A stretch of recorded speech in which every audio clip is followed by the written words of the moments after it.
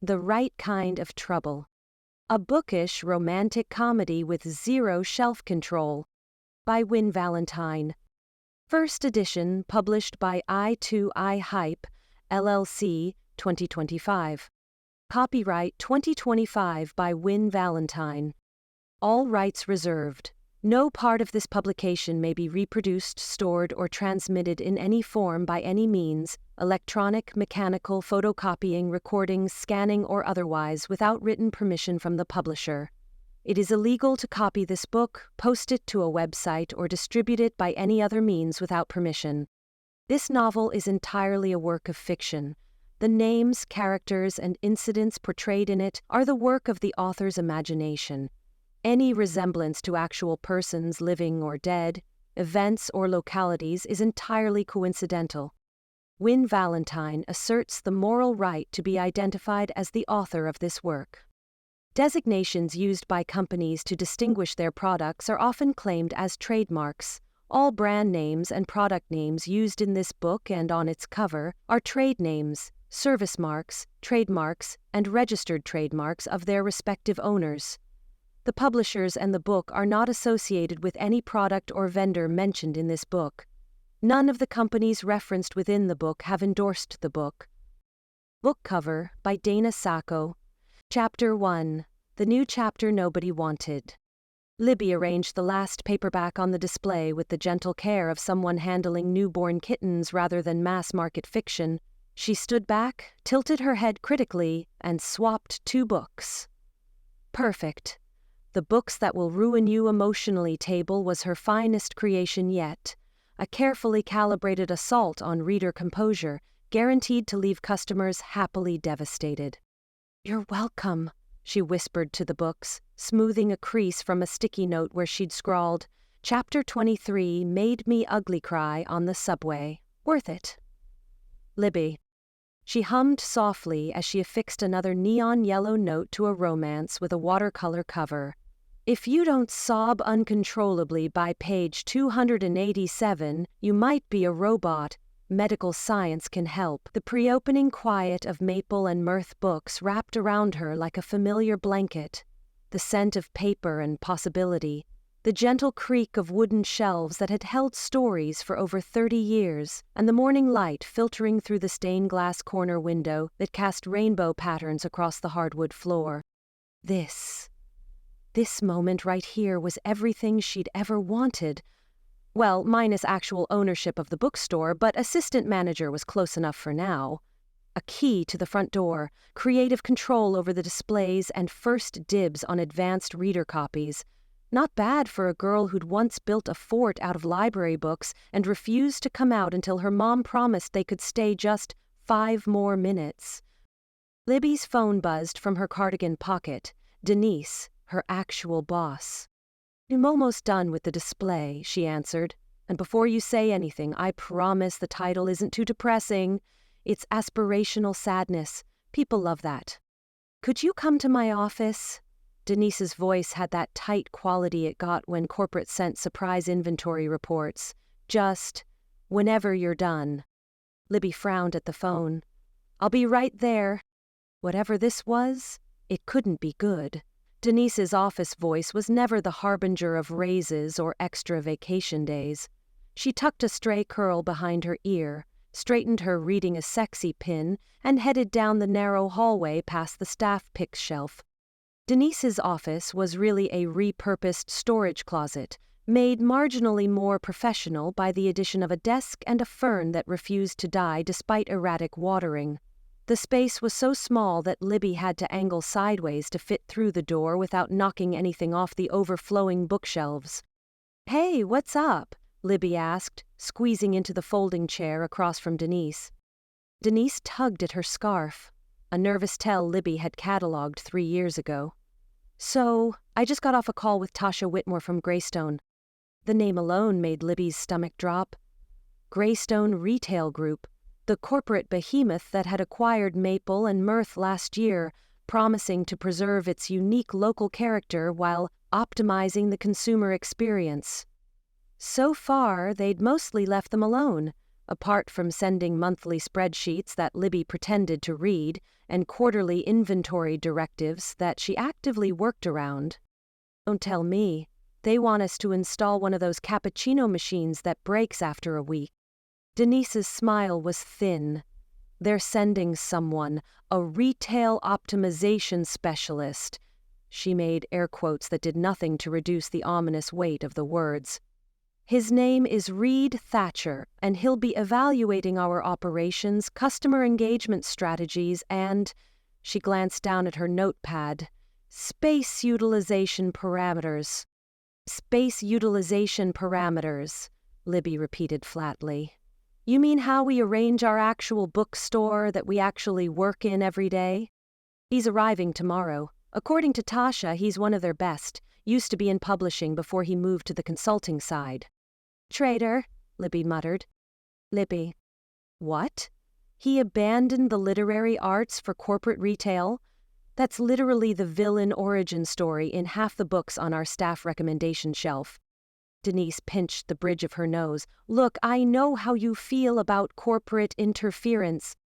It's not interference if it's an outright invasion, Libby interrupted. What does this even mean for us? Are they closing the store? Because I swear our numbers have been good, and the romance section is up 28% since I reorganized by trope instead of author. They're not closing us, yet, Denise sighed. But they are concerned about our brand alignment, whatever that means. Mr. Thatcher will be here for at least 2 weeks, possibly longer. 2 weeks? Libby's voice rose to a pitch that made the fern's leaves quiver. What is he going to do for 2 weeks? Observe, make recommendations, help us streamline operations, more air quotes. Libby, I need you to work with him, not against him.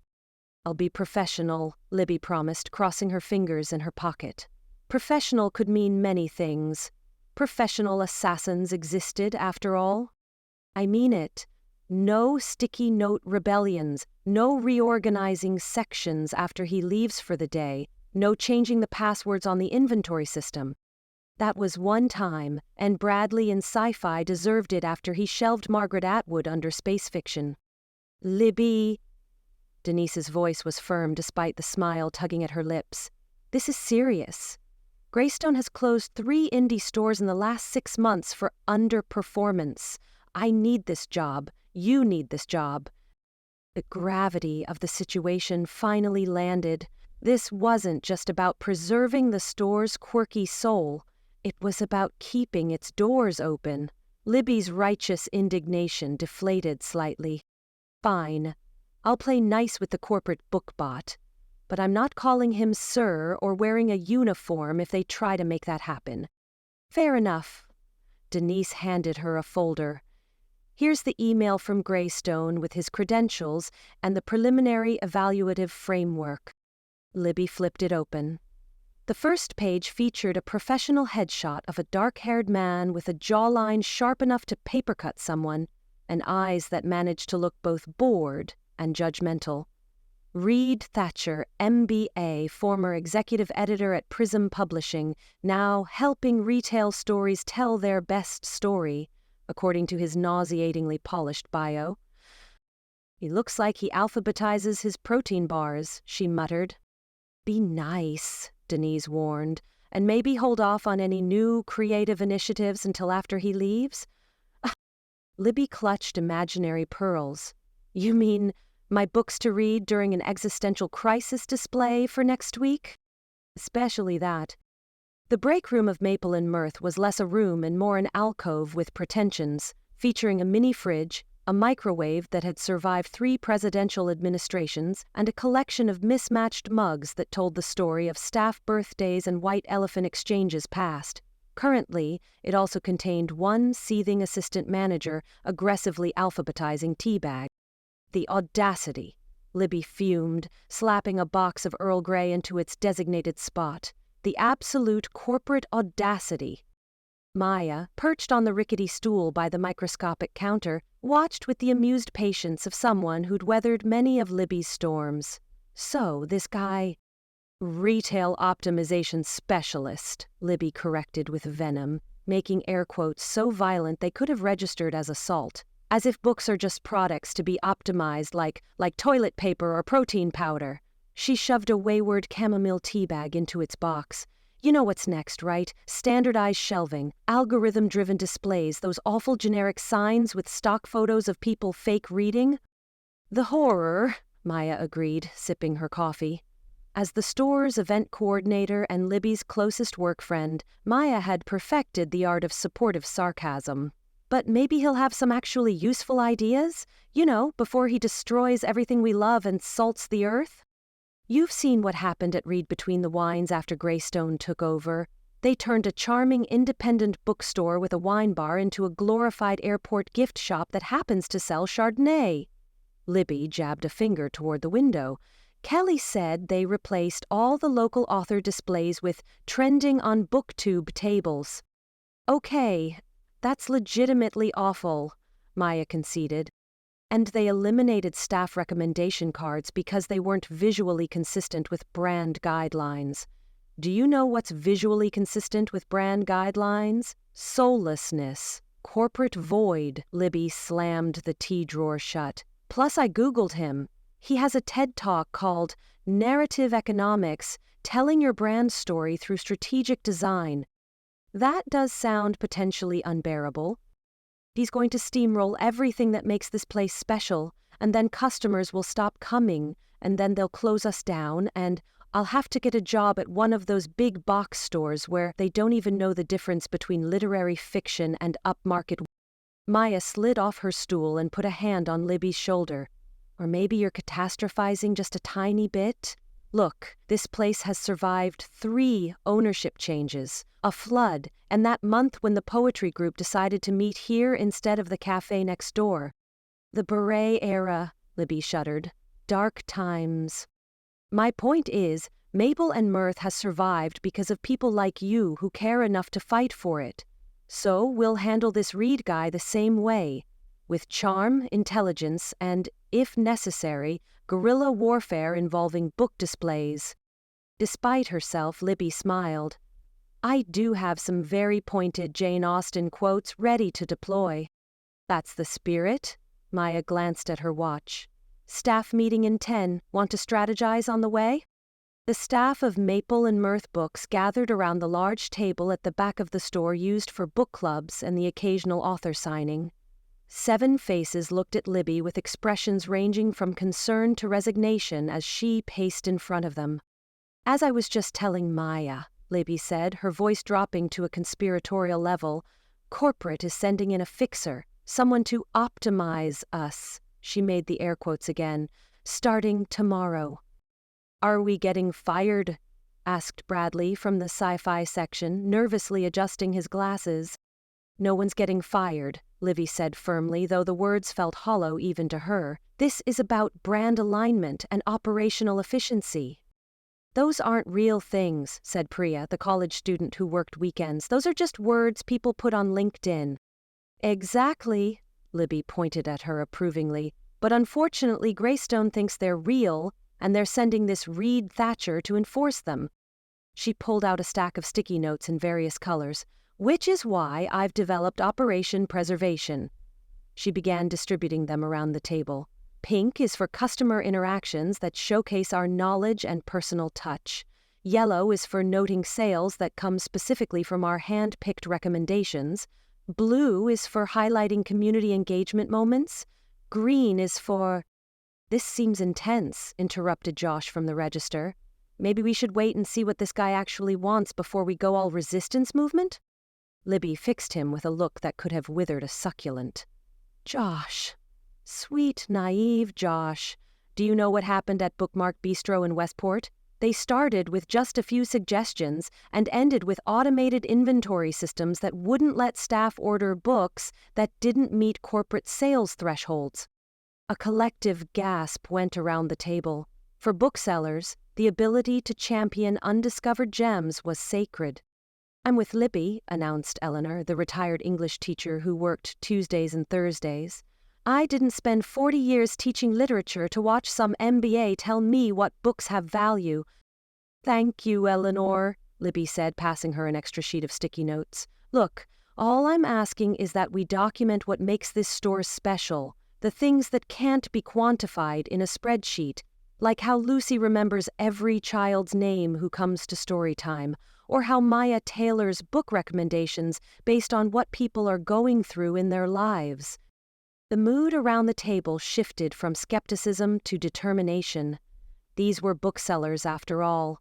They'd chosen passion over paychecks, stories over security. "We'll be professional," Libby continued, echoing her promise to Denise, but with a gleam in her eye that suggested professional standards were open to interpretation. "We just need to make sure Mr. Thatcher understands exactly what he'd be destroying if he tries to turn us into Bookstore Bot 3000. By the time they dispersed to open the store, each staff member had a color-coded mission and what Maya had dubbed a healthy dose of protective paranoia. Libby felt marginally better. If this Reid Thatcher wanted to understand Maple and Mirth, they'd make sure he got the full, unfiltered experience. The next morning, Libby arrived an hour early, armed with a triple-shot latte and grim determination. The store was quiet, pale morning light filtering through the windows and casting long shadows across the still dark sales floor. She flicked on the lights, breathing in the familiar scent of books and wood polish. If this was going to be the beginning of the end, at least she'd go down fighting. She put her earbuds in, queued up her literary battle hymns playlist, and set to work touching up displays and ensuring every section looked its absolute best. She was halfway through reorganizing the new releases table when she sensed, rather than heard, a presence behind her. Turning, music still blaring in her ears, she found herself looking up at a man in a charcoal suit that probably cost more than her monthly rent. Dark hair, strong jawline, assessing eyes. The headshot from the file come to life, but somehow more imposing in person. "Sorry, we're not open yet," she said automatically, pulling out an earbud. "We open at 10, according to the hours posted," the man finished for her, his voice smooth and low. "I'm not here to shop." Reid Thatcher, Greystone Retail Group. He extended a hand and she noticed his watch, understated but expensive, the kind people wore when they wanted other rich people to know they were rich. Of course. The corporate invader had arrived early, probably to catch them unprepared, like some kind of retail ambush. Libby became acutely aware of her mismatched cardigan buttons, the ink smudge on her left index finger, and the fact that her curls had chosen today, of all days, to stage a rebellion against gravity. "Liberty Greene," she responded, taking his hand briefly. His grip was firm but not aggressive. "Most people call me Libby." "Liberty," he repeated, and something about the way he said her full name made her want to snatch it back. "The assistant manager, correct?" "That's me." She resisted the urge to wipe her palms on her jeans. "You're early. I find it valuable to see a retail environment before it's prepared for customers, shows its natural state." His eyes scanned the store, taking in the cozy reading nooks, the handwritten shelf talkers, the slightly uneven but character-filled wooden floors. Intriguing space. Libby couldn't tell if that was a compliment or criticism. She watched as he pulled a small black notebook from his inside pocket and jotted something down. "Denise should be in soon," she offered, trying to sound professional rather than defensive. "She mentioned you'd be arriving today." "I already spoke with her on the phone. She suggested I start with you, actually. Said you're the heart of the store." His expression remained neutral, but something flickered in his eyes. Amusement? Skepticism? "Mind giving me the tour?" The heart of the store. Despite herself, Libby felt a flush of pride at Denise's description. "Sure, though there's not much to tour. Books in the front, more books in the middle. Surprising twist, even more books in the back." His mouth quirked slightly at one corner, not quite a smile. Humor. No. And just like that, her pride curdled into irritation. He was taking notes on her personality like she was a specimen in a lab. Before she could respond with something scathing, he had already moved past her toward her pride and joy, the books that will ruin you emotionally display. Reid paused in front of it, one eyebrow raised as he took in the dramatic black tablecloth, the carefully arranged novels, and the explosion of colorful sticky notes detailing the emotional devastation waiting inside each cover. "Books that will ruin you emotionally," he read aloud. "That's an interesting marketing approach." Libby crossed her arms. "It's honest and effective. You are actively telling customers these books will make them miserable." He picked up a sticky note that read, "Take the day off work after Chapter 35. Trust me." Is that really the consumer experience we want to promote? "We?" Libby couldn't help herself. "I wasn't aware we were a team, Mr. Thatcher." "Reid," he corrected automatically, still examining the display. "And we are, for the duration of my evaluation. We both want the same thing, for this store to succeed. Funny, because I want this store to thrive as a unique, personal bookshop that connects readers with stories that change their lives. What exactly does Greystone want?" He finally looked up from the sticky note, meeting her eyes directly. "Profitability, sustainability, growth. Are those objectives you oppose, Ms. Greene?"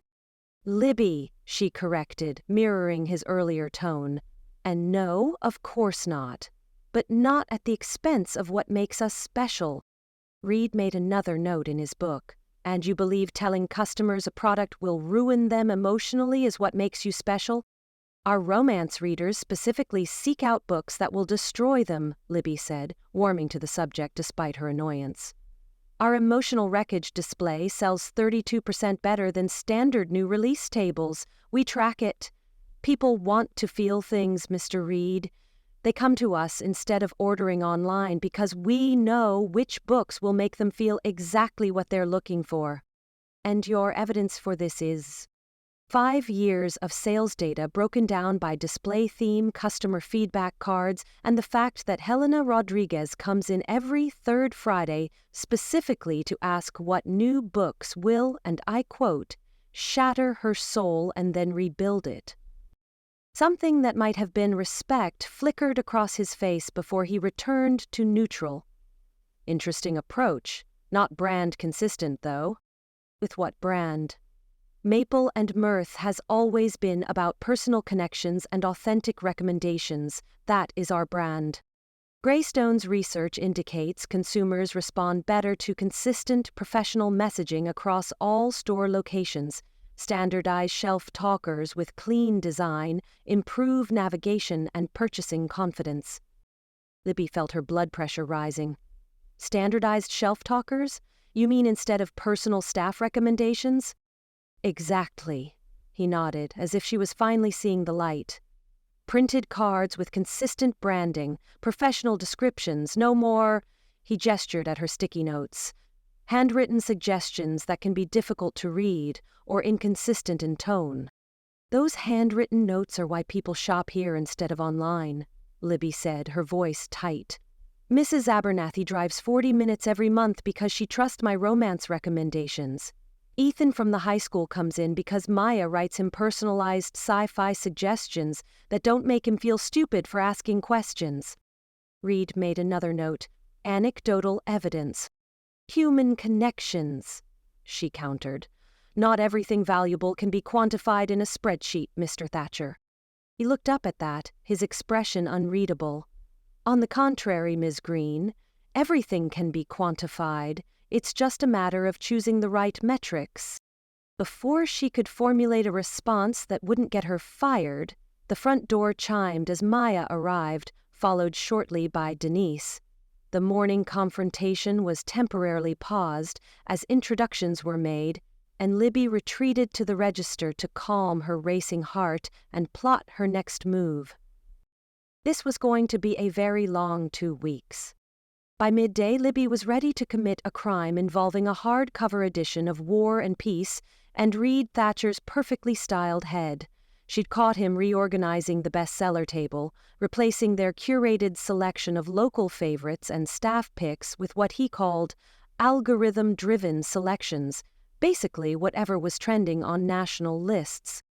These titles consistently outperform across markets, he explained when she confronted him, his tone infuriatingly reasonable. Data doesn't lie. Data doesn't understand our customers, she hissed back, conscious of browsing shoppers nearby. Maple Falls readers don't follow national trends. They specifically come here to discover books they won't find prominently displayed at big box stores. And yet sales figures indicate that our approach works for our community, she finished. You can't just cookie-cutter bookstores, Reid. That's how you end up with soulless retail spaces that people abandon for online shopping. Something flickered in his expression, a brief crack in his corporate veneer, before he smoothed it over. We'll test both approaches and let the numbers speak for themselves. It continued like that all day, Reid observing, making notes, asking pointed questions about inventory turnover and display ROI that Libby answered with increasing frustration. By closing time, she was emotionally exhausted and professionally terrified. This man didn't just want to change their displays, he wanted to fundamentally alter how Maple and Mirth functioned. After the last customer left and the closing duties were complete, Libby found a thick document on the break room table. Initial optimization recommendations, read the cover page in clean corporate font. Reid had already left for the day, which was fortunate for his personal safety. She flipped through the pages, her horror growing with each one. Replacing their mismatched, comfortable armchairs, including Sir Cushalot, the beloved reading chair they'd rescued from a thrift store, with branded seating solutions. Standardizing all displays. Implementing a new inventory system that would prioritize high-turnover titles and reduce orders for underperforming categories. It was everything she'd feared, and worse. "This can't happen," she whispered to the empty room. An hour later, she was still there, sipping tea from her plot twist mug, surrounded by a rainbow explosion of sticky notes. If Reid Thatcher wanted data, she'd give him data. Customer testimonials, sales figures for hand-sold books, documented instances where their personal touch had created loyal customers. At the top of her counter proposal, she'd written a quote from Jane Austen. "There is a stubbornness about me that never can bear to be frightened at the will of others. My courage always rises at every attempt to intimidate me." Reid Thatcher may have won the first battle, but Libby Greene was declaring war. A sticky note, literary, quote, armed passionate bookseller war against his corporate makeover, and she didn't plan on losing. Chapter 2: Bullet Points and Broken Mugs. Reid arrived at Maple and Mirth Books exactly 47 minutes before opening. The early hour wasn't about making an impression. He simply worked better in empty spaces before they filled with the chaos of customers and staff opinions. Greystone had given him a key, though he'd half expected the lock to be mysteriously jammed, or perhaps filled with glue given yesterday's chilly reception. The door swung open without resistance. He stood for a moment in the threshold, taking in the silent bookstore with methodical precision. Early morning light filtered through the front windows, catching dust motes dancing above the display tables. Reid inhaled the familiar scent of paper, binding glue, and something else. Cinnamon, maybe? A candle or air freshener someone had left burning. His analytical eye moved through the space like a scanner. Shelf heights inconsistent by at least 3 inches in the nonfiction section. Genre signage varied between handwritten cards and printed placards without any discernible system. A bizarre collection of mismatched furniture that looked like it had been kidnapped from 7 different estate sales. "Charming," he murmured, though whether it was an observation or criticism remained unclear, even to him. He navigated toward the back, past a reading nook where someone had arranged 3 entirely different chairs, a faded floral armchair, a sleek leather wingback, and something that might have once been a dining chair before being recovered in what looked like an old quilt. Between them sat a wooden crate, posing as a coffee table, stacked with customer recommendation cards that spilled over the edges. Inefficient, inconsistent, unprofessional, bizarrely inviting. Reid shook off that last thought as he located what Denise had referred to as the office yesterday. A glorified storage closet with a desk wedged against one wall, a filing cabinet that had seen better days sometime during the Clinton administration, and a single sad lamp with a crooked shade. A hand-lettered sign declaring, "Welcome to the Void," hung from a pushpin on the wall. He set his leather messenger bag on the desk and began unpacking the tools of his trade: laptop, tablet, notebook, and pens, all black, all the same brand. As he opened his laptop, he noticed a purple sticky note adhered to the center of the screen. The message, written in loopy handwriting with what appeared to be a glitter gel pen, read, "Welcome to the paper jungle. We bite." Reid carefully peeled it off, his eyebrow arching slightly. He should throw it away. It was the professional thing to do. Instead, he opened his pocket notebook and pressed the sticky note onto a blank page, smoothing it with his thumb. He didn't analyze why. He moved methodically through his routine, arranging his temporary workspace with the precision of someone who'd done this dozens of times before. From his bag came the standardized graystone materials: 3 black binders labeled brand guidelines, quarterly projections, and retail experience standards. He set them in a perfect row along the edge of the desk, followed by his store revitalization playbook, the culmination of 5 years consulting with struggling booksellers. The lamp cast a sickly yellow glow that wouldn't do for detailed work. Reid made a mental note to bring a proper desk lamp tomorrow. As he reached for his phone to add this to his list, he reflexively straightened the crooked "Welcome to the Void" sign, aligning it to a perfect horizontal. "That's how it lives," came a flat voice from the doorway. Reid turned to find Denise Palmer watching him, a mug of something steaming in her hand, expression as impassive as a brick wall. Without breaking eye contact, she stepped forward and deliberately tilted her sign back to its original crooked position. "Good morning, Denise," Reid offered, stepping back to give her space to access her desk. "I hope you don't mind me setting up in here." "Mind." She settled into her chair and took a sip from her mug. "This is the Void. The Void judges not, nor does it have opinions about temporary occupants." "I see." "No, you don't, but you will." She turned to her ancient desktop computer and pressed the power button, which emitted a concerning wheeze before reluctantly illuminating the screen. "Coffee's in the break room. Fair warning, it was made by Marcus yesterday and not cleaned properly, so it tastes like someone's existential crisis. I actually bring my own." Reid patted his bag where a travel thermos waited, "but thank you for the heads up." Denise shrugged, all 14 pens clipped to her cardigan bobbing with the motion. "Your funeral." Reid excused himself from the increasingly surreal conversation and headed toward the break room to prepare his morning coffee. He'd perfected a portable pour-over system that allowed him to maintain his precise brewing method at every location: 22 grams of beans freshly ground to medium-fine consistency, water heated to exactly 205 degrees. A spiral pour technique with timed intervals. The ritual centered him, creating a moment of controlled perfection before diving into the inherent messiness of store revitalization. He found the break room easily enough, a cramped space with a refrigerator that hummed too loudly, a microwave that looked old enough to vote, and a sink surrounded by a bewildering array of mugs. No two were alike: literary quotes, punny sayings, tourist destinations, and what appeared to be several handmade ceramics of questionable structural integrity. Reid was measuring his coffee grounds when the door swung open and Libby Greene strode in, already mid-conversation with herself. Absolutely ridiculous, as if the mystery section is going to spontaneously reorganize itself by author, country of origin instead of last name, but whatever, I'm not going to. She stopped abruptly upon seeing him. "Oh, you're early." Reid noted she wore another oversized cardigan today, olive green with what appeared to be tiny embroidered books along the collar. Her curly hair was piled into a messy bun, secured by what looked like a pencil, and she clutched an empty mug emblazoned with "Plot Twist" in dramatic lettering.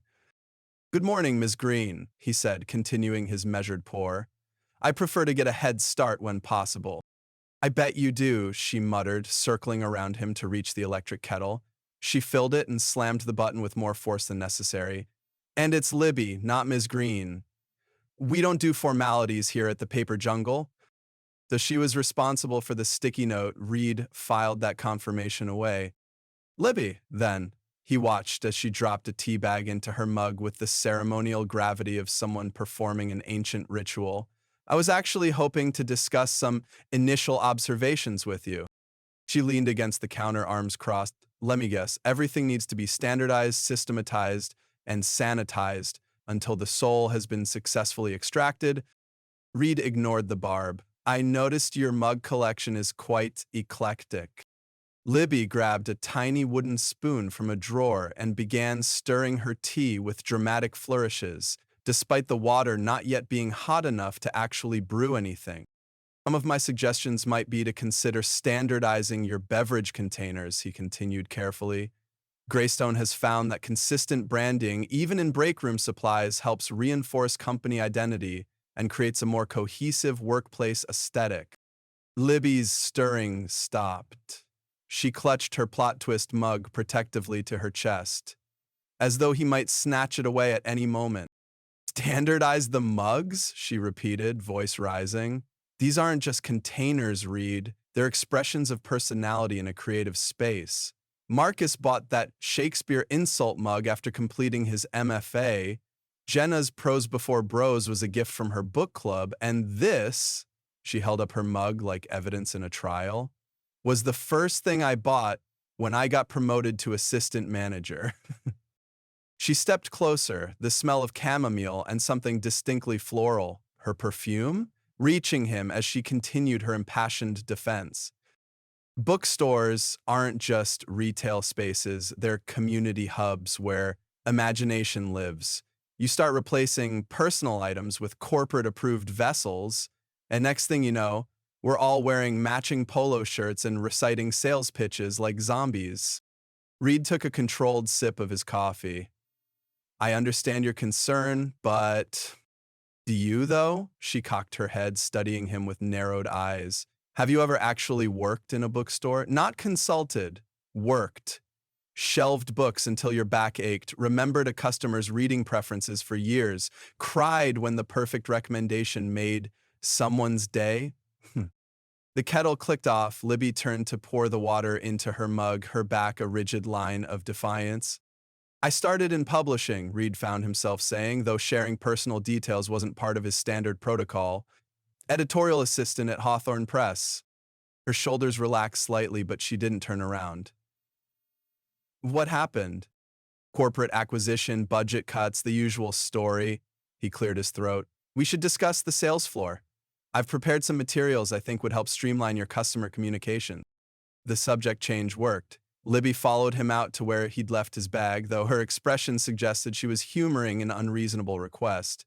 Reid extracted a folder containing professionally printed shelf talkers, sleek uniform cards designed to replace the handwritten sticky notes scattered throughout the store. These provide a more consistent customer experience, he explained, laying them out.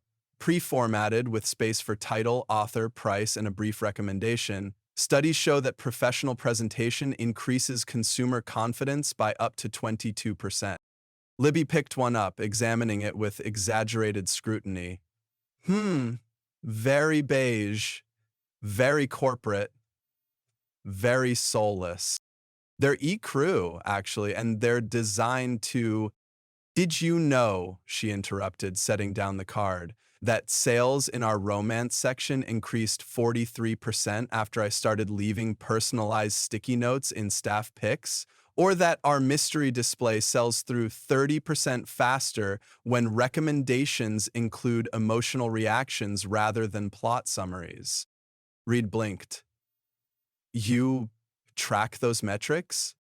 Just because I don't worship at the altar of corporate aesthetics doesn't mean I don't understand numbers. She pulled a small notebook from her cardigan pocket and flipped it open, revealing pages of handwritten data. This is a business, Reid. One I happen to care about succeeding. He leaned closer, genuinely intrigued by her tracking system. May I? She hesitated, then handed him the notebook. Her data was impressively detailed, if chaotically organized. Sales trends by display type, customer return rates based on recommendation sources, even notation about which review phrases seem to trigger purchases. This is not what I expected, he admitted, flipping through the pages. Let me guess. You figured I just scattered heart doodles and exclamation points around the store based on whimsy and fairy dust? Right. Something like that, he conceded, returning her notebook. Well, Mr. Thatcher, prepare to have your assumptions challenged at every turn. Now, shall we walk the floor before we open? You can point out all the things you want to destroy, and I can explain why they're actually working. Despite himself, Reid felt the corner of his mouth twitch. Lead the way. They moved through the store together, navigating the narrow aisles that wound between tall bookshelves. Reid pointed out inconsistencies in signage, display heights that violated optimal sightlines, and staff recommendation sections that interrupted the flow of browsing patterns. Established by consumer behavior studies, Libby countered each point with specific examples of customer interactions, sales data from her notebook, and passionate defenses of what she called intentional browsing detours. People don't want efficiency in a bookstore, she insisted as they squeezed past a particularly tight corner where a freestanding display of cookbooks had been wedged. They want discovery, surprise, the magic of finding something they weren't looking for. Their arms brushed as they navigated the narrow space, and Reid caught another whiff of her scent, definitely floral but with notes of vanilla and old books. For a moment, his carefully constructed argument about display placement evaporated from his mind. Poor ventilation in here, he murmured, more to himself than to her. Ugh. Nothing. He pulled out his notebook, jotting down a comment about aisle width optimization to regain his focus. About these handwritten signs. They stay. Her tone left no room for debate. People come in specifically asking which books have my notes in them. Corporate guidelines clearly state that all customer-facing materials should reflect brand standards, which these, he gestured toward a particularly exuberant sticky note declaring a romance novel sin national with 3 exclamation points. Do not. Corporate guidelines can kiss my. Reid reached to straighten a tilting display sign, his arm extending past Libby's shoulder. The motion knocked her plot twist mug, which she'd set atop a nearby shelf during their tour, off its perch. Both watched in horrified slow motion as it tumbled through the air and crashed onto the hardwood floor. Ceramic shards scattered across the polished surface with a sound that seemed to echo in the silence that followed. A puddle of tea spread between them like a moat. Reid froze, hands still outstretched. Well, Libby said, voice tight, I guess that's a metaphor for what Greystone does to independent bookstores. She knelt to collect the broken pieces, carefully picking up the larger shards and placing them in her cupped palm. Reid crouched beside her, reaching for a fragment. Let me help. Don't. The word was sharp enough to make him withdraw his hand. You've helped enough. I'll replace it, he offered, watching her methodical collection of the broken mug. I can order a new one. With what, a corporate-approved vessel? She looked up at him, and for a brief moment, Reid caught something vulnerable beneath her anger. It's not just a mug, Reid. But I wouldn't expect you to understand that. She disappeared to find a broom, leaving him standing amid the wreckage of something that apparently meant much more than he'd realized. By the time she returned, he had retreated to a safe distance, unsure how to repair this particular damage. I am truly sorry about your mug, he said as she swept up the remaining fragments. Libby didn't look up. Opening time's in 15 minutes. You might want to hide in the void before customers see you plotting their beloved bookstore's demise. My role here is assessment and recommendation, Reid explained, arranging his materials with methodical precision. I implement the initial evaluation protocols directly, but significant structural changes require approval from regional management. So you're the messenger, not the executioner, Libby said. Reid's mouth tightened slightly. I have discretion within established parameters. Some decisions I can make independently, others require corporate sign-off. And who decides which is which? Libby challenged. That would be my supervisor, Tasha Whitmore, regional director. Reid retreated to the back office, but rather than diving into his planned reorganization strategy, he found himself thinking about the broken mug and what it might have represented. Personal connection, milestone celebration. The visceral reaction seemed disproportionate to the object itself. And again, wasn't that what bookstores themselves were about? Physical objects that carried emotional significance beyond their material value. He shook off the philosophical turn. He had spreadsheets to review before his check-in call with the Greystone executives at noon. As the morning progressed, Reid found himself observing the store operations from strategic vantage points. He watched Libby unlock the doors precisely at 10, greeting the first customers by name and asking about family members.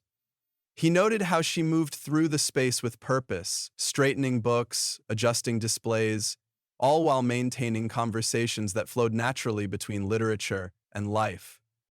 What caught his attention most was how she remembered not just customer names but their reading preferences. When a woman with silver-streaked hair approached, Libby immediately led her to the mystery section, pulling out a new release. "Jane, this just came in yesterday, that Scottish detective series you love. The author finally revealed what happened to the sister character." The woman clasped her hands in delight. "Oh, you remembered! I've been waiting months."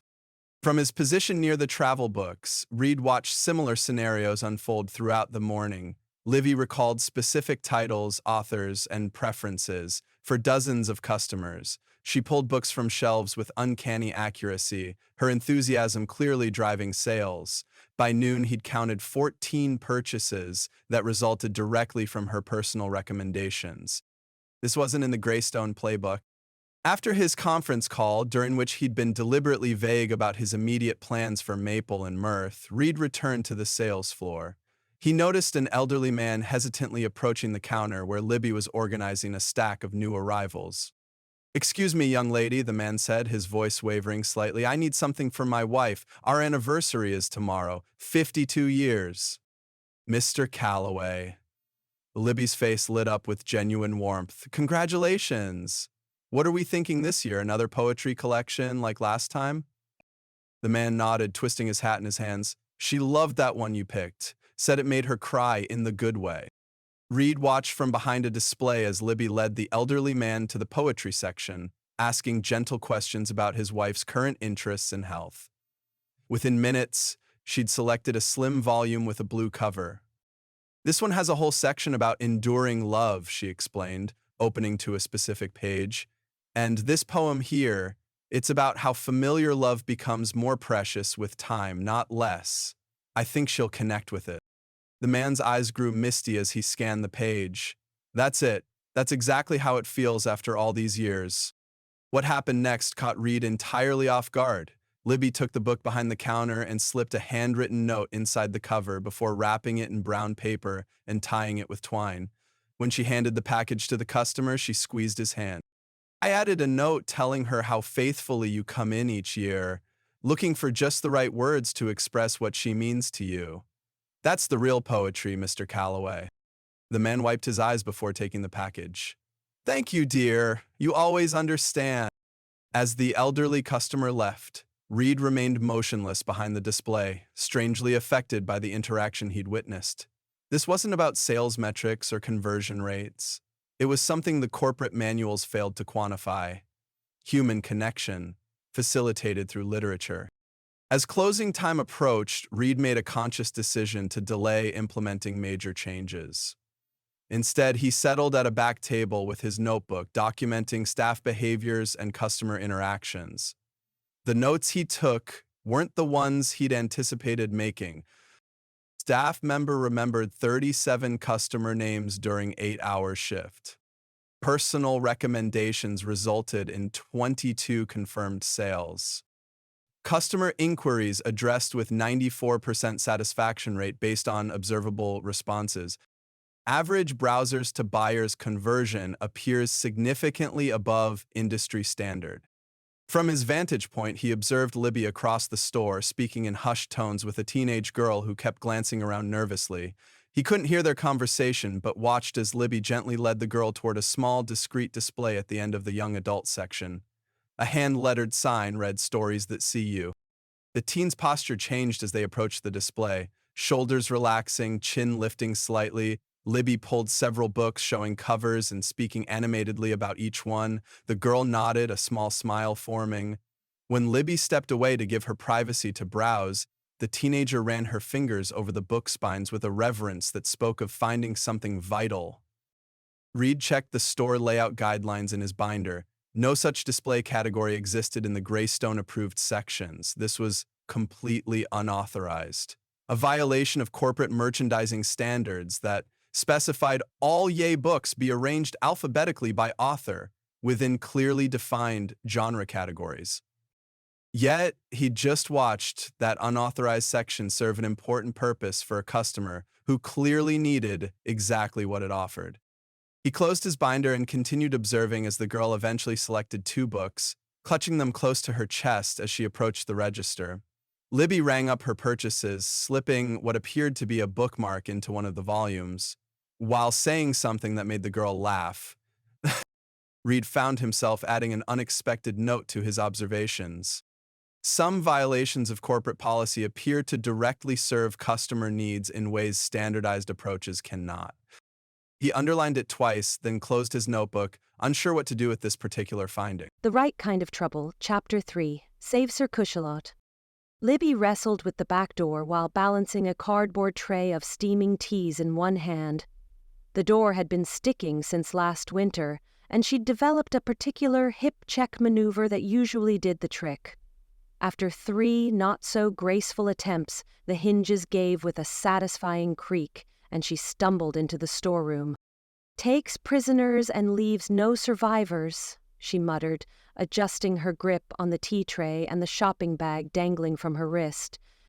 Her new plot twist mug, an emergency replacement, peeked out from tissue paper. She'd spent 40 minutes last night scrolling through Etsy before finding the perfect substitute. A glossy black mug with elegant white script that read, "Every villain is the hero of their own corporate PowerPoint." The passive-aggressive sentiment had sparked immediate joy, and the rush shipping had been worth every penny. Libby slipped past towers of unopened boxes, breathing in the comforting scent of cardboard and fresh ink. Morning light filtered through high windows, catching dust motes that danced above stacks of hardcovers waiting to make their debut. The store wouldn't open for another hour, but Libby always arrived early to enjoy the quiet and check on her literary children. She deposited the tea tray in the break room, arranged by preference: Maya's chai latte, 1 pump vanilla, light foam; Marcy's triple-shot monstrosity that barely qualified as tea; and Denise's English breakfast, black, like her accounting soul. Her own Earl Grey with a splash of milk went beside her new mug, which she unwrapped with gleeful ceremony. "Let's see how Mr. Spreadsheet likes you," she said, positioning the mug at a precise angle where the light would catch the lettering should Reid grace them with his corporate presence. Libby grabbed her tablet and dove into the day's first task, shelving the new arrivals. She'd created a color-coded system that would have made the Dewey Decimal weep with envy. Romance got red flags, mysteries purple, literary fiction blue, and children's books a rainbow assortment that corresponded to reading level. The system made sense to exactly one person, her, which was precisely how she liked it. She was halfway through sorting a stack of summer beach reads when a deep voice drifted from the office. "Yes, I've identified several accessibility compliance issues.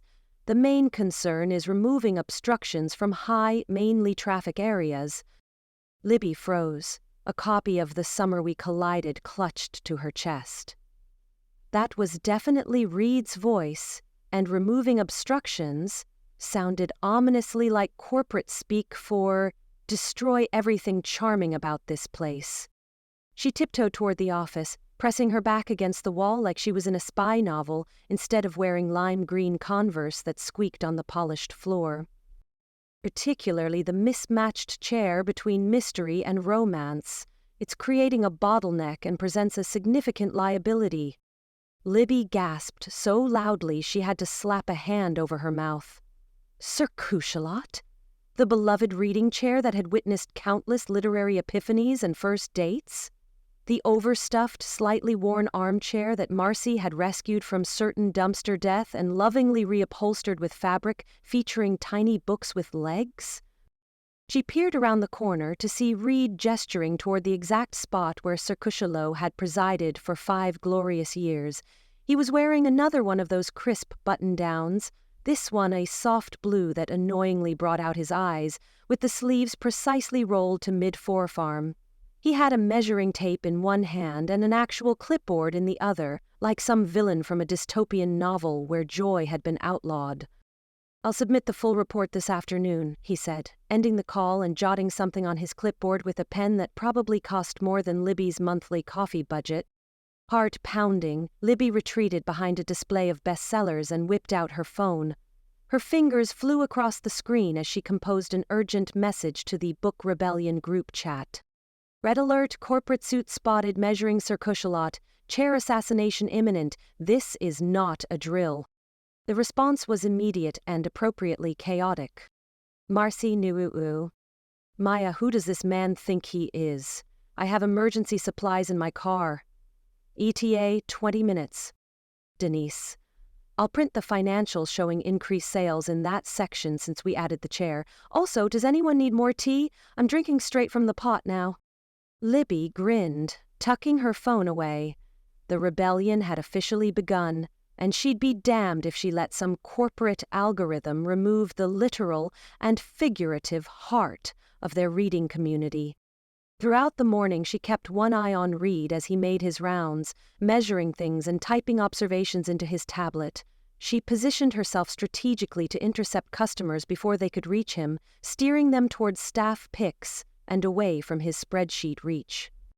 By lunchtime, Libby had crafted a sign worthy of a museum exhibit. Using the calligraphy she'd learned during her "maybe I should be an artist" phase sophomore year, she created a placard reading, "Save Sir Cushalot, the reading nook that started a movement." Underneath, she added a brief but emotionally manipulative history that may have slightly exaggerated the chair's cultural significance. She placed a leather-bound notebook, the one she'd been saving for a special occasion, beside the sign with a fountain pen attached by a delicate chain. Inside she'd written a prompt, "Share your memories of Sir Cushalot. What books transported you while nestled in these cushions?" Maya arrived with stunning efficiency, carrying a tote bag that seemed to contain the entire craft section of a hobby store. Within 20 minutes, she'd created a themed display featuring classics of resistance literature, 1984, The Handmaid's Tale, Silent Spring, and, in a particularly pointed edition, Who Moved My Cheese?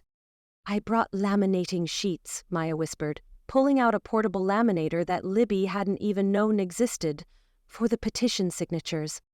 "You're a tactical genius," Libby said, genuinely impressed. Denise emerged from her closet office with a stack of printouts labeled Sir Cushalot's Greatest Hits, a surprisingly comprehensive photo history of the chair featuring customers of all ages lost in books. "How did you compile these so fast?" Libby asked, flipping through candid shots spanning 5 years. Denise sipped her tea with eerie calm. "I document everything. It's both a professional strength and why I'm not allowed on social media."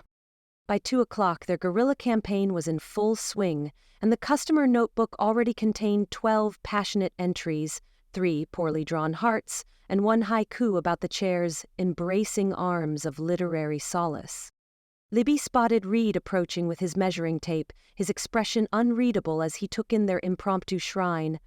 She positioned herself defensively beside Sir Cushalot, one hand resting on its worn arm like a knight protecting a fallen comrade. "Mr. Thatcher," she said, voice dripping with professional sweetness, "I see you've noticed our historical display." "Historical display?" he repeated, one eyebrow arching in that infuriating way that somehow questioned her entire existence. "Indeed. Sir Cushalot isn't just furniture, it's a landmark." Libby launched into the speech she'd been mentally rehearsing all morning. "Marcy rescued it from a thrift store 5 years ago. It was a case of bookstore destiny. Did you know Melody Chen wrote an entire chapter of Midnight Gardens while sitting right here?" Reid glanced at his tablet. "The romance novelist?" "The New York Times best-selling romance novelist," Libby corrected. "She said the chair had special energy. And that's not all. We've had 3 marriage proposals happen in this exact spot. 3. People don't propose surrounded by corporate efficiency, Mr. Thatcher. Is that so? His mouth twitched at the corner. Absolutely so. Sir Cushelot is a relationship catalyst. It's basically a literary Cupid. As if on cue, Denise appeared with her photo evidence, thrusting the stack toward Reid. Documentation. Notice the 37% increase in customer lingering time in this section since installation. You tracked customer lingering time? Reid asked, sounding genuinely surprised. I track everything, Denise said flatly. Sleep is for people without Excel. Reid was examining one of the photos when Maya arrived with her reinforcements, a collection of local authors who'd been loyal customers for years. They formed a protective semicircle around the chair, each clutching books to their chests like shields. I saw Libby's post, explained Eleanor Jenkins, a 70-year-old mystery writer who regularly brought them fresh scones. Sir Cushelot inspired my detective's breakthrough in Chapter 11 of The Arsenic Solution. A line was forming, actual humans willing to defend a chair, and Libby felt a rush of pride so intense it almost made her dizzy. This was why she loved this place. These people, this community that understood that books weren't just products. They were experiences, and experiences needed the right setting. Ms. Greene, Reid began, his voice calm, too calm. Are you aware there are ADA compliance requirements for aisle width in retail environments? Are you aware there are emotional compliance requirements for bookstores? She countered. I don't believe that's covered in federal regulations. It's covered in human regulations, Libby insisted, and Sir Cushelot is not an obstruction, it's a destination. You don't measure a home by how efficiently you can march through it. Reid opened his mouth to respond when the bell above the door chimed, and a wave of customers entered, many holding up their phones displaying Libby's social media post about the endangered reading nook. Is this the chair we're saving?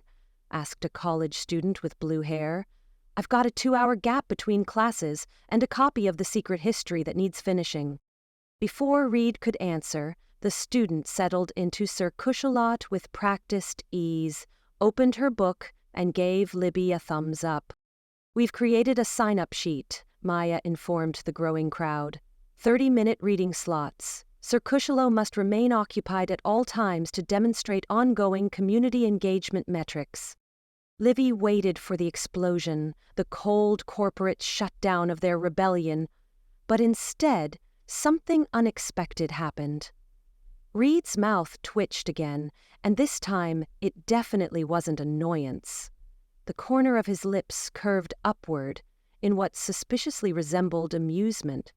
He took a step back, clicked his pen, and made a note in his book. Interesting strategy, Ms. Greene, he said, his voice notably lacking the frustration she'd been anticipating. We'll revisit this. Then, most disconcertingly, he smoothly transitioned topics as if they hadn't just staged a furniture-based insurrection. About the community events calendar, I noticed you used to run something called the Literary Scavenger Hunt? Libby blinked, mentally stumbling over the sudden shift. The scavenger hunt? It appears to have been quite successful. Attendance records from 2 years ago show it was your highest traffic event by a significant margin. He flipped through his notes. Yet it hasn't been run since. Any particular reason? The question caught her off guard. The literary scavenger hunt had been her baby, an elaborate week-long event with clues hidden throughout the store, teams in book-themed costumes, and puzzles that required actual literary knowledge to solve. The final challenge had once stumped participants for 3 days until a team of retired English teachers cracked the code. We lost our events coordinator, she said carefully, not mentioning that the coordinator had left because Greystone had cut the position's hours. And it's a significant undertaking. What if we revived it? Reid suggested, looking at her directly, as a joint project. Libby stared at him, trying to detect the trap. You want to work together on a highly complicated, extremely non-standardized, chaos-based literary event? Unless you don't think it's viable, There was a hint of challenge in his voice. "Oh, it's viable." Libby's competitive instinct kicked in before her common sense could intervene. "The hunts were legendary. We had teams in full costume. One year the winning team came as all 8 narrators from the Joy Luck Club. The clues were based on first lines of novels, and if you identified the book correctly, it led you to the next location." She was talking too fast, her hands moving animatedly as she described the elaborate puzzles, the themed refreshments, the trophy they'd had custom-made from repurposed book spines. The final puzzle was always epic. We once created a crossword where all the answers were anagrams of famous fictional places. People were sleeping here trying to solve it. Reid was watching her with an intensity that made her strangely self-conscious, as if he was seeing something beyond her words. She suddenly realized she'd been enthusiastically collaborating with the enemy, sharing her passion project with the same man who'd been measuring Sir Cushelot for execution minutes earlier. She cleared her throat, abruptly changing her tone. "Fine, we'll co-lead the hunt, but I get final say on the literary content, and Sir Cushelot stays, at least until after the event." She lifted her chin, returning to business mode. "Deal?" Reid extended his hand, and Libby noticed that his fingernails were perfectly maintained, but his palm had a writer's callus on the middle finger. "Deal." As they shook on it, something fell from his jacket pocket, a small book that landed with a soft thud between them. Libby automatically bent to retrieve it, recognizing the cover instantly. The Storied Heart by Josephine Clay. Not just any romance novel, but one she had specifically added to her staff picks wall last week with a sticky note that read, "For anyone who believes love doesn't have to be perfect to be perfectly right." The corner of page 53 was unmistakably dog-eared. "You're reading The Storied Heart?" she asked, unable to hide her surprise as she handed it back to him. A flicker of something, embarrassment, defensiveness, crossed Reid's face as he tucked the book back into his pocket. "Market research." "On page 53?" Libby couldn't help prodding. "That's the scene where Clara realizes Daniel has been cataloging her favorite books by memory." "Thorough," he said, but there was a hint of color on his cheekbones that hadn't been there before. Libby watched him walk away, her triumph at securing a reprieve for Sir Cushelot now mingled with a new and unwelcome sensation. Reid Thatcher, corporate villain, chair measuring spreadsheet devotee, was reading a romance novel she had recommended. Not skimming it, not analyzing it, but reading it properly, with dog ears and everything. Which meant either he was spying on her recommendations to undermine them or, far more disturbing, he was a human being with actual literary interests. Neither option fit neatly into the narrative she'd constructed, and Libby Greene did not appreciate plot complications. "Did you just agree to work with the enemy on reviving the hunt?" Maya whispered, appearing beside her. "Tactical maneuver," Libby said, watching Reid's retreating form. "Keep your friends close, and your corporate restructuring consultants closer." Maya hummed, following Libby's gaze. "And does this tactical maneuver include noticing how his eyes crinkle when he's trying not to smile?" "I have no idea what you're talking about," Libby said, turning away quickly. "Now help me make a rotation schedule for Sir Cushelot's Guardians. We need 24-hour coverage." But as she worked through the afternoon, Libby found herself glancing toward the office more often than necessary, wondering what other surprises might be hidden in Reid Thatcher's perfectly pressed pockets.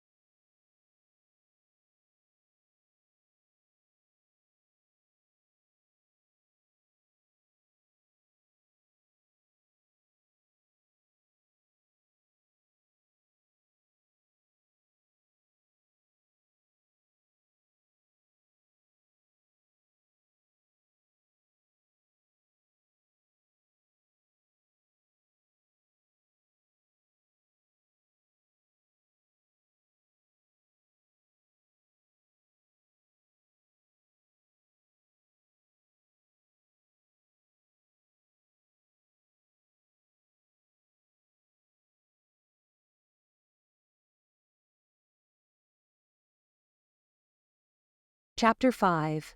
Closed Stacks, Open Hearts. Libby groaned at the stack of index cards in front of her, each one either blank and accusing or filled with clues that now seemed too obvious or too obscure, nothing in between. She'd scattered them across the archive room's lone table, a relic that had likely been purchased when disco was still popular, surrounded by stacks of literary classics she'd pulled for inspiration. "The game is afoot," she muttered, scribbling another Sherlock Holmes reference before tossing the card onto the reject pile. Too basic, everyone would get that one. The archive room was her favorite hiding spot in the store. Windowless, perpetually smelling of vanilla and dust, with floor-to-ceiling shelves holding first editions and rare books that customers weren't allowed to paw through. On a normal day, she found the cramped space comforting. Tonight, with the literary scavenger hunt looming and her phone mockingly silent, it felt like a tomb for her creative inspiration. She checked her phone again. No response from Reid about finalizing the plans. She'd texted him 3 hours ago with a deliberately casual, "archive room if you want to talk hunt details," followed by an equally casual, "or not," 20 minutes later when he hadn't responded. "Pull yourself together, Greene," she scolded herself, flipping to a fresh index card. "You've run this event solo before. Corporate Ken doesn't need to approve your Hemingway clues." Libby had just started sketching a tiny fish on the corner of a card, a visual pun for the old man in the sea that exactly no one would appreciate, when a shadow fell across the table. Is that supposed to be a shark or a submarine? She jumped, nearly knocking over a stack of Jane Austen first editions that would have given Denise a spreadsheet-induced heart attack. Reid stood in the doorway, jacket discarded, sleeves rolled to his elbows and holding 2 takeout cups from Next Chapter, the cafe next door. His hair was slightly rumpled like he'd run his fingers through it a few times, a strangely human detail that didn't fit her mental image of him emerging fully pressed from whatever corporate pod he slept in. "Shark, obviously," she lied, tucking the card under another. "I didn't think you were coming." "I said I would." He stepped into the room, which instantly seemed to shrink around his tall frame. "Thought you might need caffeine reinforcements." He placed 1 cup in front of her. "They said you liked the chai with an extra shot of espresso and cinnamon on top." Libby blinked at the cup, then at him, suspicious of this unexpected gesture. "You asked what I like?" "I asked what the assistant manager typically orders when she's working late, and looks like she's contemplating using literature as a weapon." His mouth twitched. "The barista laughed and gave me very specific instructions." "Jessie has a big mouth," Libby muttered, but she accepted the drink, inhaling the sweet, spicy aroma before taking a sip. "Perfect. Damn it. Thanks." He nodded, surveying the disaster zone of her creative process. "So, this is Scavenger Hunt Central. Ground zero for literary torture." She gestured to the surrounding chaos. "Feel free to pull up well, there aren't any more chairs, so maybe just awkwardly hover." To her surprise, Reid settled cross-legged on the floor beside the table, his back against a shelf of modernist literature, looking almost casual despite the designer jeans and button-down. He placed his own cup, plain black coffee, she'd bet her life on it, on the floor beside him and picked up one of her discarded clues.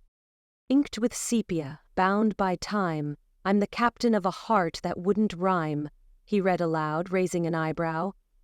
"Wuthering Heights?" Libby stared at him. "Yes, actually." "Heathcliff as the captain of Catherine's heart. Clever." He placed it in the keep pile rather than the reject one. She narrowed her eyes. "I thought that was too abstract." The best clues walk the line between challenge and solvability. He took a sip of his drink, which, annoyingly, didn't seem to be plain black coffee after all. "Your hardcore literary fans will appreciate the craft, and it gives the casual readers something to puzzle over." Libby watched as he picked up another card, noting how carefully he handled it, the same way she'd seen him touch the vintage editions in the glass case up front. Not grabbing, but lightly tracing the edges first, like he was asking permission before lifting it. She turned back to her chai, uncomfortable with how that small detail undermined the corporate robot image she'd constructed of him. For the next 30 minutes, they sorted through her existing clues, Reid occasionally suggesting tweaks that irritatingly improved them. His handwriting was neat but not fussy, his comments concise. When he reached for the copy of Persuasion she'd set aside, his fingers ran gently along its worn spine before opening it. "First editions," he asked quietly. "Reprint from 1833, still valuable, though." He nodded, handling it with reverence. "My grandmother collected Austen. She had a first edition of Emma that she kept in a climate-controlled case." His voice held something she hadn't heard before. Warmth, maybe even wistfulness. "Really? My mom had a battered copy of Pride and Prejudice. She used to read it every Christmas." Libby smiled at the memory. "I have it at home now, the cover's hanging by a thread." "Let me guess, you refuse to have it rebound." "The damage is part of its character. Every coffee stain is a chapter of her life." Reid nodded like this made perfect sense, which threw her off balance again. He set the book down and picked up a blank card, tapping it thoughtfully against his palm. "What if we did an Austen-themed section? Hide clues in each of her works around the store." "That could work." She reached for a fresh card. "We could start with something like, 'It is a truth universally acknowledged that a single book in possession of a good story must be in want of a reader.'" Reid's mouth quirked, a bit on the nose, but the parody works. He scribbled something on his own card and passed it to her. Libby read aloud, "If I loved you less, I might be able to talk about it more, Emma Tonightly." She looked up, surprised. "That's actually perfect." Then, unable to help herself, she added, "For someone who rearranged our display to prioritize bestsellers over staff picks, you seem suspiciously well-versed in 19th century romance." "I contain multitudes," he said dryly. "And that Knightley quote is from chapter 49, page 431 in the first edition. Most people only remember the proposal line." She blinked. "You're making that up?" "Try me." There was a challenge in his eyes now, a hint of the real person beneath the pressed shirts and strategic smiles. "Fine." She tapped her pen against her lips. "I have been a selfish being all my life, in practice, though not in principle." "Dearly to Elizabeth just before he proposes the second time," Reid answered without hesitation. Chapter 58. Men were put into the world to teach women the law of compromise. His eyes narrowed. "That's not Austen. That's from Aurora Leigh by Elizabeth Barrett Browning." Libby grinned, delighted to be caught. "Just checking to see if you were really paying attention or just showing off." "I never show off," Reid said, showing off. "Right." Libby shook her head, genuinely puzzled now. "So how does someone who can quote Austen chapter and verse end up working for the corporate dark side?" The playful energy between them evaporated. Reid's expression shuddered, and he turned his attention to straightening an already straight stack of cards. For a moment, Libby thought he wouldn't answer. "I was an editor," he finally said, voice quiet, "at Crestwood Press. We had a boutique imprint called Folio 5 that specialized in literary fiction from underrepresented voices. It was everything I'd wanted since graduate school." She sat back, surprised. "I remember Folio 5. They published Amira Hassan's first novel. That book destroyed me. In the best way." Something soft and sad crossed Reid's face. "I was her editor. Spent 2 years working with her on that manuscript." "What happened?" Reid stared at the book in his hands, not really seeing it. The archive room's single lamp cast half his face in shadow, softening the crisp edges he normally presented to the world. Corporate takeover. New management decided literary fiction wasn't profitable enough compared to celebrity memoirs and self-help books. His jaw tightened. "I watched 5 years of carefully cultivated author relationships get dismantled in a month. Manuscripts I'd fought for, important books that needed to exist in the world, all shelved indefinitely." Libby could hear the raw hurt beneath his measured tone. That's awful. The worst part was lying to the authors, telling them it was a strategic pivot when really it was that some VP looked at a spreadsheet and decided their stories didn't deserve shelf space. He looked up, a flash of bitter humor crossing his face. I became exactly what you think I am, the corporate guy who puts efficiency over emotion. Ironic, right? So you left publishing? I quit the day they canceled Amira's second book. Started consulting because at least I could control the damage, set my own terms, he shrugged. Better to be the hammer than the nail. The silence that followed felt weighted with things unsaid. Libby found herself reevaluating everything she'd assumed about him. He'd been on the other side, the creative side, before becoming what she'd dismissed as a soulless suit. I get it, she said finally. Not the same scale, but every time corporate sends down a new mandate about displaying only titles that moved X units last quarter, or rearranging sections to prioritize profit centers, I feel like we're losing another piece of what makes this place special. Reid looked up, surprised at her admission. Sometimes, she continued, voice softer, I wonder if I'm just delaying the inevitable. If all my sticky notes and hand-sold recommendations are just rearranging deck chairs on the Titanic. You're not. There was such quiet certainty in his voice that Libby felt her chest tighten. The personal touches are what keep independent stores alive, he continued. The algorithms can recommend books based on purchase history, but they can't replicate the experience of a passionate bookseller putting the perfect novel in someone's hands. Is that the official corporate consultant position? No. A rueful smile touched his lips. Officially, I'm supposed to optimize your operations, not validate your rebellion. Libby laughed softly, suddenly aware of how small the room was, how their knees were nearly touching as she sat in her chair and he remained on the floor. The air between them felt different, charged with something besides antagonism. Maybe we could find a middle ground, she suggested. Some way to keep the soul while stopping the bleeding. Maybe we could. His gaze held hers, steady and unexpectedly warm. Libby became hyper-aware of details she'd been stubbornly ignoring. The line of his jaw. The way one lock of dark hair fell slightly forward when he leaned in.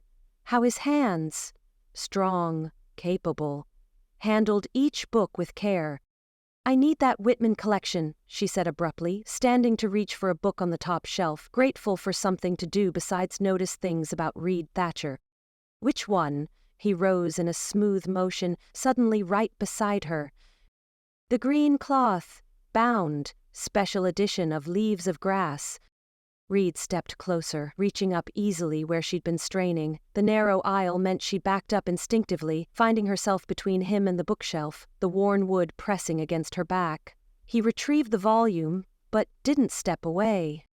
This one? His voice had dropped lower and she could smell his cologne. Something subtle and spicy that probably cost more than her monthly book budget. That's it. Her own voice sounded strange to her ears. He didn't move back to give her space. Instead, his free hand lifted, and before she could process what was happening, his fingertips brushed her cheek. You always have ink on you somewhere, he murmured, the pad of his thumb gently wiping near her jawline. Blue today? Felt tip pen? Libby couldn't breathe. His touch lingered near her face, warm and careful, as he tucked a wayward curl behind her ear. The gesture was so unexpectedly tender that her carefully constructed walls wavered dangerously. Time seemed to slow.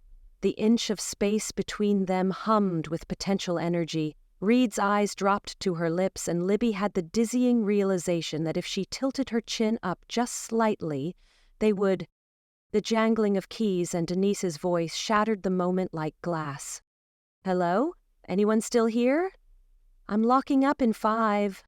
They sprang apart like they'd been shocked, Reid nearly knocking over an entire shelf of poetry in his haste to put distance between them.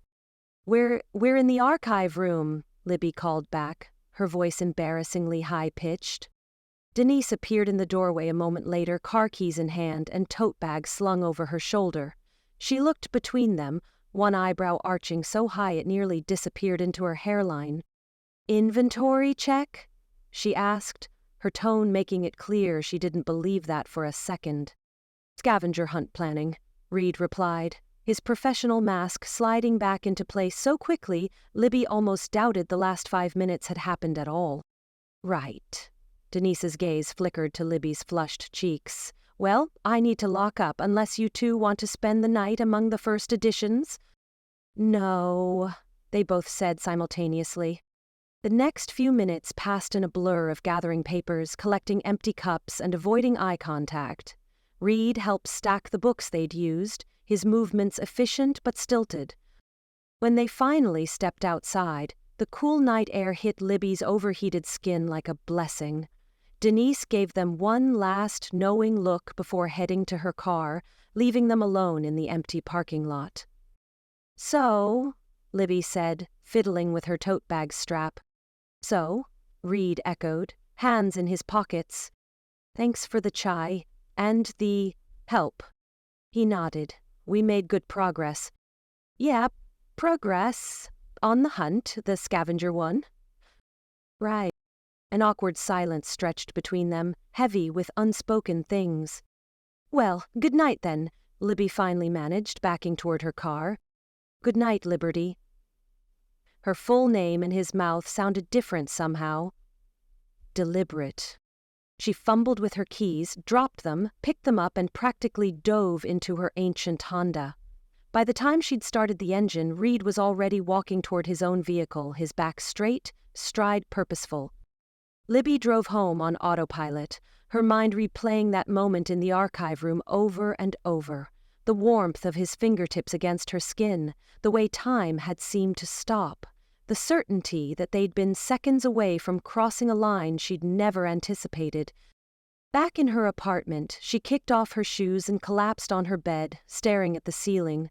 Her phone buzzed with a text from Maya. "How'd the planning session go?" Libby groaned, then typed, "Coming down with something, not feeling well, won't be in tomorrow." A cowardly move, but she needed time to think, to regroup, to figure out why her chest felt tight every time she remembered the careful way Reid had handled those books, and then, her. The worst part wasn't the almost kiss, it was the sinking realization that she was beginning to see the man behind the corporate mask. And worse, much worse, she liked what she saw. Chapter 6. Balloons, Ballads, and Bloozers. Reid stood back, hands clasped behind his back, surveying the break room transformation. The space had never looked so corporate. He'd spent 2 hours arranging everything to Greystone's standard operating procedure for employee appreciation events. Mini muffins, blueberry and chocolate chip, individually wrapped, were arranged in a flawless grid on recyclable plates. Beside them sat a stack of perfectly aligned feedback forms titled Structured Recognition, Your Voice Matters Within Parameters. A fresh banner hung across the wall, Maple and Mirth, Structured for Success. None of it screamed fun, but that wasn't the point. Appreciation was about recognition within a framework, structure, order. His phone buzzed, an email from Tasha reminding him to document attendance metrics and collect at least 12 actionable feedback points.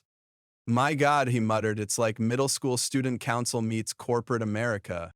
Reid straightened his navy button down and mentally rehearsed his opening remarks. "Good morning, team. Today's staff appreciation event acknowledges your contributions within the Greystone Optimization Framework, your dedication to operational excellence." The door creaked open and Denise Palmer shuffled in, clutching what could only be termed a bucket of coffee rather than a mug. The massive ceramic vessel featured a crudely drawn storage room and the words, "Welcome to the Void," in drippy letters. "Morning," she mumbled, her eyes scanning the rigid setup. She took in the banner, the forms, the geometric precision of the muffin arrangement. Reid noted the exact moment comprehension registered on her face. Her eyebrow lifted approximately 3 millimeters, the Denise equivalent of gasping in horror. Oh, honey, she said, her voice carrying more emotion than Reid had ever heard from her. That's not how we do things in the paper jungle. I'm sorry. This, she gestured vaguely at the entire setup, isn't going to fly. This is the standard Greystone employee appreciation format. It's very effective. Even to his own ears, the words sounded hollow.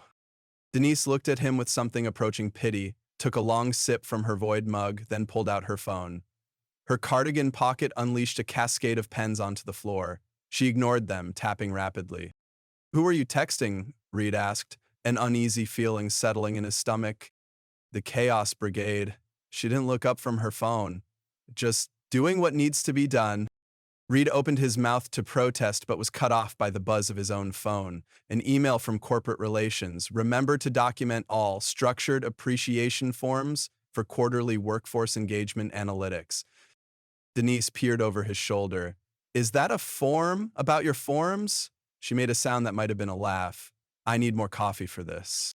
20 minutes later, Reid was pacing nervously, glancing at his watch every 30 seconds. No one else had arrived yet, and the event was scheduled to begin in precisely 8 minutes. He'd planned a tight agenda, 7 minutes for muffins and coffee, 12 minutes for his prepared remarks, 20 minutes for form completion, followed by...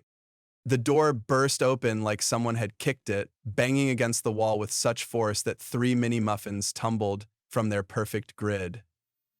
Marcy Tran barreled through the entrance, arms overflowing with what could only be described as party shrapnel. "Good morning," she announced at a volume suitable for addressing a stadium. "I have arrived to save this corporate funeral and turn it into an actual party." Reid stared in horror at the rainbow explosion in her arms, streamers in violent shades of pink and teal, a portable karaoke machine, and was that a hand pump for balloons? "Those aren't on the approved." "Denise texted me a 911, Marcy said, dropping her supplies onto the table and sending feedback forms fluttering to the floor. She said, and I quote, "SOS, Reid's throwing a business meeting and calling it a party." That's not what I... "Don't worry, I've got balloon animals." She pulled out a bag of long, skinny balloons in assorted colors. "I learned from YouTube. They mostly look like drunk snakes, but if you squint, they could be bookworms."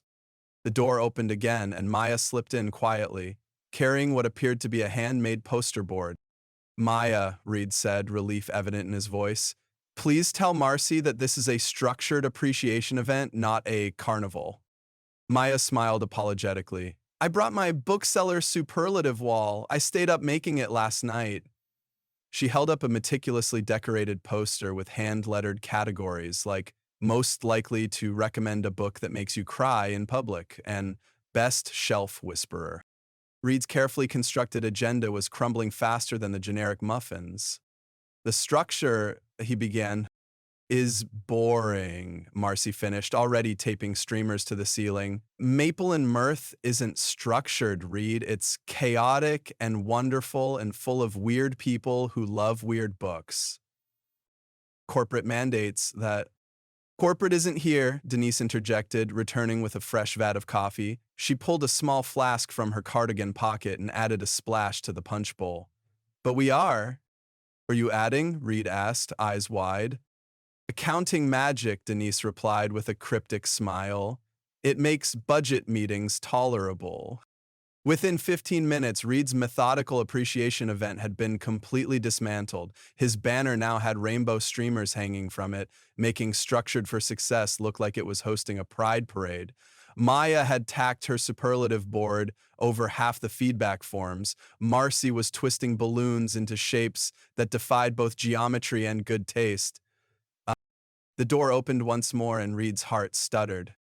Libby stood in the doorway, her curly hair pulled back in a messy bun, wearing a cardigan with tiny books embroidered along the hem. She'd been avoiding him since their moment in the archive room, that almost something that had left him replaying the scene like a favorite movie clip. Her eyes widened as she took in the scene, the corporate banner festooned with streamers, the abandoned feedback forms, and Marcy wearing what appeared to be a pirate hat made of folded book jackets. Her eyes found his across the chaos, her expression unreadable. "Libby!" Marcy shrieked, abandoning a half-inflated balloon. You're late for the staff appreciation apocalypse. Reid tried to make us fill out forms, so we staged a coup. I see that, Libby said, her lips twitching with what might have been amusement. She didn't look away from Reid. Wow. Come get your hat. Marcy bounded over and dragged her inside. You're classic literature because you're basically a walking Norton anthology. Reid retreated to the corner, clutching his stack of unused feedback forms like a security blanket. From his position, he had a perfect view of Libby integrating seamlessly into the madness. She accepted the ridiculous pointed hat from Marcy, laughing as she adjusted it on her head. When Maya presented her with the most likely to fight a customer for insulting Jane Austen award, she made an exaggerated curtsy. The statue for this award, Libby announced, holding up an imaginary trophy, is just a middle finger wearing a bonnet. The room erupted in laughter. Reid found himself smiling too, though he quickly suppressed it when Marcy glanced his way. When Marcy declared it time for literary charades, Libby threw herself into an elaborate pantomime that had everyone in stitches. Reid couldn't tear his eyes away. She was radiant, uninhibited in a way he never saw when he was directly interacting with her. Here, among her people, she was magnetic. He looked down at the feedback form in his hand. Question 6 asked, on a scale of 1 to 5, how would you rate the alignment of your daily tasks with Greystone's mission statement? Something twisted in his chest. How had he thought this sterile questionnaire could possibly capture what made this place special? Hey. Reid looked up. Libby stood before him, holding out a cupcake topped with a tiny fondant book. Up close, he could see that her hat was slipping sideways.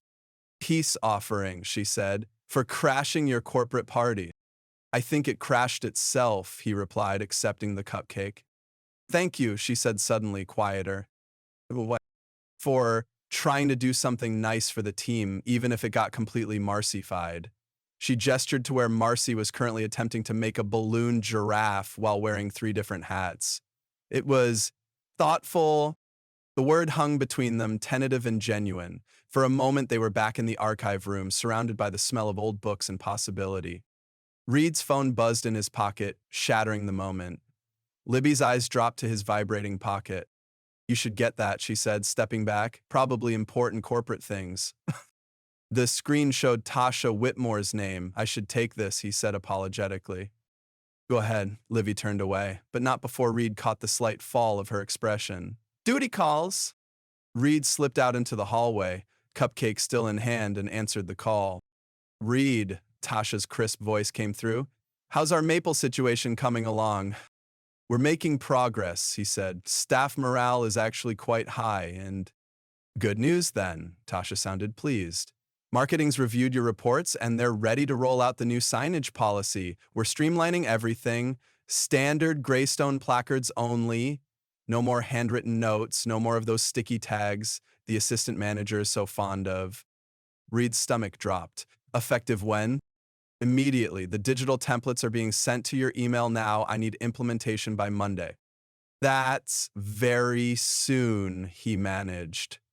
Through the break room window, he could see Libby laughing with Denise, her whole face lit up. The staff may need more time to adjust. These aren't suggestions, Reid. They're directives. Tasha's voice cooled several degrees. Marketing feels the handmade elements dilute brand consistency. But they're part of what makes the store special.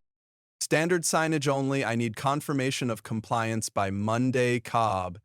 Her tone softened slightly. Look, I know you've gone native a bit. It's a charming place. But remember why you're there. After he hung up, Reid stood in the hallway staring at his cupcake. The tiny fondant book had a minuscule MB stamped on its cover, Maple and Mirth. The detail was excruciating.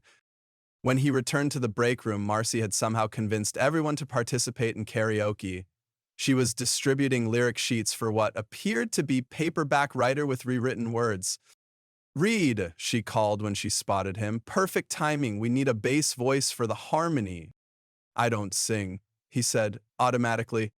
Everyone sings at staff appreciation, Denise said with surprising firmness. Store tradition. Since when? Since right now. Marcy thrust a lyric sheet at him. Your section C, the deep parts. Before he could protest further, Marcy pressed play on the machine. Music filled the small break room and everyone scrambled to find their places in the revised lyrics. Reid looked desperately for an escape route, but Marcy had positioned herself between him and the door, like a tiny, enthusiastic bouncer. When I was younger, so much younger than today, Maya began surprisingly well. I arranged the books in such a special way. The chorus approached. Reid stared at his sheet in panic. Maple and Mirth, everyone belted out, turning expectantly toward him for the bass line.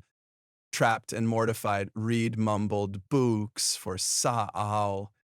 Louder, Marcy demanded, cranking the volume. Something snapped inside him, perhaps his dignity, perhaps his reserve. Reid took a deep breath and sang his bass part with unexpected volume. Books for Salah. The group erupted in cheers, none louder than Marcy, but it was Libby's face that caught his attention. Her mouth had fallen open in surprise, her eyes wide with delighted shock. A smile spread across her features, genuine and warm, directed entirely at him. For that smile, Reid found himself singing the rest of the ridiculous song with growing enthusiasm, even adding dramatic gestures during the bridge about inventory that's divine. As the impromptu concert continued, Marcy moved on to demonstrate balloon animals, creating what she claimed was a caterpillar reading War and Peace, but looked more like a lumpy snake with appendicitis. Reid found himself at the refreshment table, pouring a cup of punch, carefully avoiding whatever Denise had added, when Libby appeared beside him. That, she said, gesturing to the karaoke machine, was unexpected. A momentary lapse in judgment, he replied, feeling his ears grow warm. You have a good voice. For corporate presentations, maybe. For Beatles covers about bookstores, she smiled, taking a cupcake. This is actually kind of wonderful, you know? The party, even though it's completely off agenda. Especially because it's off agenda. She looked around the room at their colleagues. Maya was carefully arranging cupcakes by color gradient. Marcy was teaching Denise how to make a balloon sword. This is who we are, messy and enthusiastic and a little bit weird. The words standard signage only echoed in Reid's head. He watched as Libby reached into her cardigan pocket and extracted a bright yellow sticky note and pen. With a small smile, she scribbled something, then casually walked past Maya, attaching the note to her back. It read, Best Display Designer in the Northern Hemisphere. The guilt was crushing. He had less than 3 days to tell her that her personal touches, the very soul of her connection to the store, were being eliminated. Thank you again, Libby said quietly, returning to stand beside him. For doing this for everyone, it means a lot. I didn't do this, he gestured around. This is all Marcy's rainbow hurricane. But you tried, and you let it happen instead of shutting it down. She raised her cup in a small toast. That counts for something. As the celebration began to wind down, Reid watched Libby move around the room, chatting with each staff member, leaving little notes of appreciation wherever she went. The sticky notes were like breadcrumbs marking her path, little bursts of color and personality. The thought of telling her they had to go made him feel slightly ill. Back at his temporary desk, Reid opened his laptop and stared at the email from Tasha. The standardized signage template stared back at him, clean, professional, and utterly soulless. He glanced at the cupcake with its tiny fondant Maple and Mirth book, still uneaten. Instead of forwarding the templates, Reid began typing a new email. Tasha, regarding the new signage policy, I'd like to request a delay in implementation to ensure proper staff training and minimize disruption. The current merchandising system is deeply integrated into customer experience. A more gradual transition would better serve our optimization goals. I'll have a detailed timeline by Thursday. Reid. He hit send before he could reconsider, then sat back in his chair. He was buying time. A few days at most, but for what? Did he really think he could change a corporate mandate? Or was he just delaying the inevitable confrontation with Libby? Reid rubbed his eyes, exhausted. On his desk lay one of the abandoned feedback forms from the party. Someone, probably Marcy, had drawn a cartoon bookshelf with a speech bubble saying, "Forms are boring, books are life." Beside it sat his phone, a text notification lighting up the screen. It was from Tasha. Delay approved, but only until Friday. Don't go soft on me, Thatcher. He stared at the message for a long time, then making a decision, he picked up a sticky note from Libby's desk and wrote, "Meeting tomorrow, 9 a.m. Bring coffee. We need to talk about the scavenger hunt." It wasn't entirely a lie. They did need to discuss the scavenger hunt. But mostly, he needed time to figure out how to tell her about the signage policy without destroying everything. He placed the note on her keyboard, then gathered his things to leave. As he walked through the now empty break room, he paused to look at the chaos left behind. Streamers hanging limply, abandoned balloon animals. Maya's superlative board filled with inside jokes he didn't understand. Despite himself, Reid smiled. For the first time in his career, his rigid planning had been completely derailed, and he'd actually enjoyed it. That thought was both thrilling and terrifying. He finally bit into the cupcake as he walked to his car. It was homemade, not store-bought like the muffins he'd provided. The fondant book tasted like almond extract and something else he couldn't identify. It tasted like trouble.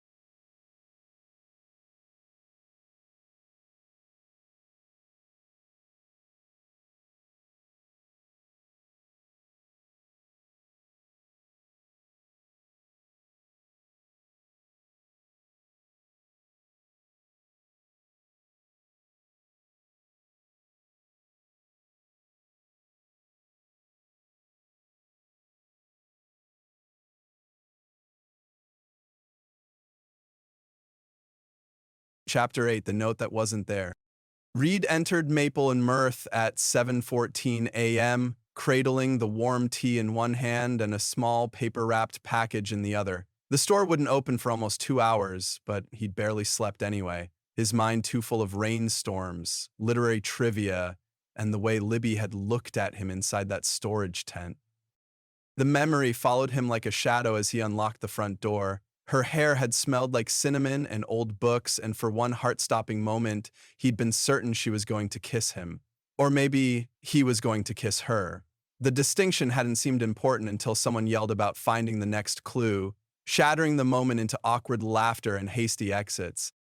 He'd spent Sunday scouring the Lit Fest stalls until he found it, a 1918 edition of Pride and Prejudice with gilt-edged pages. Not valuable enough to be untouchable, but special enough to matter. The kind of book you kept close, maybe read by candlelight. The kind of book that felt like Libby.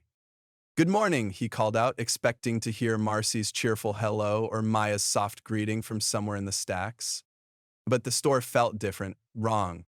Reid slowed his steps, the paper around the book crinkling slightly in his tightening grip. Maple and Mirth had a particular energy, something vibrant and expectant, like the collective whisper of thousands of stories waiting to be discovered. Today, that energy felt muted, diminished. The lighting seemed harsher somehow, colder.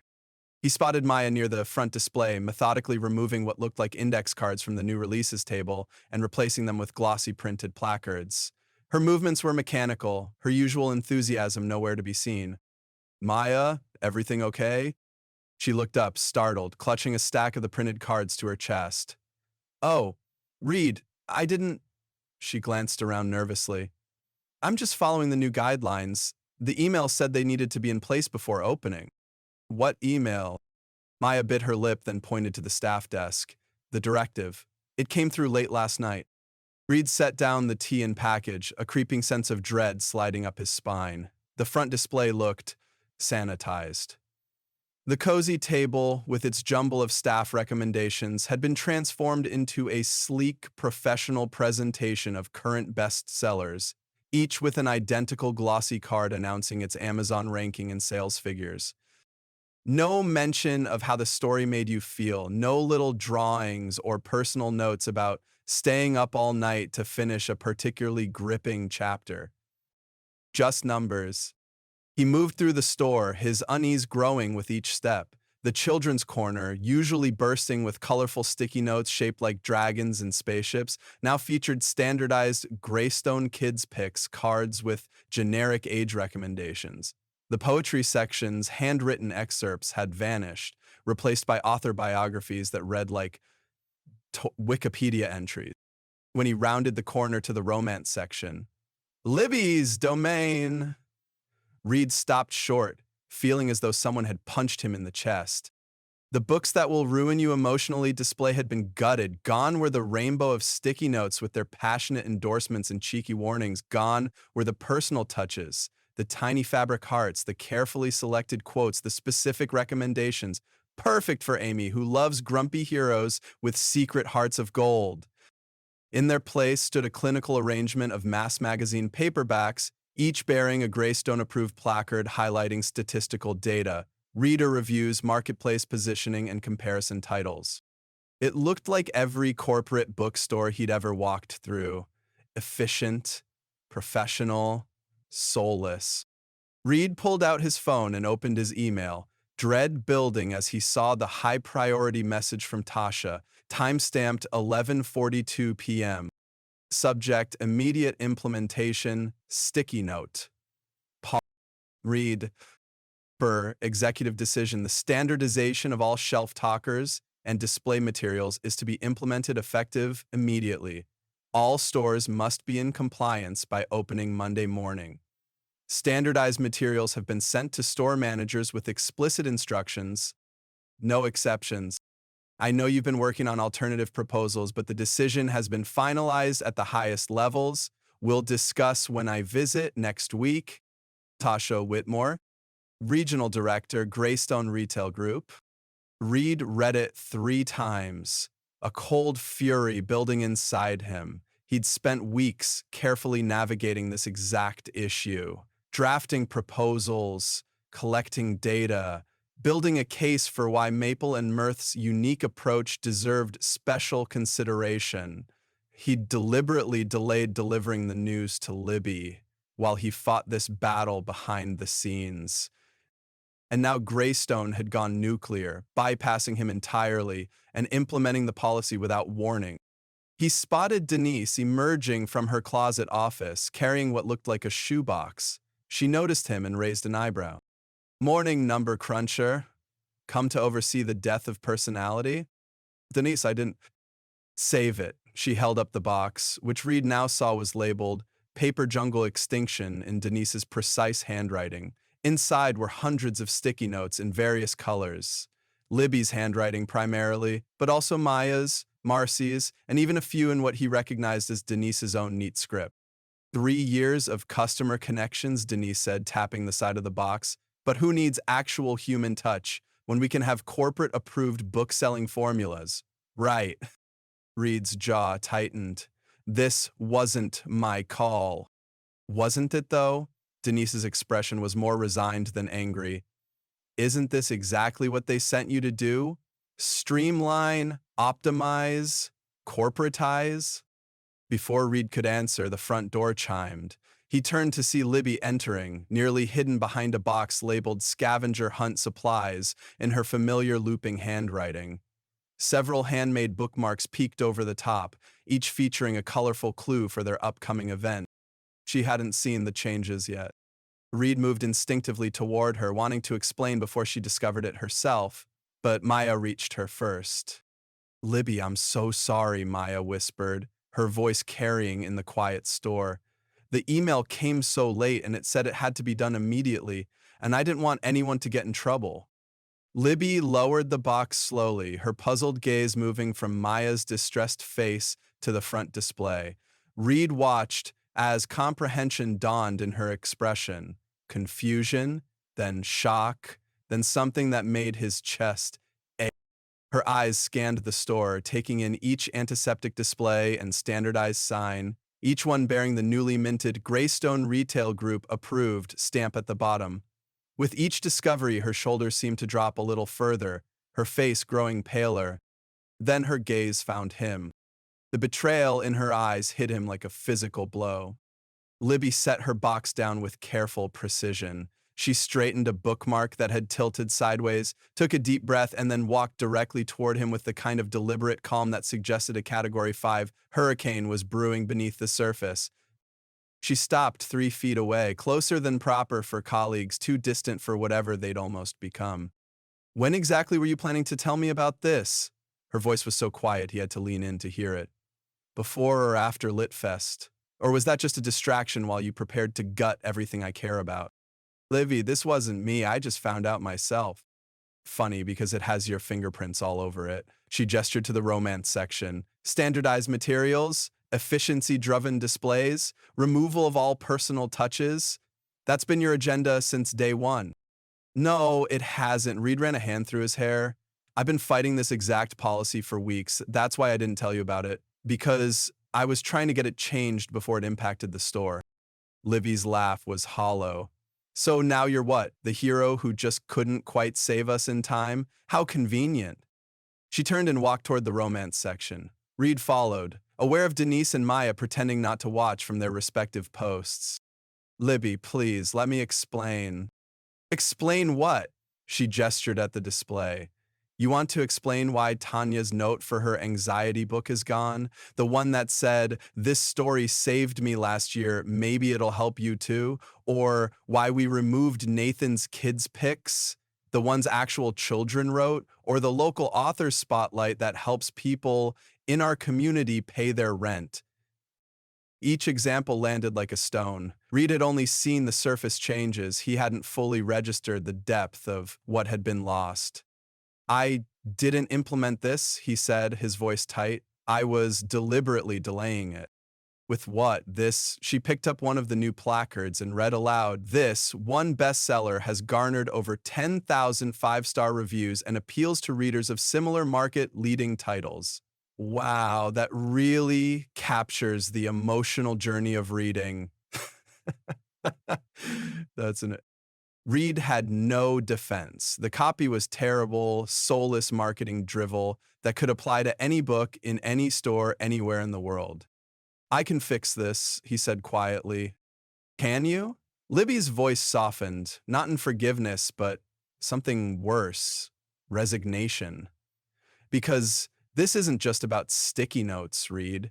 It's about what happens when you reduce books to products and readers to statistics. She moved deeper into the poetry section, running her fingers lightly over a shelf where small handwritten cards had once nestled between volumes. We had recommendations here from Mrs. Abernathy. She's 86 and comes in every Thursday for a new poem to read to her husband. He has Alzheimer's, but he still remembers poetry somehow. She moved to another section. Over here, we kept track of which books made people cry in public. It was a joke that turned into this whole community thing with people adding their own stories and tissues. It was ridiculous and wonderful. Her voice cracked slightly, and there, that empty shelf card was where I kept a running list of books that helped when my mom was sick. Real books that got me through real darkness. Not market-leading titles or books with statistical appeal to target demographics. Reid felt sick. He'd been so focused on the big picture, saving the store's overall character, that he hadn't fully appreciated the intimate connections being severed. I didn't want this, he said again, knowing how inadequate the words sounded. Libby's gaze finally met his, her eyes bright with unshed tears. I actually started to believe you were different, that you saw what makes this place special. She shook her head. I should have known better than to trust someone who thinks books are just products and people are just metrics. She turned away, shoulders rigid with hurt, and walked toward the break room, leaving Reid standing alone among the sterile displays that bore his company's stamp of approval. Maya approached cautiously, holding out a stack of the new placards. Should I keep going with these? There's still the science fiction section and… No. Reid's voice was sharper than he intended. He softened his tone. No. Leave what's left. I need to handle something. He strode to the office, closed the door with more force than necessary, and pulled out his phone. Tasha answered on the third ring, her voice professionally pleasant. Reid, I was expecting your call, though perhaps not quite this early. Why wasn't I informed of this before implementation? He paced the small office. You knew I was working on alternative proposals. We discussed a gradual approach, not this. The decision was accelerated at the executive level. I did try to reach you yesterday, but you were apparently otherwise engaged. There was something in her tone that made Reid pause. What does that mean? It means that several members of the management team saw a rather cozy-looking photo of you and Ms. Greene at the literary festival. It raised questions about whether your personal involvement with staff might be clouding your professional judgment. The festival photo, of course. My relationship with the staff is professionally appropriate, Reid said carefully, and my judgment is perfectly clear. This implementation method is destructive to the store's identity and customer relationships. You should have waited. Your delay tactics were noted as unnecessary hesitation, Tasha replied, her voice cooling. Reid, you were sent to implement corporate policies, not become a store advocate. The sticky note situation was specifically highlighted in your initial brief as a priority issue. Because they're inefficient, because they don't fit the brand aesthetic, Reid's frustration boiled over. Have you ever actually read what's on those notes? That's hardly relevant. It's entirely relevant. Those notes are customer connection points. They're the difference between Maple and Mirth and every other faceless chain selling the same bestseller lists. A pause. Reid, I'm concerned about your perspective here. Perhaps this assignment isn't the right fit for your career trajectory. The implication was clear: fall in line or suffer the consequences. 6 months ago, that threat would have been enough to make Reid immediately backpedal. Today, all he could think about was Libby's face as she'd cataloged all the human connections stripped away by corporate decree. I'll send you a full report by end of day, he said shortly. We can discuss next steps after you've reviewed it. He ended the call before Tasha could respond and sat down heavily at the desk, staring at the empty walls of the small office. Outside, he could hear the muted sounds of the store coming to life, the register being prepared, the door chime as early arriving staff entered, someone putting on coffee in the break room. Life continuing while his world tilted on its axis. The package containing the old copy of Pride and Prejudice sat on the corner of the desk where he'd placed it. Absently, Reid unwrapped the brown paper, revealing the faded cloth cover with its gilt lettering. He opened it carefully, mindful of the book's age, and found a small inscription inside. To Catherine, may you always find a man as worthy of your wit as you are of his admiration. Aunt Eleanor, Christmas 19. Reid smiled faintly, imagining the long-ago Catherine unwrapping this book, perhaps sitting by a fire to read about Elizabeth Bennet's prejudices and Darcy's pride. How many hands had held these pages over the last century? How many hearts had connected with this story? That was the thing about books. They weren't just products, they were conversations across time, connections between strangers who would never meet but who shared the experience of the same words, the same emotions. It was precisely what Libby had been trying to tell him all along. Reid closed the book and looked at his laptop, at the spreadsheets and reports and corporate templates waiting for his attention. Then he glanced out the office window toward the store floor, where Libby was now helping a customer, her usual animation subdued, her smile not reaching her eyes. He made his decision. For the next 4 hours, Reid barely left the office. He pulled sales data, customer engagement metrics, foot traffic patterns. He analyzed the performance of Libby's personalized displays compared to standardized corporate ones. He compiled testimonials from the store's social media pages that specifically mentioned staff recommendations. By noon, he had a comprehensive report documenting exactly how Maple and Mirth's unique approach drove tangible business results. Higher sales per customer, stronger repeat business, better community engagement. He crafted a precise, data-rich argument for why standardization would ultimately damage, not improve, the store's performance. And then he wrote something he'd never imagined writing, an ultimatum to his employer. In conclusion, either Greystone restores Maple and Mirth's customization permissions and allows the immediate return of personalized recommendation systems, or you will need to assign someone else to complete this optimization project. My professional assessment is that standardization will ultimately harm, not help, this store's performance, and I cannot in good conscience implement policies I know will damage both the business and the community it serves.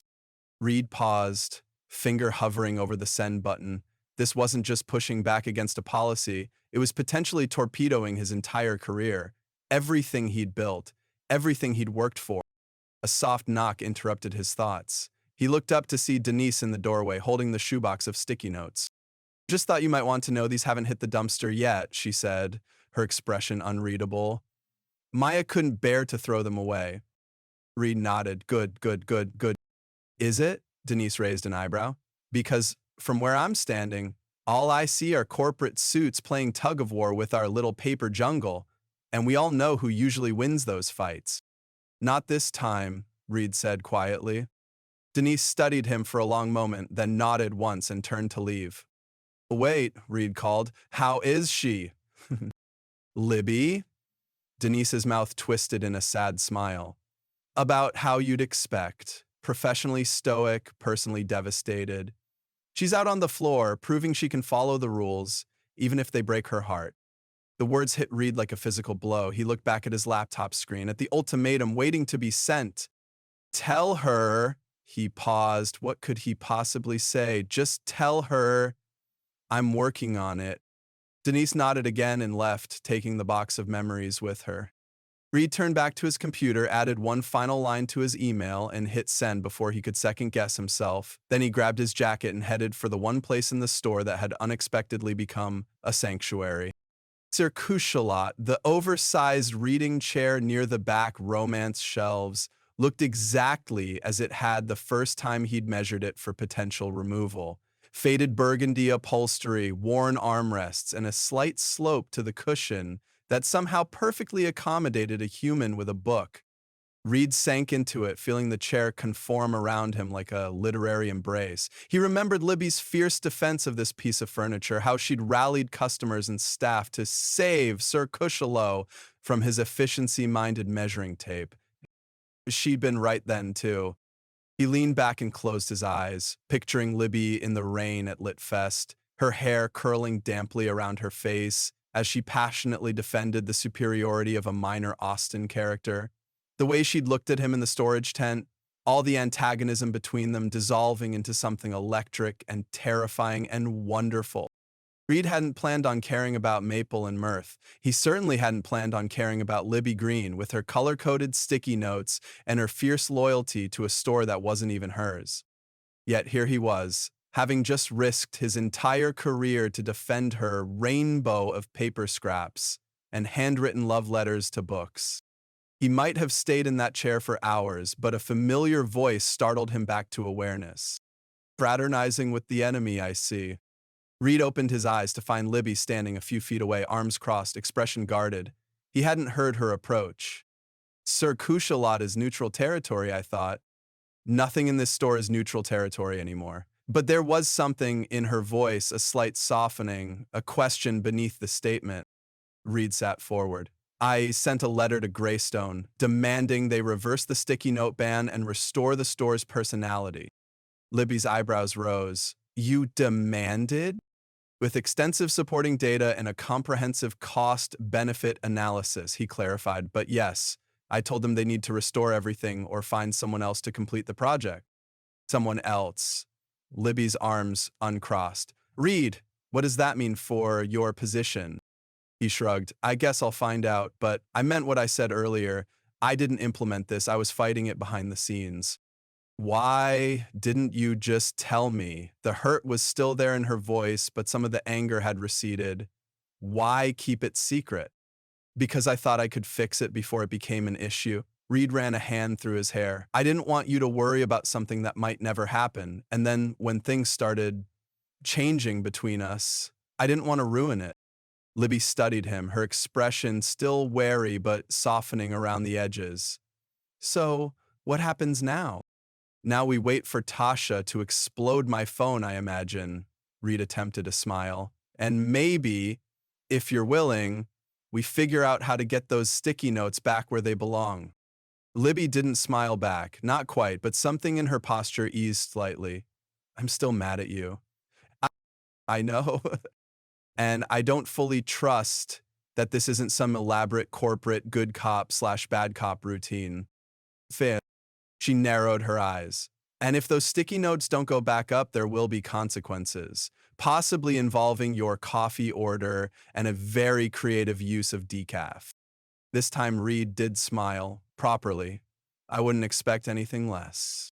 Libby nodded once, then turned to go. She paused after a few steps and looked back over her shoulder. What was in the package? The one you brought this morning? Reid had almost forgotten to read it 3 times, a cold fury building inside him. He'd spent weeks carefully navigating this exact issue, drafting proposals, collecting data, building a case for why Maple and Mirth's unique approach deserved special consideration. He'd deliberately delayed delivering the news to Libby while he fought this battle behind the scenes. And now Greystone had gone nuclear, bypassing him entirely and implementing the policy without warning. He spotted Denise emerging from her closet office, carrying what looked like a shoebox. She noticed him and raised an eyebrow. Morning, number cruncher. Come to oversee the death of personality? Denise, I didn't save it. She held up the box, which Reid now saw was labeled Paper Jungle Extinction in Denise's precise handwriting.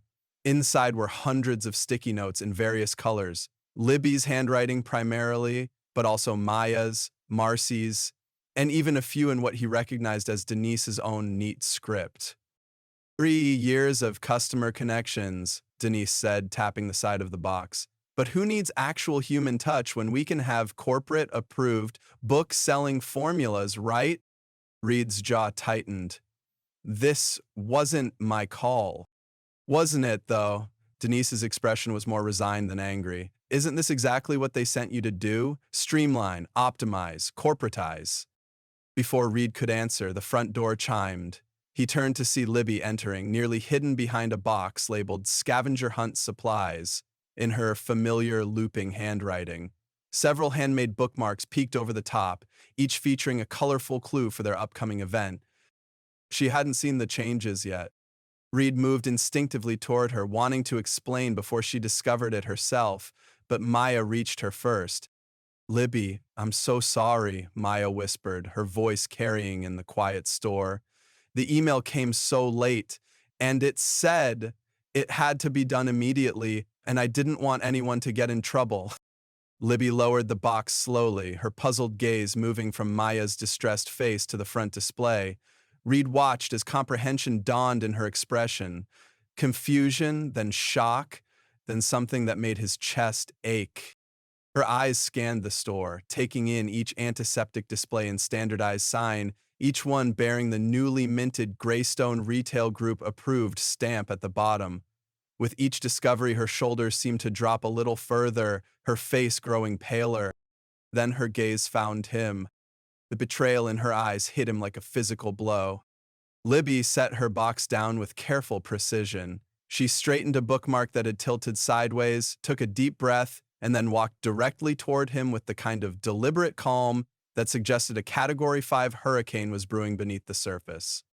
She stopped 3 feet away, closer than proper for colleagues, too distant for whatever they'd almost become. "When exactly were you planning to tell me about this?" Her voice was so quiet he had to lean in to hear it. "Before or after Litfest? Or was that just a distraction while you prepared to gut everything I care about?" "Libby, this wasn't me. I just found out myself."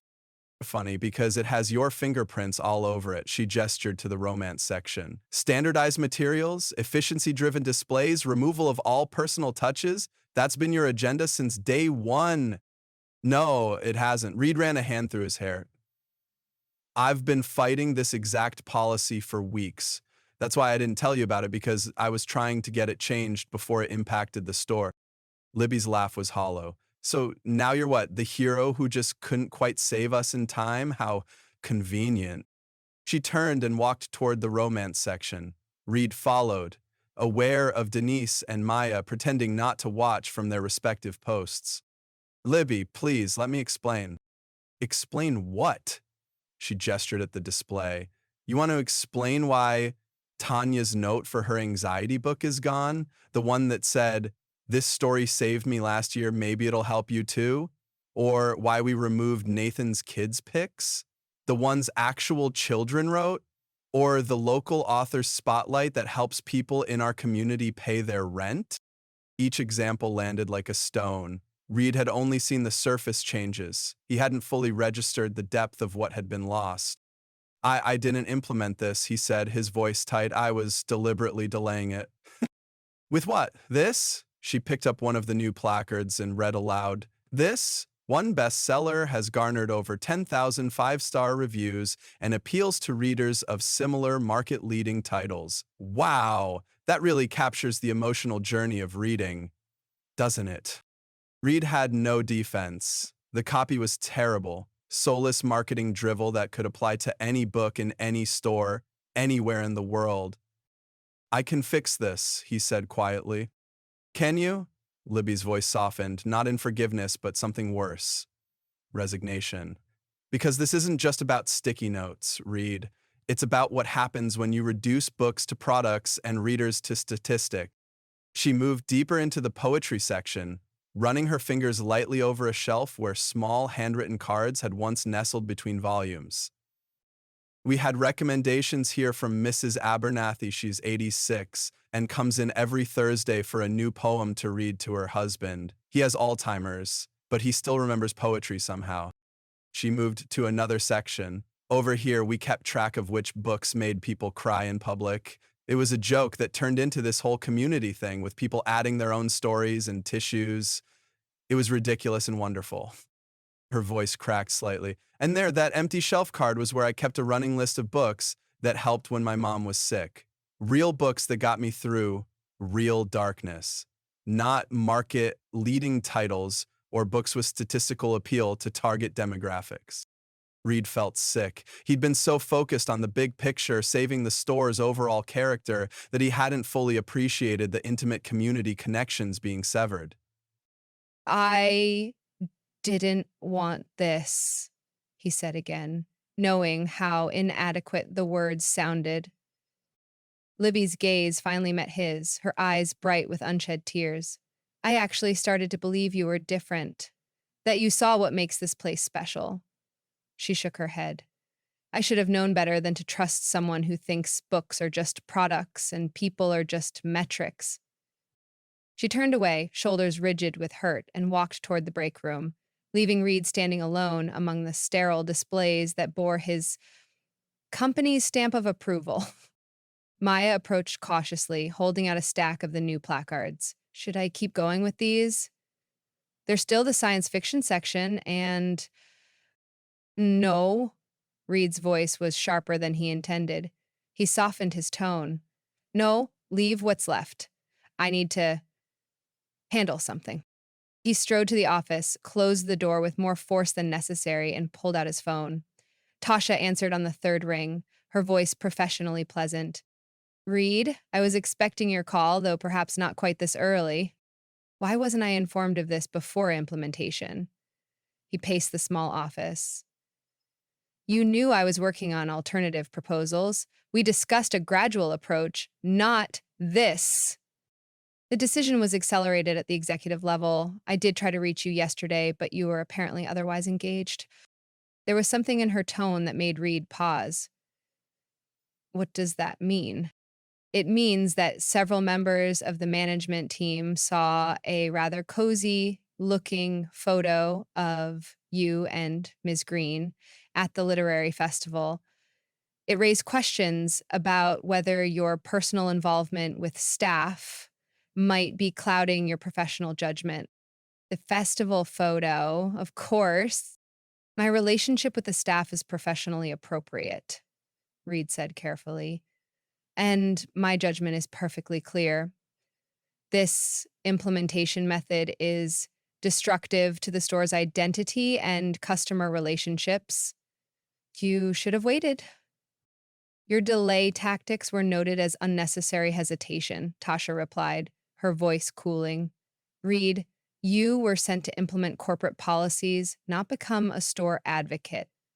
The sticky note situation was specifically highlighted in your initial brief as a priority issue because they're inefficient, because they don't fit the brand aesthetic. Reid's frustration boiled over. Have you ever actually read what's on those notes? That's hardly relevant. It's entirely relevant. Those notes are customer connection points. They're the difference between Maple and Mirth and every other faceless chain selling the same bestseller lists. A pause. Reid, I'm concerned about your perspective here. Perhaps this assignment isn't the right fit for your career trajectory. The implication was clear: fall in line or suffer the consequences. 6 months ago, that threat would have been enough to make Reid immediately backpedal. Today, all he could think about was Libby's face as she'd cataloged all the human connections stripped away by corporate decree. I'll send you a full report by end of day, he said shortly. We can discuss next steps after you've reviewed it. He ended the call before Tasha could respond and sat down heavily at the desk, staring at the empty walls of the small office. Outside, he could hear the muted sounds of the store coming to life, the register being prepared, the door chime as early arriving staff entered, someone putting on coffee in the break room, life continuing while his world tilted on its axis. The package containing the old copy of Pride and Prejudice sat on the corner of the desk where he'd placed it. Absently, Reid unwrapped the brown paper, revealing the faded cloth cover with its gilt lettering. He opened it carefully, mindful of the book's age, and found a small inscription inside. To Catherine, may you always find a man as worthy of your wit as you are of his admiration. Aunt Eleanor, Christmas, 1919. Reid smiled faintly, imagining the long-ago Catherine unwrapping this book, perhaps sitting by a fire to read about Elizabeth Bennet's prejudices and Darcy's pride. How many hands had held these pages over the last century? How many hearts had connected with this story?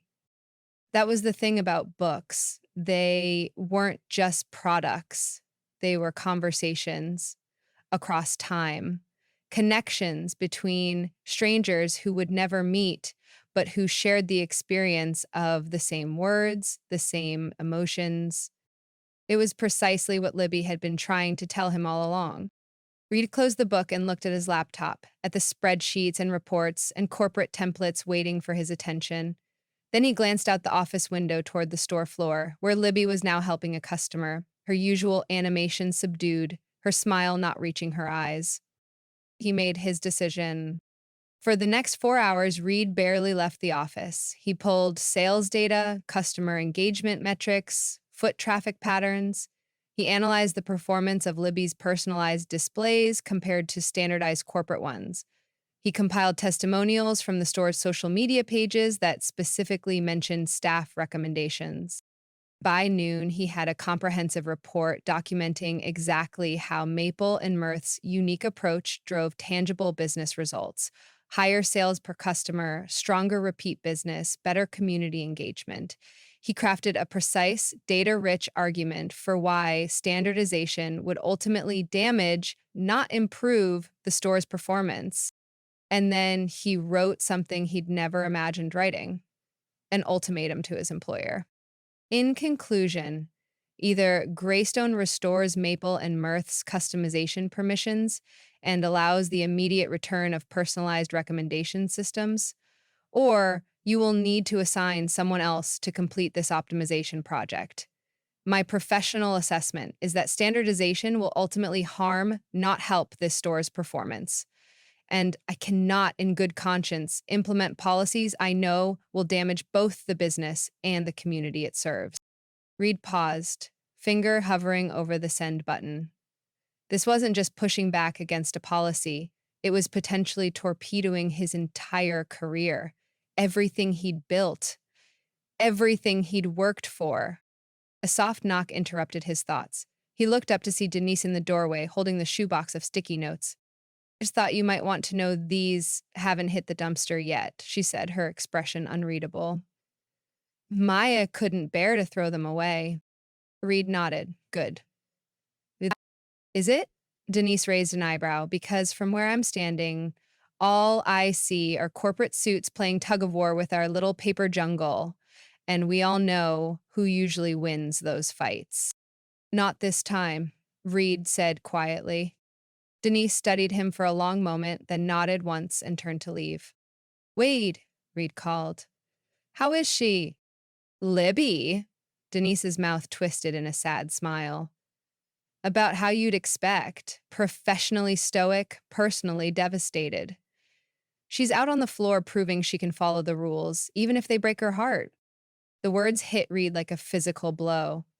He looked back at his laptop screen, at the ultimatum waiting to be sent. "Tell her," he paused. What could he possibly say? "Just tell her I'm working on it."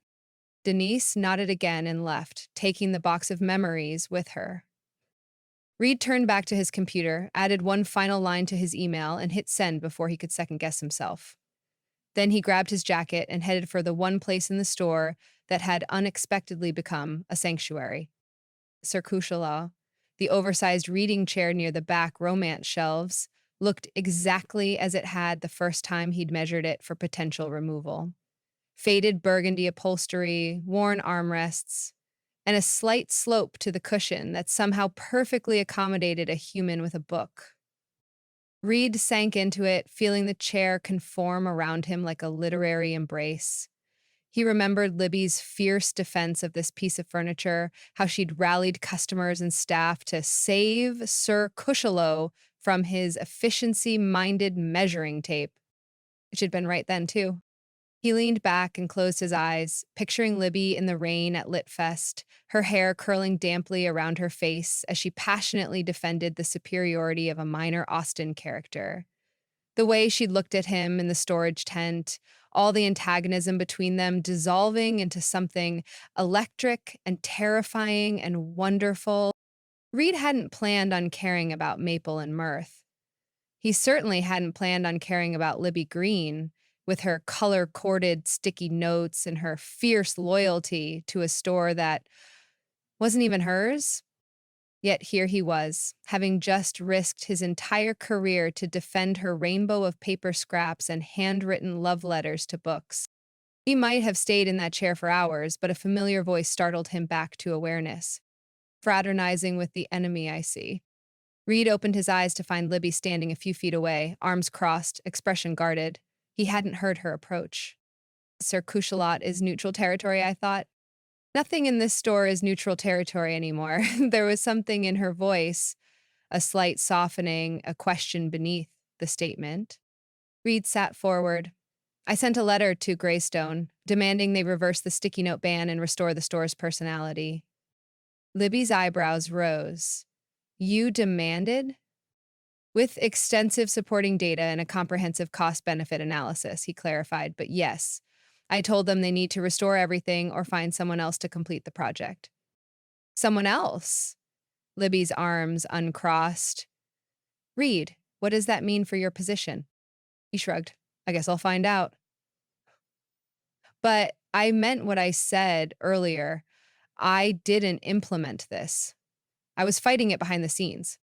Why didn't you just tell me?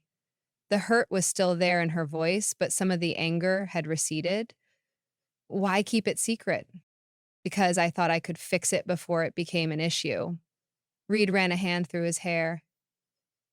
I didn't want you to worry about something that might never happen, and then when things started changing between us, I didn't want to ruin it. Libby studied him, her expression still wary but softening around the edges. So what happens now? Now we wait for Tasha to explode my phone, I imagine. Reid attempted a smile. And maybe, if you're willing, we figure out how to get those sticky notes back where they belong. Libby didn't smile back. Not quite, but something in her posture eased slightly. I'm still mad at you. I know. And I don't fully trust that this isn't some elaborate corporate good cop / bad cop routine. Fair. She narrowed her eyes. And if those sticky notes don't go back up, there will be consequences, possibly involving your coffee order and a very creative use of decaf. This time Reid did smile properly. I wouldn't expect anything less. Libby nodded once, then turned to go. She paused after a few steps and looked back over her shoulder. What was in the package? The one you brought this morning. Reid had almost forgotten about the book in the chaos of the day. A peace offering. Though it might be presumptuous now. Try me, she said, and there was just enough softness in her voice to give him hope. About the book in the chaos of the day. A peace offering, though it might be presumptuous now. Try me, she said, and there was just enough softness in her voice to give him hope. Chapter 9. Pages out of order. Libby ran her fingers over the carefully written note, bright yellow in her favorite gel pen color, before slipping it into the book, aligning it perfectly with the text. It felt like a tiny rebellion, like carving her initials in a tree. I know you're not supposed to be here, she whispered to the sticky note, its cheerful corner fluttering in the early morning air, but we'll keep it our little secret. The store hummed with a quiet emptiness that felt reverent rather than lonely. It was 5:48 a.m., and Maple and Mirth belonged exclusively to her. Libby moved through the familiar aisles like a ghost, her footsteps silent on the worn wooden floors, placing sticky notes in their secret homes, not on display copies. She wasn't actively trying to get fired, but inside well-loved editions where the right reader might stumble upon them someday. A note in the secret garden read, "Sometimes we're all looking for a key we've had all along."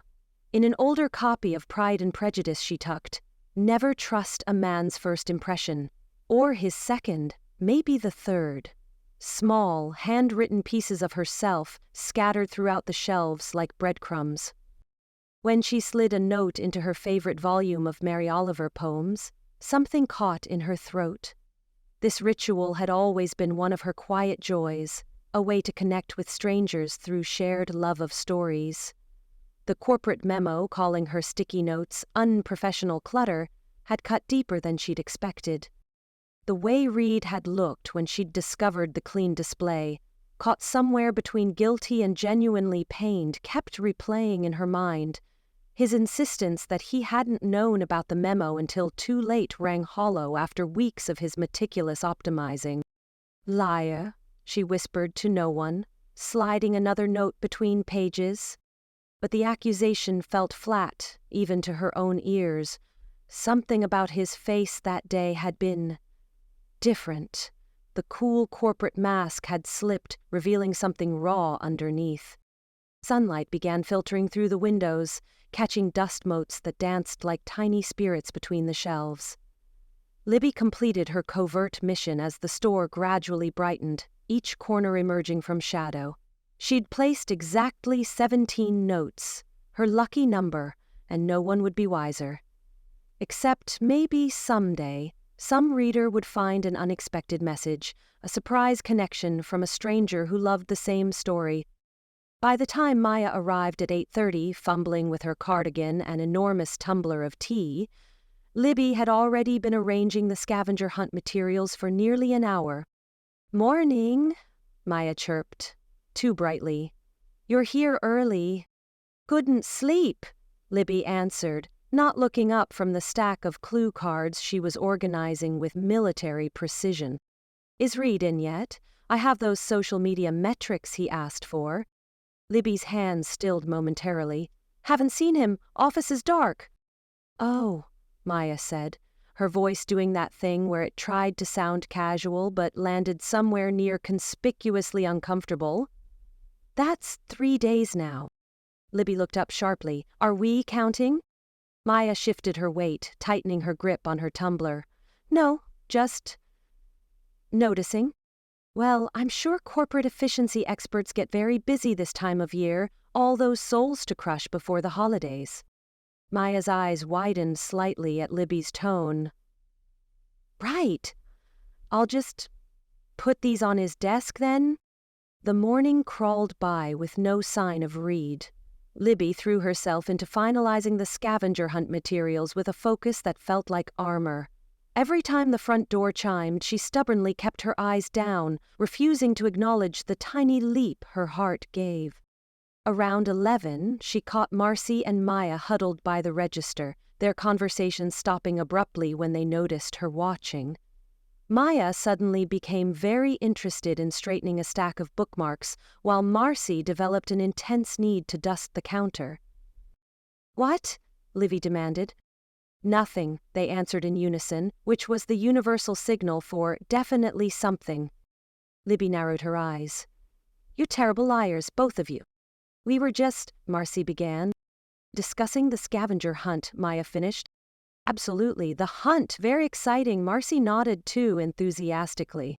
Libby stared them down for a long moment before returning to her task. Whatever they were hiding, she'd deal with it later. Right now, she needed to finish these clue packets without thinking about Reid, or his stupid spreadsheets, or the way his voice got softer when they were alone in the archive room.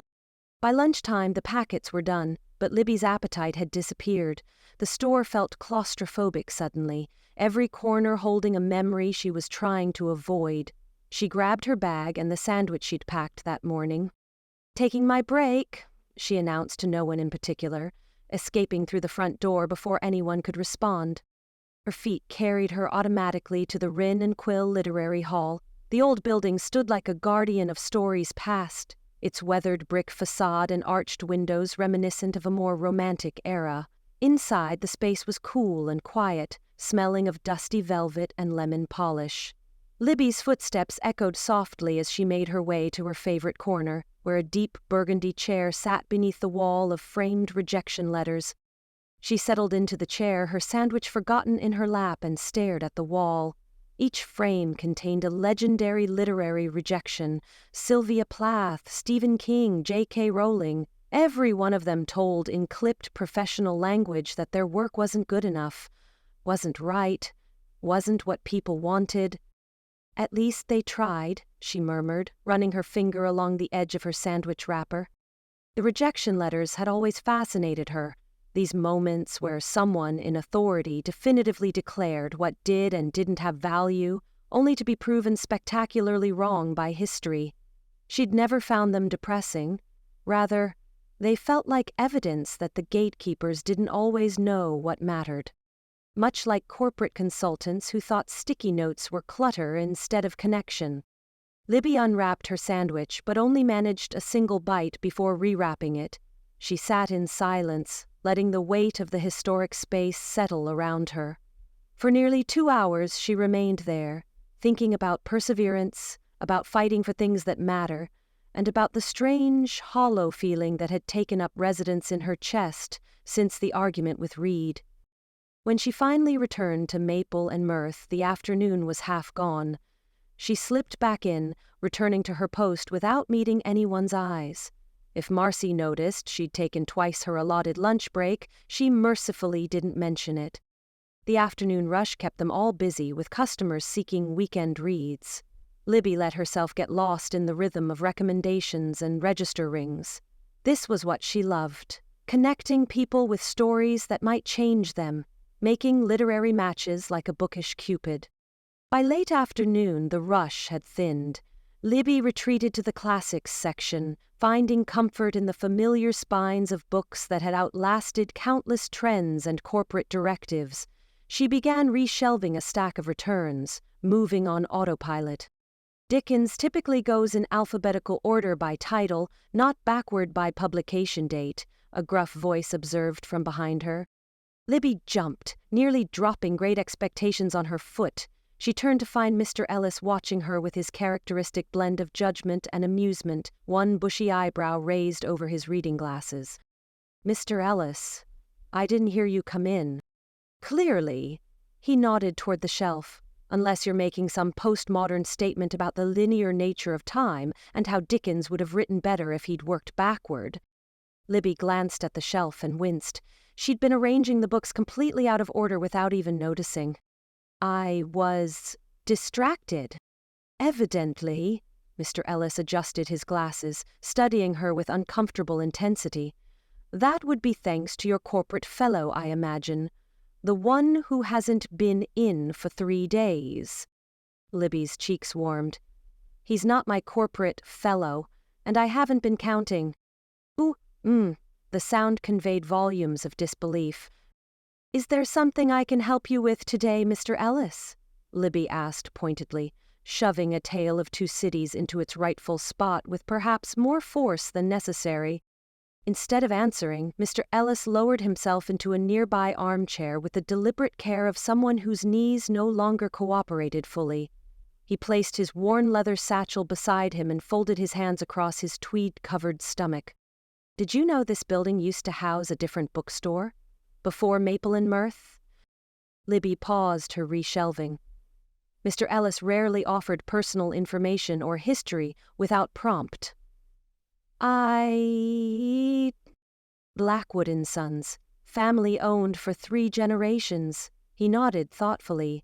"I bought my first real book there when I was 12, saved up my paper route money for weeks." Libby couldn't help but smile at the image of a young, serious Mr. Ellis counting pennies for a book. "What was it?"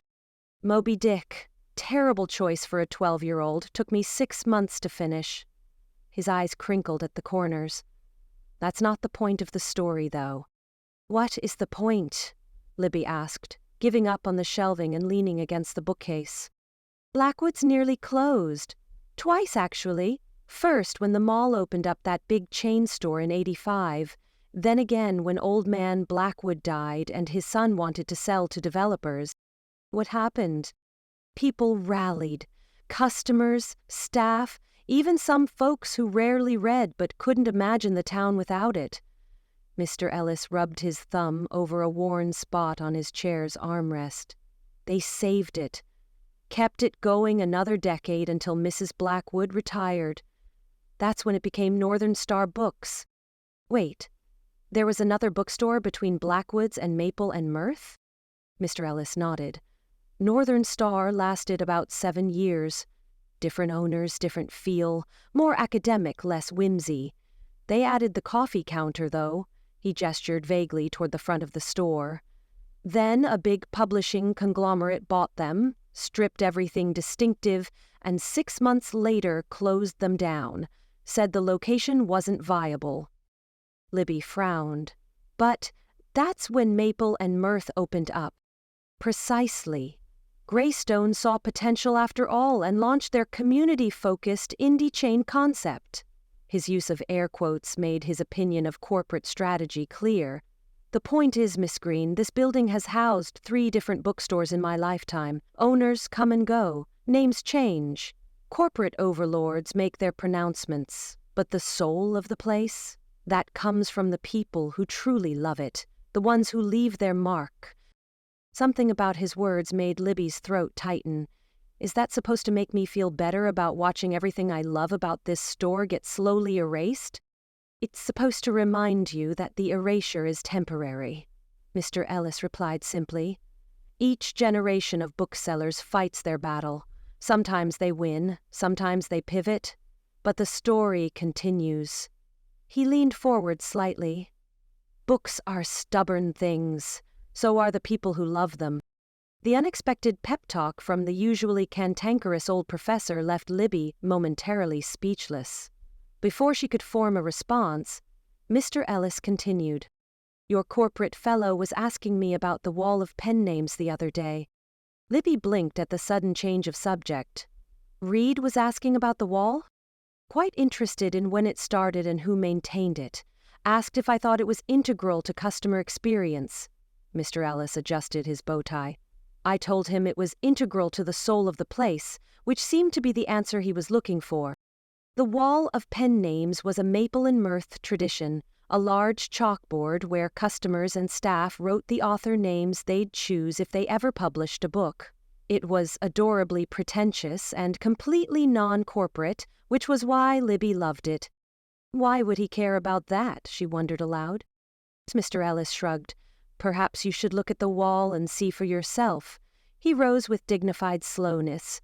Now I'll take my middle march and leave you to properly organize poor Charles Dickens. After he left, Libby stared at the half-organized shelf, Mr. Ellis's words echoing in her mind. What did Reid want with the wall of pen names, and why did it matter? Her curiosity finally overcoming her stubbornness, Libby abandoned the classics section and made her way to the back corner of the store, where the wall of pen names stood in chalk-dusted glory. The board was crowded with years of signatures in different handwriting styles, some elegant, some barely legible, some accompanied by small doodles or flourishes. She scanned the wall, looking for anything new. When her eyes caught the fresh white chalk in the bottom right corner, her breath caught. R. Thatcher, reluctant romantic. The handwriting was unmistakable, the same precise script she'd seen on countless spreadsheets and inventory notes. But the content was unexpected, personal even, self-deprecating in a way that made something twist in her chest. Libby stared at it for a long moment, conflicting emotions battling for dominance. Anger and hurt still simmered beneath the surface, but curiosity and a traitorous sense of longing were gaining ground. "What are you playing at, Thatcher?" she whispered to the chalk letters. Finding no answers in the wall, Libby retreated to the break room for a cup of tea and a moment to collect her thoughts. She pushed open the door to find Marcy and Maya huddled over their phones, their heads nearly touching as they whispered intently. At the sound of the door, they jerked apart, Maya's hand instinctively covering her screen while Marcy fumbled her phone into her pocket. "Okay, what is going on with you two?" Libby demanded, crossing her arms. "You've been acting weird all day." "Weird? Us?" Marcy's laugh was too high-pitched. "Just catching up on TikTok." "Nobody hides TikTok like it's classified information," Libby pointed out. She studied their guilty expressions. "This is about Reid." Maya's eyes widened slightly, confirmation enough. "What happened?" A sudden knot formed in Libby's stomach. "Did he quit? Is he closing the store? What?" No, nothing like that," Maya rushed to assure her. Then what? Libby stepped closer. Whatever it is, I can handle it. Marcy and Maya exchanged a loaded glance. Show her, Maya finally said. You sure? Marcy asked, chewing her lower lip. She deserves to know. Marcy sighed, pulling her phone back out. After a moment of hesitation, she handed it to Libby. It's an email. He sent it to all of us yesterday. Except you. Libby took the phone, a cold feeling spreading through her chest. She began to read. To Maple and Mirth staff. From Reid Thatcher. Subject: Customer Engagement Analysis. Confidential. Team.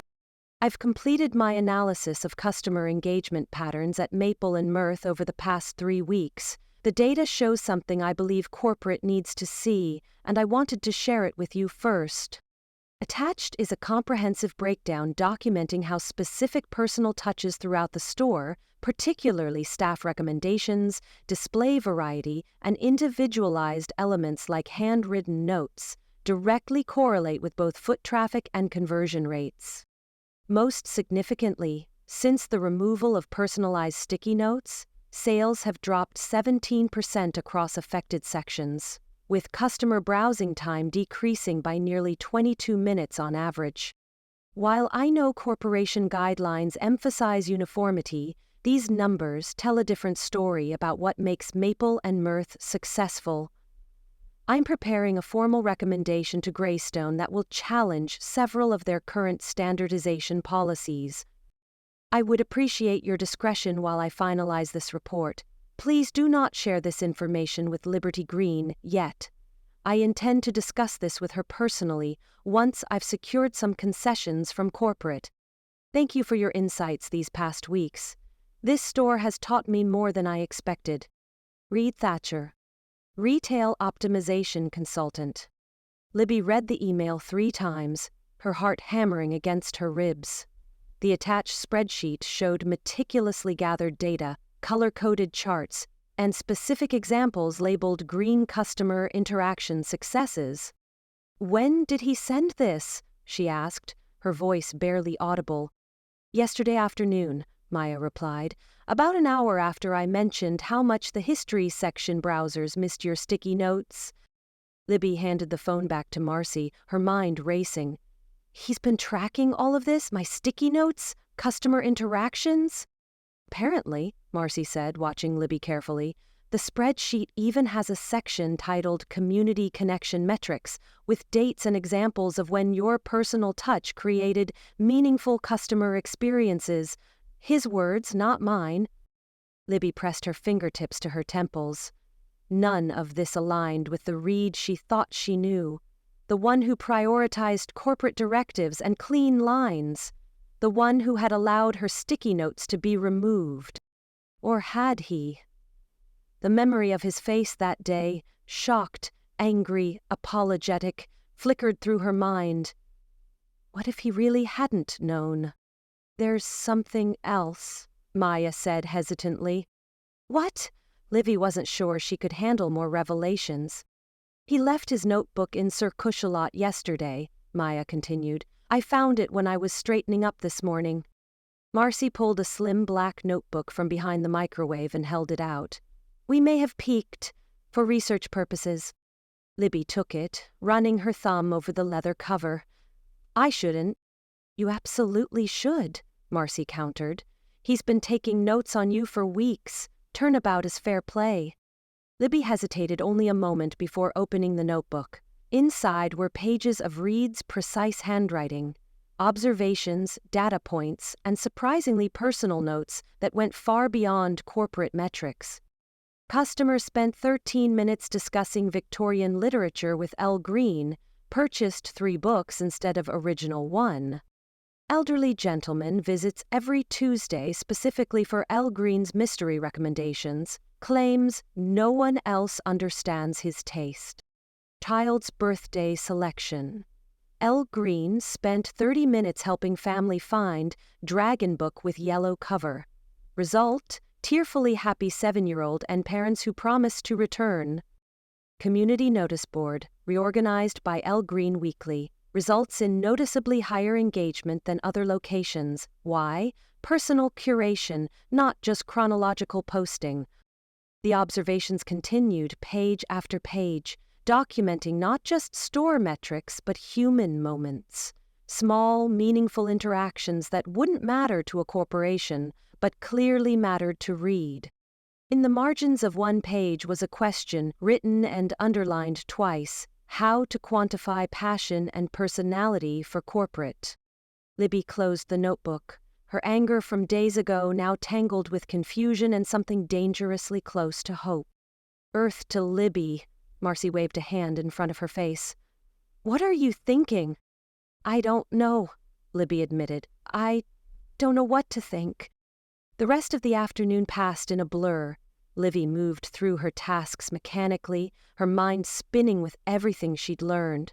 By closing time, she'd reached no conclusions, only more questions. As they prepared to lock up, Libby remembered the final piece of the scavenger hunt, the last clue Reid had been working on before their argument. Has anyone seen the Shakespeare clue for tomorrow's hunt? She asked, rifling through the completed packets. The sonnet reference. Marcy and Maya exchanged another look. What now? Libby demanded. Nothing, Maya said quickly. It's just, Reid had that part. He was going to finalize it. Great. Libby rubbed her temples. So, we're missing the final clue for an event that starts in 14 hours. She flipped through the existing clues, trying to spot the pattern. Reid had insisted on creating a cohesive narrative through the clues, with each leading logically to the next. His portion involved Shakespearean references woven throughout the store, culminating in, what? The sequence seemed to be hinting at a particular sonnet, but which one? I need to figure this out, Libby muttered. You two head home, I'll lock up. After Marcy and Maya left, Libby spread the clues across the counter, studying them with narrowed eyes. If she could understand the logic of Reid's sequence, maybe she could recreate the final clue. Grabbing her bag, she decided to follow the existing trail herself. The first clue led to the poetry section, where a carefully placed copy of Shakespeare's collected works awaited. Inside was a bookmark pointing to Sonnet 116. Let me not to the marriage of true minds admit. The next marker led her to the romance section, then to literary fiction, each stop revealing another piece of the puzzle. The pattern was becoming clear. Reid had created a path through different genres, each connected by themes from Shakespeare's most romantic works. But the final destination remained elusive. The trail went cold at the biography section. Libby checked her watch. 8:47 p.m. The store had been closed for nearly an hour, and she was no closer to recreating the missing clue. Exhaustion weighed on her shoulders as she gathered the materials to take home. Maybe in the morning with fresh eyes. As she reached for her coat, she noticed something odd, a soft glow coming from the back of the store. Libby frowned. She'd turned off all the lights. Heart beating faster, she moved cautiously toward the light. As she rounded the corner to the reading nook, she stopped short. A single lamp illuminated Sir Cushalot, the ancient armchair they'd fought over. On its worn cushion sat a single book, a bright yellow sticky note attached to its cover. Libby approached slowly, as if the scene might disappear if she moved too quickly. When she was close enough to see the note, she recognized Reid's handwriting immediately. Some stories deserve a second draft. Turn to page 42 for the final clue. With shaking fingers, Libby picked up the book, a well-worn copy of The Storied Heart, the romance novel they'd argued about during their first week. She turned to page 42, where another sticky note waited. What's past is prologue. Follow the breadcrumbs. Beneath it was a small arrow pointing down to the first line of text, which had been subtly underlined. Sometimes the journey back is the only way forward. Libby's breath caught. She looked around the empty store, half expecting to see Reid watching from the shadows, but she was alone. Or was she? The sticky note's directive was clear. This wasn't just the missing scavenger hunt clue. This was something else entirely, a personal hunt for her. Reid had created a trail for her to follow, and despite her lingering hurt and confusion, Libby found herself unable to resist the mystery. "Okay, Thatcher," she whispered to the empty store. "Let's see where these breadcrumbs lead." Chapter 10, Chapter 2 begins here. Reid stood in the dim bookstore, his polished shoes echoing as he paced between the poetry section and the back corner where Sir Cuchelot waited. He checked his watch, 10:17 p.m., then froze, catching himself. Time wasn't the point tonight. This wasn't a deadline or a quarterly review. This was, well, possibly the most important presentation of his life, and no PowerPoint in sight. He moved to the front window display, adjusting an Edgar Allan Poe book to a precise 45-degree angle before stepping back. The first clue nestled between its pages. A post-it note with his careful handwriting. "Nevermore, you nearly said when we met. I wouldn't blame you. But what if the Raven was wrong about second chances?" Reid caught his reflection in the window. Dark circles under his eyes, hair more disheveled than he'd allow in any corporate meeting. The past 72 hours had been a blur of conference calls, impromptu strategy sessions, and one particularly heated exchange with Tasha that had left him hoarse. "You're throwing away your career trajectory over sticky notes?" she had demanded, her voice echoing through his Bluetooth as he'd paced his hotel room. "I'm throwing away a broken approach," he'd countered, surprising himself with the steel in his tone. "The data doesn't support gutting everything that makes this store special. Their customer loyalty metrics are off the charts." "Since when does Reid Thatcher argue with corporate directives?" Tasha had asked, more curious than angry. He hadn't answered directly, just sent her his presentation with its charts showing increased customer dwell time, higher purchase rates in sections with handwritten recommendations, and, most damning to Greystone's approach, a direct correlation between what they considered clutter and what customers considered authenticity. "Give me 48 hours, he'd finally said. "I have a different vision."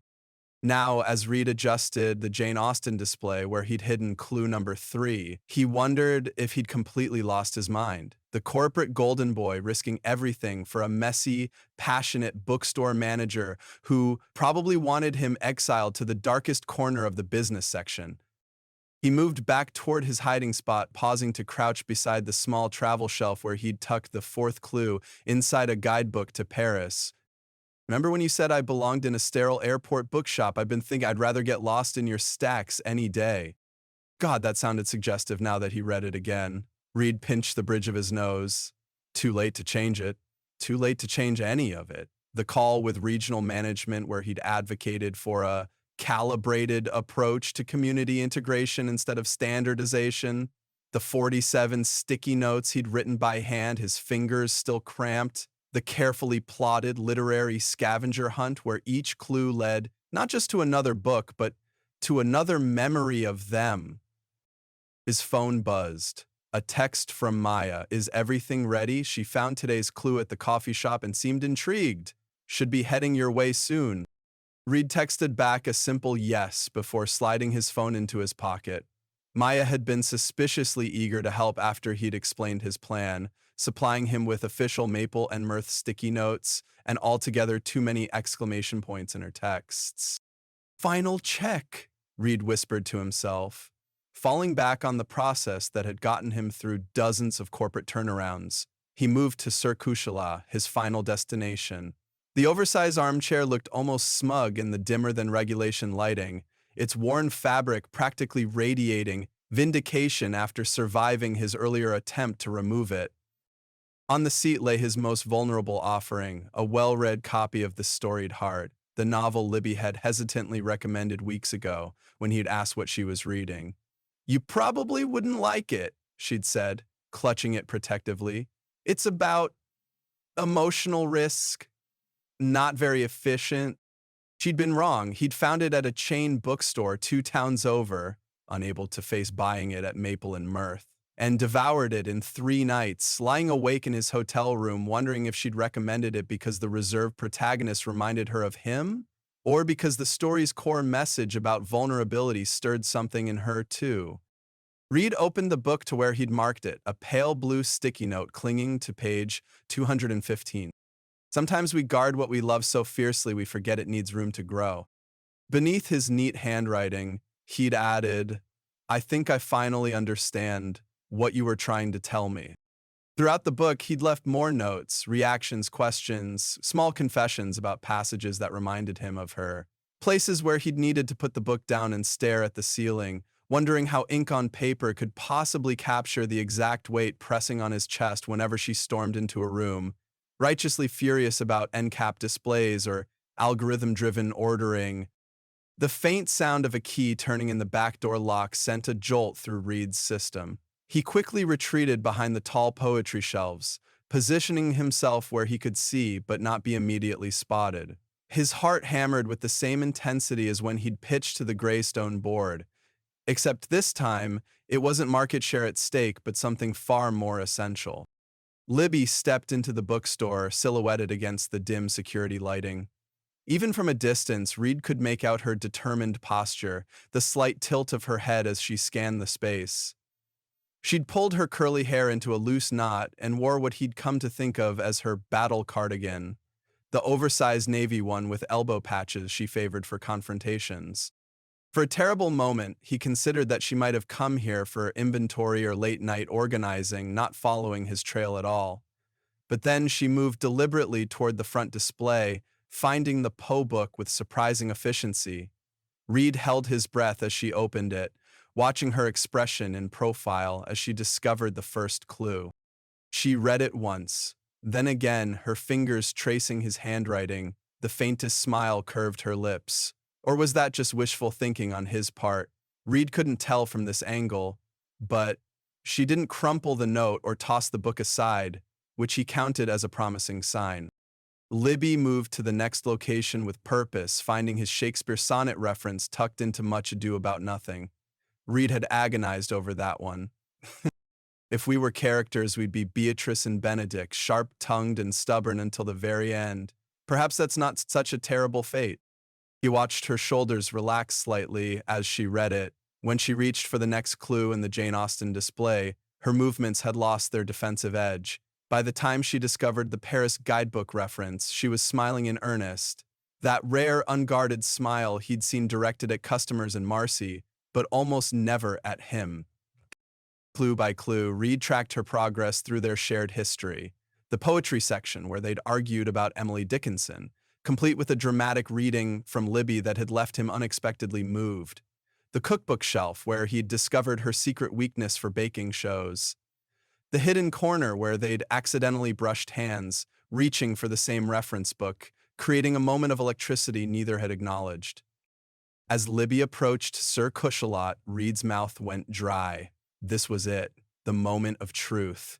He watched her discover the storied heart, her fingers hovering over the cover as though uncertain whether to touch it. When she finally picked it up, her hands trembled slightly, an uncharacteristic display of nerves from someone who handled first editions with perfect confidence. She opened the book, finding his first note on the title page, an admission that he'd never properly thanked her for the recommendation. Then she began flipping through, discovering his trail of thoughts, questions, and self-revelation scattered throughout the chapters. Her expression transformed with each discovery, surprise melting into something softer, more vulnerable than he'd ever seen. When she reached page 215 and the note about guarding what we love, she closed her eyes briefly, pressing her palm flat against the page. The gesture was so intimate that Reid almost looked away, feeling like an intruder. He stepped out from behind the shelves, his shoes making the faintest sound against the hardwood floor. Libby turned, the book still in her hands, her eyes finding him immediately. "I meant every word," Reid said quietly, his voice sounding rougher than intended. "You read it." It wasn't a question. She held up the book. "All of it." Reid nodded, taking a careful step forward. From behind the poetry volumes, he retrieved the mug he'd hidden there, a handmade ceramic monstrosity adorned with more glitter than any professional adult should possess. Maya had insisted on helping with its decoration, which apparently meant liberal application of every craft supply in her possession. The mug bore the words Chapter 2 in slightly wobbly lettering, surrounded by a galaxy of silver sparkles. I thought we might need a new beginning, Reid said, holding it out to her. One where I stop trying to fix things and start appreciating the beautiful chaos you've created here. He paused, a self-deprecating smile crossing his features. Though I have to admit, Maya's enthusiasm with the glitter gun exceeded my specifications. Libby's eyes widened as she took in the mug, her fingers brushing his as she accepted it. Did you threaten her with a performance review to get this made? Actually, she threatened me, said if I messed this up, she'd reorganize the business section by color instead of subject. He ran a hand through his hair. I'm still not entirely sure she was joking. A small laugh escaped Libby, cautious but real. She wasn't. She examined the mug more closely. Chapter 2? That's optimistic.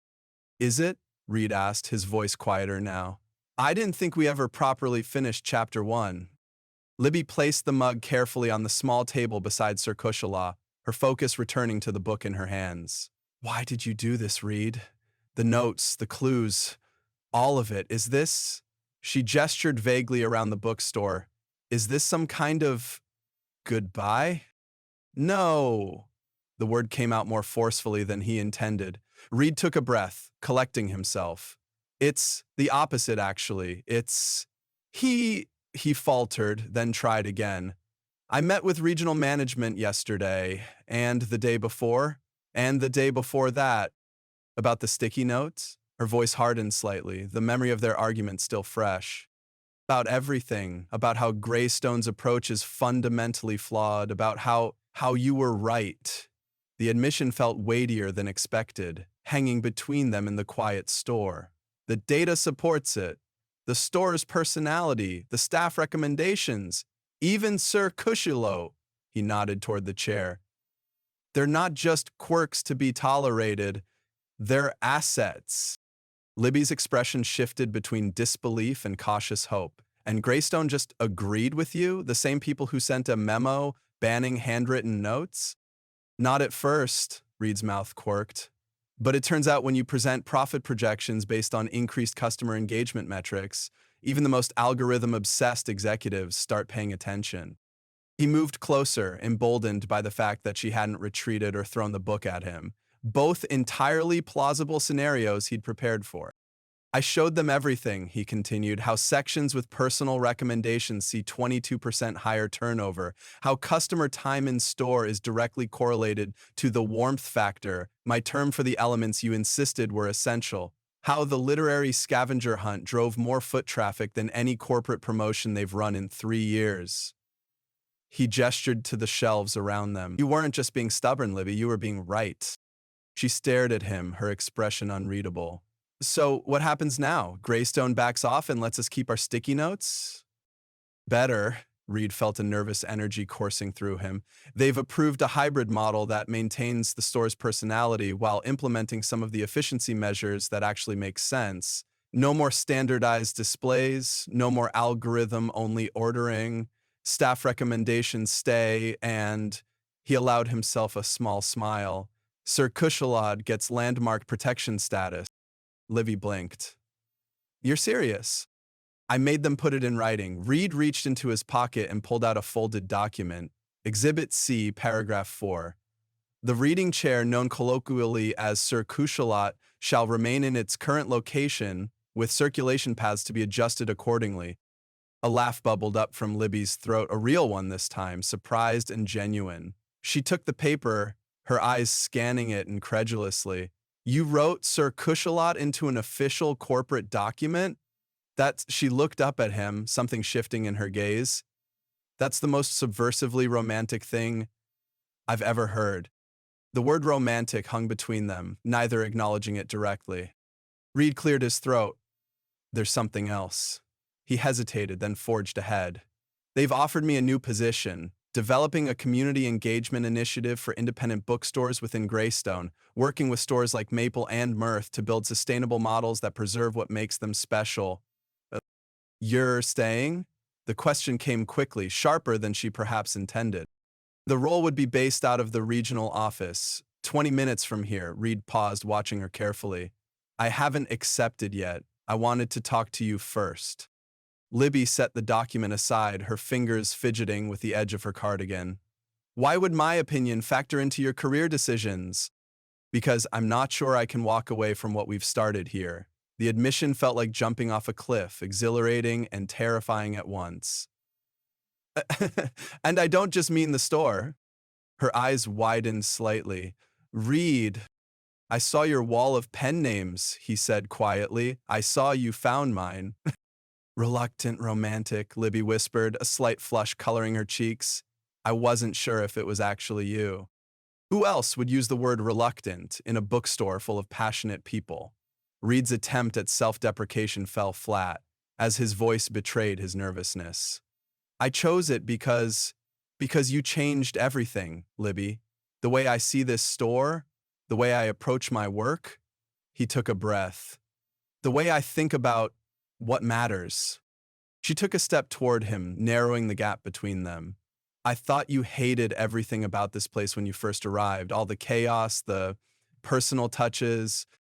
I thought I did too, Reid's voice softened, until I realized it wasn't chaos, it was connection. You weren't being disorganized, you were making space for people. Real people, not color-coded customer segments. Libby's expression opened, vulnerability replacing caution. The sticky note rebellion wasn't just about defying corporate, she said quietly.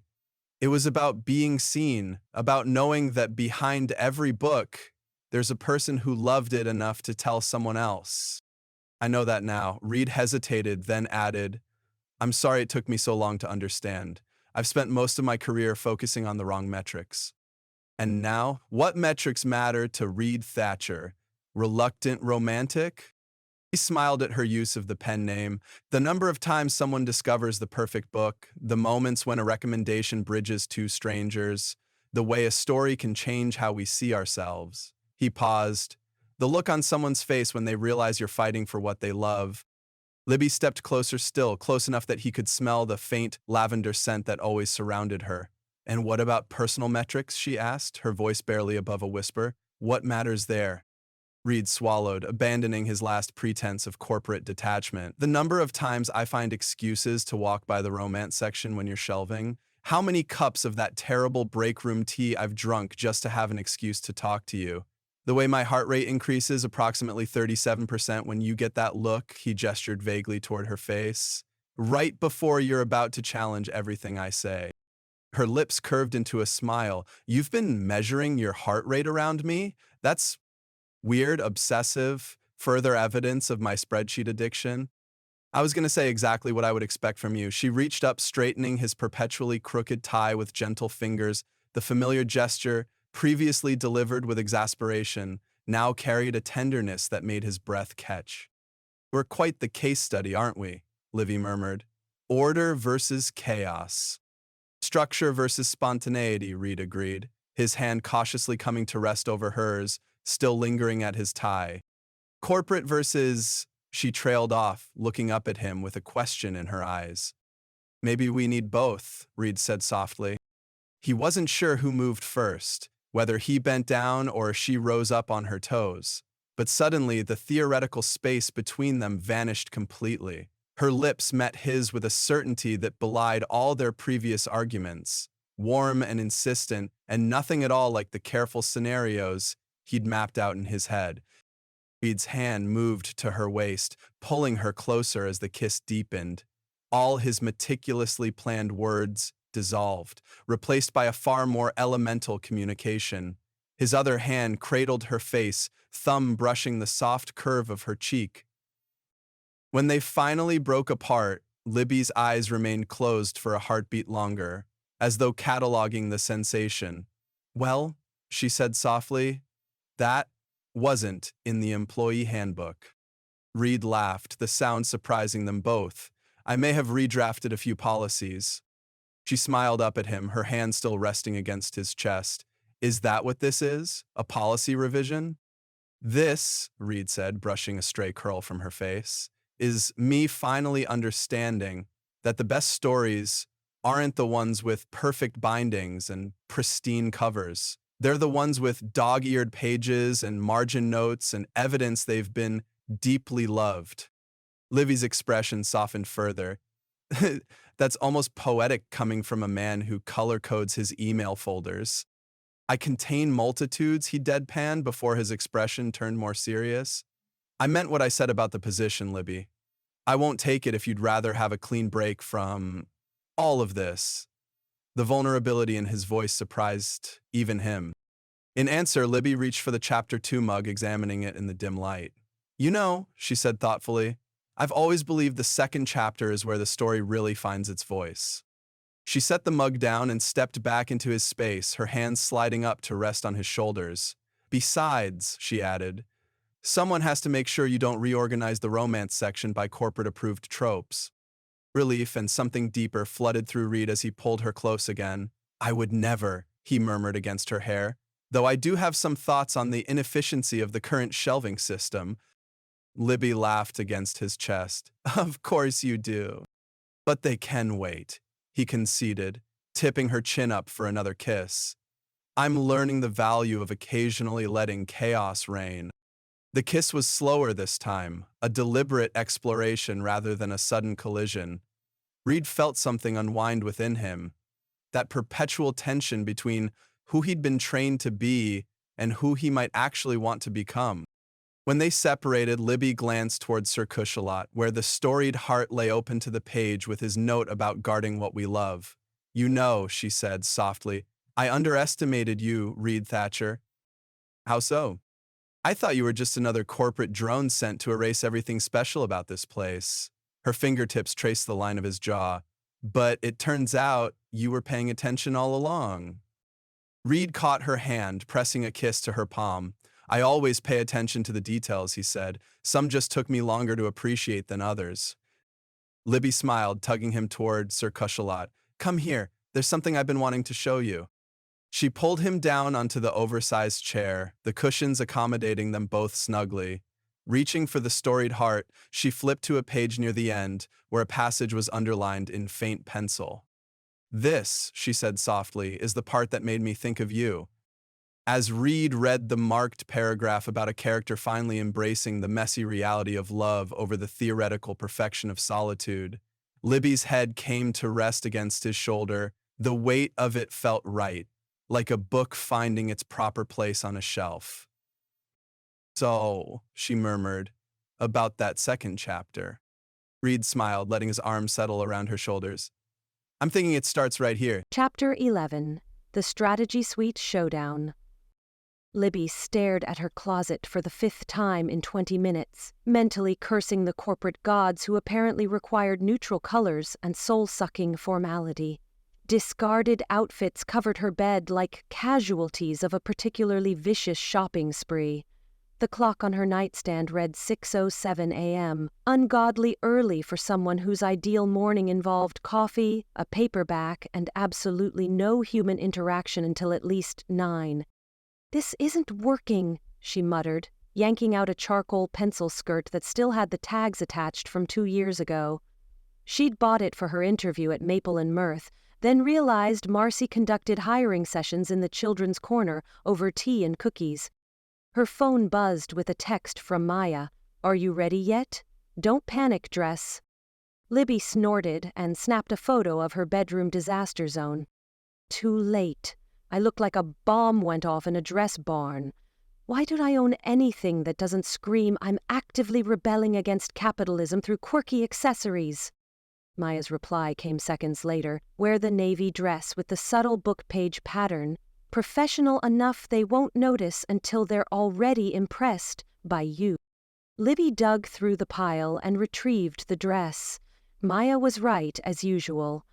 The pattern only revealed itself up close, tiny words flowing across dark fabric like secret messages. She slipped it on, then hesitated at her makeup drawer. Plot twist lipstick, too much? She texted, including a selfie with the bold shade applied to half her mouth. Maya's response was immediate. Yes, too much. Are you trying to get fired before Reid can even present his plan? It's my armor. And technically my title is assistant manager, not corporate doormat. It's your funeral, but a softer shade says I'm professional but will cut you with a paperback edge if necessary. More Jane Austen, less Gillian Flynn. Libby groaned but reached for her more subtle prose and poetry shade instead. Maya had a point.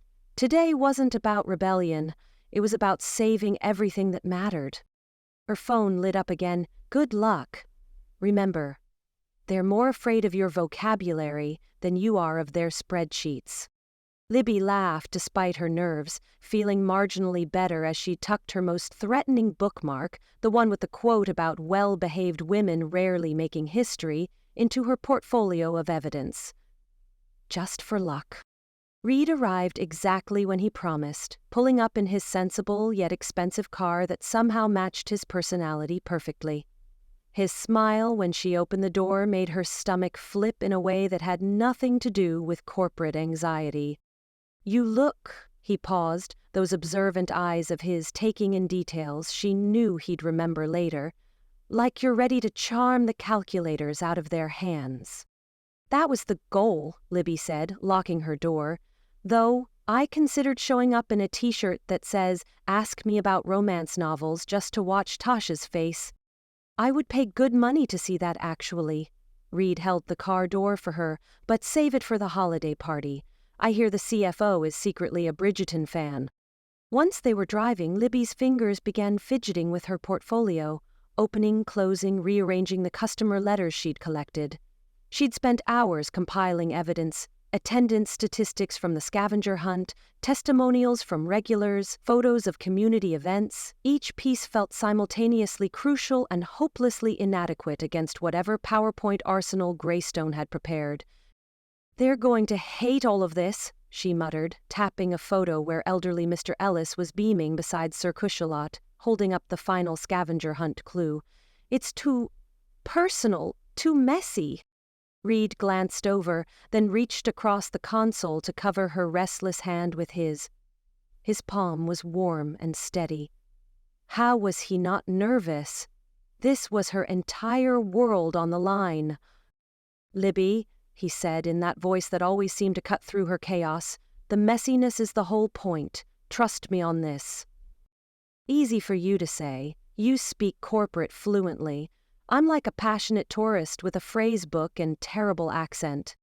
His thumb traced small circles on the back of her hand. Which makes you authentic. They respect data, but they're not immune to genuine passion. That's why we're the perfect team for this. The casual confidence in his voice, not arrogant, just certain, settled into her bones. If this doesn't work, she started. Then we try something else, he finished, squeezing her hand once before returning his to the wheel. But it will. You convince me, remember? And I'm a much harder sell than Tasha. Despite everything, Libby smiled. He was right about that, at least. Greystone's regional headquarters looked exactly how Libby had pictured it in her anxiety dreams, all glass, chrome, and angles so sharp they could slice paper. She stepped out of Reid's car and stared up at the 10-story monument to corporate efficiency, her portfolio clutched to her chest like a shield. Ready? Reid asked, looking irritatingly at home in his tailored shirt and confident stance. As I'll ever be. The lobby featured those generic motivational posters every corporate space seemed legally required to display, a soaring eagle with excellence beneath it, a rowing team labeled Synergy, and what appeared to be a stock photo of a sunrise, captioned with "Every day is an opportunity." Do they sell souls at the reception desk, or is that on a higher floor? Libby whispered. Reid's lips twitched. 5th floor, but there's a waiting list. They checked in with a receptionist, whose perfectly neutral expression suggested either excellent training or possibly a cyborg replacement program. The elevator ride was silent, Libby taking deep breaths as they ascended to the 8th floor. And then they were walking down a hallway of such oppressive blandness that Libby felt a physical reaction to it. Gray carpet stretched between beige walls under fluorescent lighting that somehow managed to be simultaneously too bright and soul-sucking. Every office door was identical, dark wood with small silver nameplates. This is what we're fighting against, she murmured, more to herself than to Reid. He nodded almost imperceptibly. Now you understand why I was so difficult when I first arrived. Before she could respond, they reached a frosted glass door with Strategy Suite etched in clean, serif-free font. Reid held it open, and Libby stepped into what could only be described as the physical manifestation of a corporate PowerPoint template.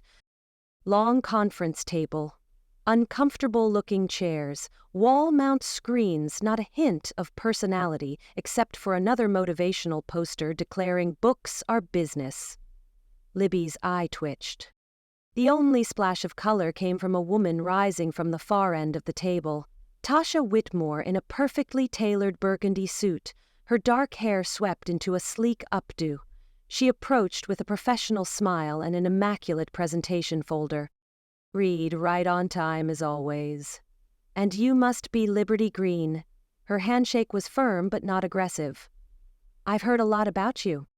Libby, please, she corrected automatically, absurdly wondering what exactly Tasha had heard. Sticky note terrorist? Professional thorn in Reid's side? The reason your efficiency expert now quotes poetry? Libby, Tasha amended, gesturing toward the table. We're just waiting on a few executives. Can I get you coffee, water? Coffee would be great, thank you, Libby answered, surprised by the warmth in Tasha's tone. In her mind, she'd built Tasha into a corporate dragon. As Tasha moved toward a sideboard with beverages, Libby noticed how Reid had positioned himself, not quite between them, but angled in a way that created a triangular conversation space rather than opposing sides. She recognized the subtle body language shift. He'd done the same thing during tense moments with customers. He wasn't protecting her, he was bridging worlds. Tasha returned with coffee and handed Libby a sturdy folder, emblazoned with Maple and Mirth revitalization recommendations in crisp lettering. I hoped we might review this together before the others arrive, Tasha said. Reid's proposal is unconventional for Greystone. I wanted to understand your perspective on it as well. Before Libby could formulate a response that didn't include the words soulless corporate overlords, the door opened. Executives began filing in, 4 men and 2 women, all wearing variations of the same business uniform, all carrying identical tablets. Their curious glances swept over Libby, lingering on her literary-themed brooch, a tiny gold bookshelf and her colorful notebook covered in post-its. Self-consciousness crept up her spine. She'd toned down her usual style, but here, even that felt like showing up in costume. Maybe Maya had been right about the lipstick. Tasha made brisk introductions, names and titles blurred together until Reid's voice cut through, introducing her not as the assistant manager, but as Maple and Mirth's community engagement specialist and my partner in developing our new hybrid approach. Libby blinked. That wasn't her title at all, but it sounded impressively official. She recognized what Reid was doing, reframing her presence from bookstore employee who might be out of her depth to strategic partner with specialized knowledge. Let's begin, Tasha said, taking her seat at the head of the table. Reid, the floor is yours. Reid stood and moved to the front of the room with easy confidence, the screen behind him illuminated with the Greystone logo, followed by a clean slide showing Maple and Mirth's storefront. Thank you for meeting with us today, he began, making eye contact with each executive. When I was first assigned to Maple and Mirth Books, I approached it like any other optimization project. Identify inefficiencies, implement standardized best practices, increase profitability margins. Libby struggled to keep her expression neutral. Was he really opening with this? I understood Greystone's priorities, Reid continued, because they're sound business priorities, profitability, consistency, and brand recognition. What I discovered, however, was that Maple and Mirth was already achieving these goals, just through methods that didn't appear on our standard metrics. The slide changed to a graph showing customer retention rates. Reid pointed to a sharp uptick. This represents the period when staff were given more freedom with display personalization, specifically the addition of handwritten recommendation notes. And this, he indicated another spike, coincides with our literary scavenger hunt revival, which Ms. Greene spearheaded. Libby sat up straighter, startled to hear her name. Reid clicked to the next slide, a collage of photographs showing customers engaged with displays, reading staff notes, and participating in the scavenger hunt. What I've learned is that Maple and Mirth doesn't succeed despite its unique elements, it succeeds because of them. The data supports this conclusion. Unique community engagement drives increased loyalty, higher average purchase amounts, and more frequent visits. A murmur ran through the executives. One man, balding with glasses that screamed, "I audit things for fun," raised his hand. But is this sustainable? It seems highly personality dependent. What happens when staff turns over? Reid nodded as if he'd anticipated the question. An excellent point that brings me to our proposed hybrid model. If I may, Libby interrupted, surprising even herself. All eyes turned to her, and her heart hammered against her ribs. But something in her refused to sit silently while her store's future was decided. The personality isn't actually the point, she said, her voice steadier than she felt. It's the authentic connection. When a customer feels seen as an individual rather than a demographic, they don't just make a purchase, they join a community. That's not a one-time transaction, it's a lifetime relationship. The room fell silent. Libby took a breath and continued. Our strategy isn't about specific employees, but about a culture of genuine engagement. We train our staff to connect readers with stories that matter to them personally. That approach would remain consistent even as individuals come and go. To her surprise, several executives were nodding. The man with the glasses still looked skeptical, but at least he was listening. Reid gave her a small, appreciative nod before turning back to the presentation. Which brings us to our proposal, a hybrid approach that leverages both Greystone's strengths and Maple and Mirth's unique value proposition. The next slide outlined his model. Standardized inventory systems and financial tracking, marked as Greystone's strengths, combined with staff-driven display creativity and community engagement, labeled Maple and Mirth strengths. This allows us to maintain the efficient operational backbone that Greystone provides, while preserving the local connection that drives our actual sales. As Reid continued, Libby watched Tasha's face. The woman's expression remained professional, but there was a flicker of something. Reluctant appreciation? When Reid showed the financial projections for his hybrid model.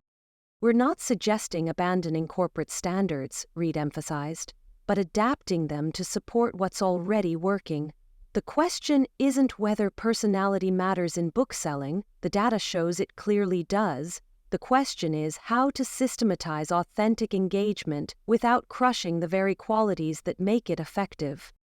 A woman at the far end of the table, introduced earlier as the CFO, leaned forward. This approach may work for one location with an established community, but is it replicatable? Greystone operates dozens of stores. Excellent question, Reid replied, reaching into his portfolio. The framework is universal, but the expression would be local, adapted to each community's unique character.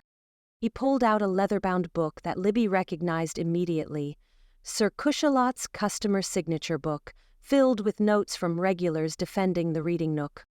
This represents just one touchpoint in our store, a reading chair named by customers. When corporate guidelines suggested removing it for space efficiency, these community members rallied around it, not because it's a chair, but because it's their chair. Every store has these potential touchpoints, they just need to be identified and nurtured. Libby couldn't help but smile, remembering the Save Sir Cushalot campaign, her first real clash with Reid. Now he was using it as evidence for her vision, not against it. As Reid navigated questions with impressive skill, Libby watched him with growing admiration. He'd adopted her language about books as connections and personal meaning, but framed it in terms the executives understood. ROI, customer acquisition costs, lifetime value. He was fighting for her vision within his world, translating between languages she hadn't realized needed interpretation. Her heart swelled with both pride and affection. This man, who had walked into her store as the enemy, had become something else entirely, not just her ally, but her bridge. After nearly an hour of presentation and questions, Tasha stood. "Thank you, Reid. If you and Miss Greene would wait here, we'll take a few minutes for executive discussion." The group filed out, leaving Libby and Reid alone in the strategy suite. "You were incredible," she said once the door closed. "The way you translated everything, it was like watching someone perform magic with spreadsheets." Reid smiled, loosening his tie slightly. "I just showed them what was already there. You were the one who created something worth fighting for." Before she could respond, the door opened again. Tasha beckoned to Reid. "Can I have a word, just briefly?" He followed her into the hallway, leaving the door ajar. Libby pretended to review her notes while straining to hear their conversation. Most of it was too quiet to catch, but fragments drifted back to her. Career trajectory and unconventional methods. "Never seen you advocate this strongly," Tasha was saying, her voice slightly louder. "It's a significant departure from your usual approach." "Because the usual approach would destroy what makes this store valuable," Reid replied. There was a pause, then Tasha said something Libby couldn't hear, before glancing directly at her through the partially open door. Libby quickly looked down at her portfolio, heat rising in her cheeks. "She's clearly good for you," Tasha's voice carried clearly this time, "and apparently for our bottom line." A few minutes later, the executives returned. Libby straightened, pulse racing as Tasha took her position at the head of the table. "After review, we've decided to approve a 6-month trial of the hybrid approach for Maple and Mirth," she announced, "with quarterly evaluations and the understanding that metrics must show continued improvement." Relief flooded through Libby so powerfully she almost forgot to breathe. 6 months wasn't forever, but it was time to prove they were right, that books weren't just products and readers weren't just consumers. "Thank you," Reid said formally, but Libby caught the satisfaction in his eyes. "We'll expect detailed reporting," the CFO added, "particularly on how specific community engagement activities translate to sales data." "Of course," Reid agreed. After a few more minutes of bureaucratic details, the meeting concluded. Libby shook hands and smiled until her face hurt, barely registering the names and titles of people who now held her store's fate in their hands. Finally, they were in the hallway, walking toward the elevators. Neither spoke until they were inside with the doors closed. "We did it," Reid said quietly. Instead of responding, Libby hit the button for the second floor. When the doors opened, she grabbed Reid's hand and pulled him down a quiet hallway, glancing at office nameplates until she found what she wanted. An empty conference room. She tugged him inside and closed the door. "Libby, what?" She cut him off by rising on her tiptoes and pulling him down for a kiss. Not the gentle, careful kisses they'd shared before, but something thorough and deep and full of everything she couldn't put into words. His surprise lasted only a moment before he responded, hands sliding to her waist, drawing her closer. When she finally pulled back, she kept her hands on his chest, feeling his heartbeat under her palms. "I've never been so glad to lose an argument," she whispered against his lips. Reid laughed softly, forehead resting against hers. "Is that what happened? Because, from where I'm standing, it looks like we both won." Libby smiled, thinking of all the battles that had led them here, the sticky notes, Circushalot, the scavenger hunt. Every argument had somehow built the bridge between them, word by stubborn word. "Maybe that's the real plot twist," she said, straightening his slightly askew tie. "Sometimes the happy ending isn't about winning or losing. It's about finding the story you want to be part of." Reid's eyes softened in that way that still made her heart flip. As the saying goes, the best stories are the ones with good character development. Libby groaned and pushed at his chest playfully. "That was terrible. I'm reconsidering everything now."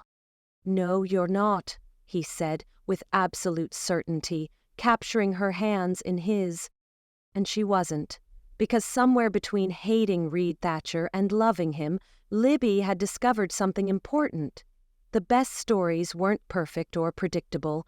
They were messy and surprising and full of unexpected chapters, just like theirs. Chapter 12, Plot Twists and Paper Hearts. Reid arrived an hour before the store opened, key in hand. The sharp November air followed him through the threshold, but the heaviness of it dissipated as soon as he stepped inside Maple Mirth. He paused in the doorway, taking in the sight of 6 weeks of planning come to life. The store had been completely transformed without losing an ounce of its soul. Handcrafted literary clues hung from the rafters, each one lettered in Libby's looping script and his precise block letters, their handwriting styles as different as they once were. The children's corner featured treasure maps with X's marking the spots where little readers could find their next clue. Even the infamous circushalot had been incorporated, adorned with a paper crown and a fabric sash, proclaiming it champion of the reading revolution. But it was the sticky notes that made him smile. Those colorful squares of organized chaos that had once been his first target were now prominently featured throughout the store, part of the scavenger hunt's branding. Customers would follow the trail of notes, each containing literary riddles that would lead them through sections of the bookstore they might never have explored otherwise. "Not bad, Thatcher," he murmured to himself. He'd arrived early to triple-check the final preparations, but there was hardly anything left to perfect. The tables were arranged for maximum flow, the prize books were ready, and the refreshments were due to be delivered at 9. 6 weeks ago, he would have spent this time making adjustments to a staff he believed couldn't possibly know what they were doing. Now he simply appreciated their work. Reid moved to the front window, adjusting the "Literary Hunt Today" banner before catching his reflection in the glass. He straightened the "Literary Hunt Guide" badge pinned to his chest, a twin to the one Libby would be wearing. He'd initially suggested they wear matching polo shirts with the store logo, complete with organizer embroidered beneath. Libby had stared at him for a full 10 seconds before declaring she would rather wear a trash bag. A flicker of movement caught his attention. Across the street, a familiar figure was approaching, walking with that purposeful bounce he'd come to recognize, even at a distance. Reid's heartbeat quickened involuntarily, a reaction he no longer tried to suppress. Libby was dressed in what he could only assume was her version of event coordinator chic.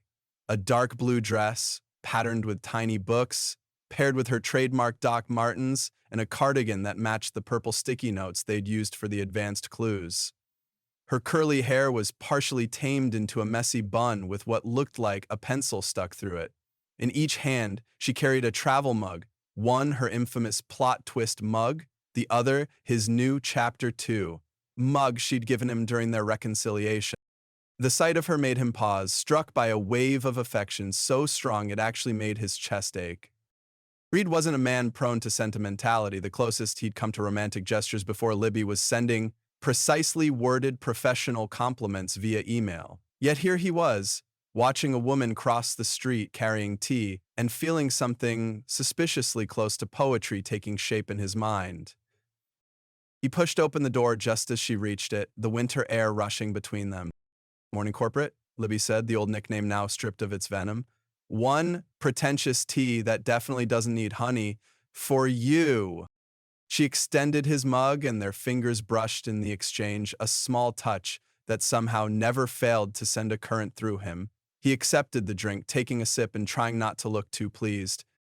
"Perfect," he said, though he'd never tell her that the exact ratio of honey to tea was something he now craved. "And for you," he pulled a folded paper from his pocket, "today's schedule." Libby accepted the schedule with a suspicious squint that morphed into surprise as she unfolded it. "You color-coded it using my system?" "It seemed efficient," Reid shrugged, not mentioning that it had taken him nearly an hour to match her exact shades and categories.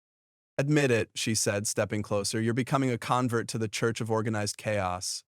"I admit nothing," he replied, holding the door for her. "I'm simply utilizing existing methodologies to maximize staff comprehension." "Uh-huh," Libby said, bumping his shoulder as she passed. "Keep telling yourself that, Thatcher." Inside, the staff was already bustling with final preparations. Marcy was hunched over her tablet at the information desk, programming literary trivia questions with intense concentration, her purple-streaked hair falling across her face. If Shakespeare and Austen got into a cage match, who would win? She muttered, typing furiously.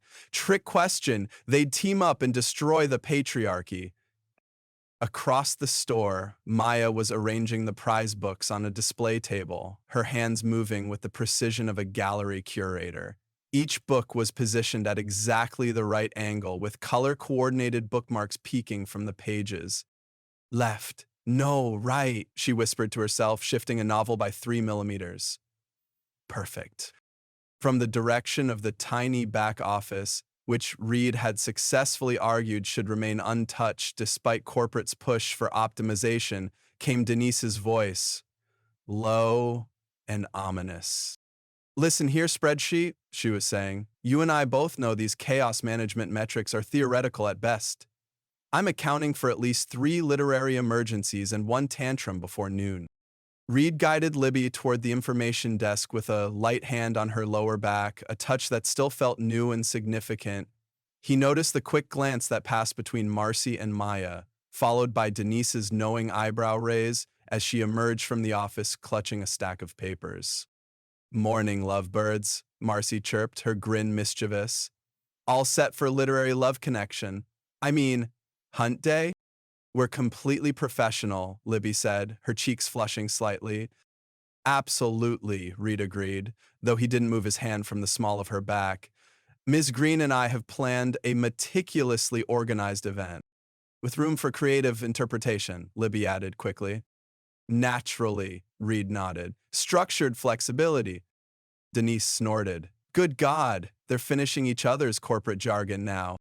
Reid felt his own face warm, but found he didn't mind the teasing. 6 weeks ago, being the butt of a staff joke would have felt like a failure of authority. Now it felt like belonging. As opening time approached, Libby gathered everyone for a final briefing. Reid stepped back, content to watch her in her element. All right, team, this is it, our first annual literary scavenger hunt revival, she said, her hands moving animatedly as she spoke. Remember, this isn't just about selling books, though Denise's spreadsheets would appreciate if we did. This earned a dry salute from Denise.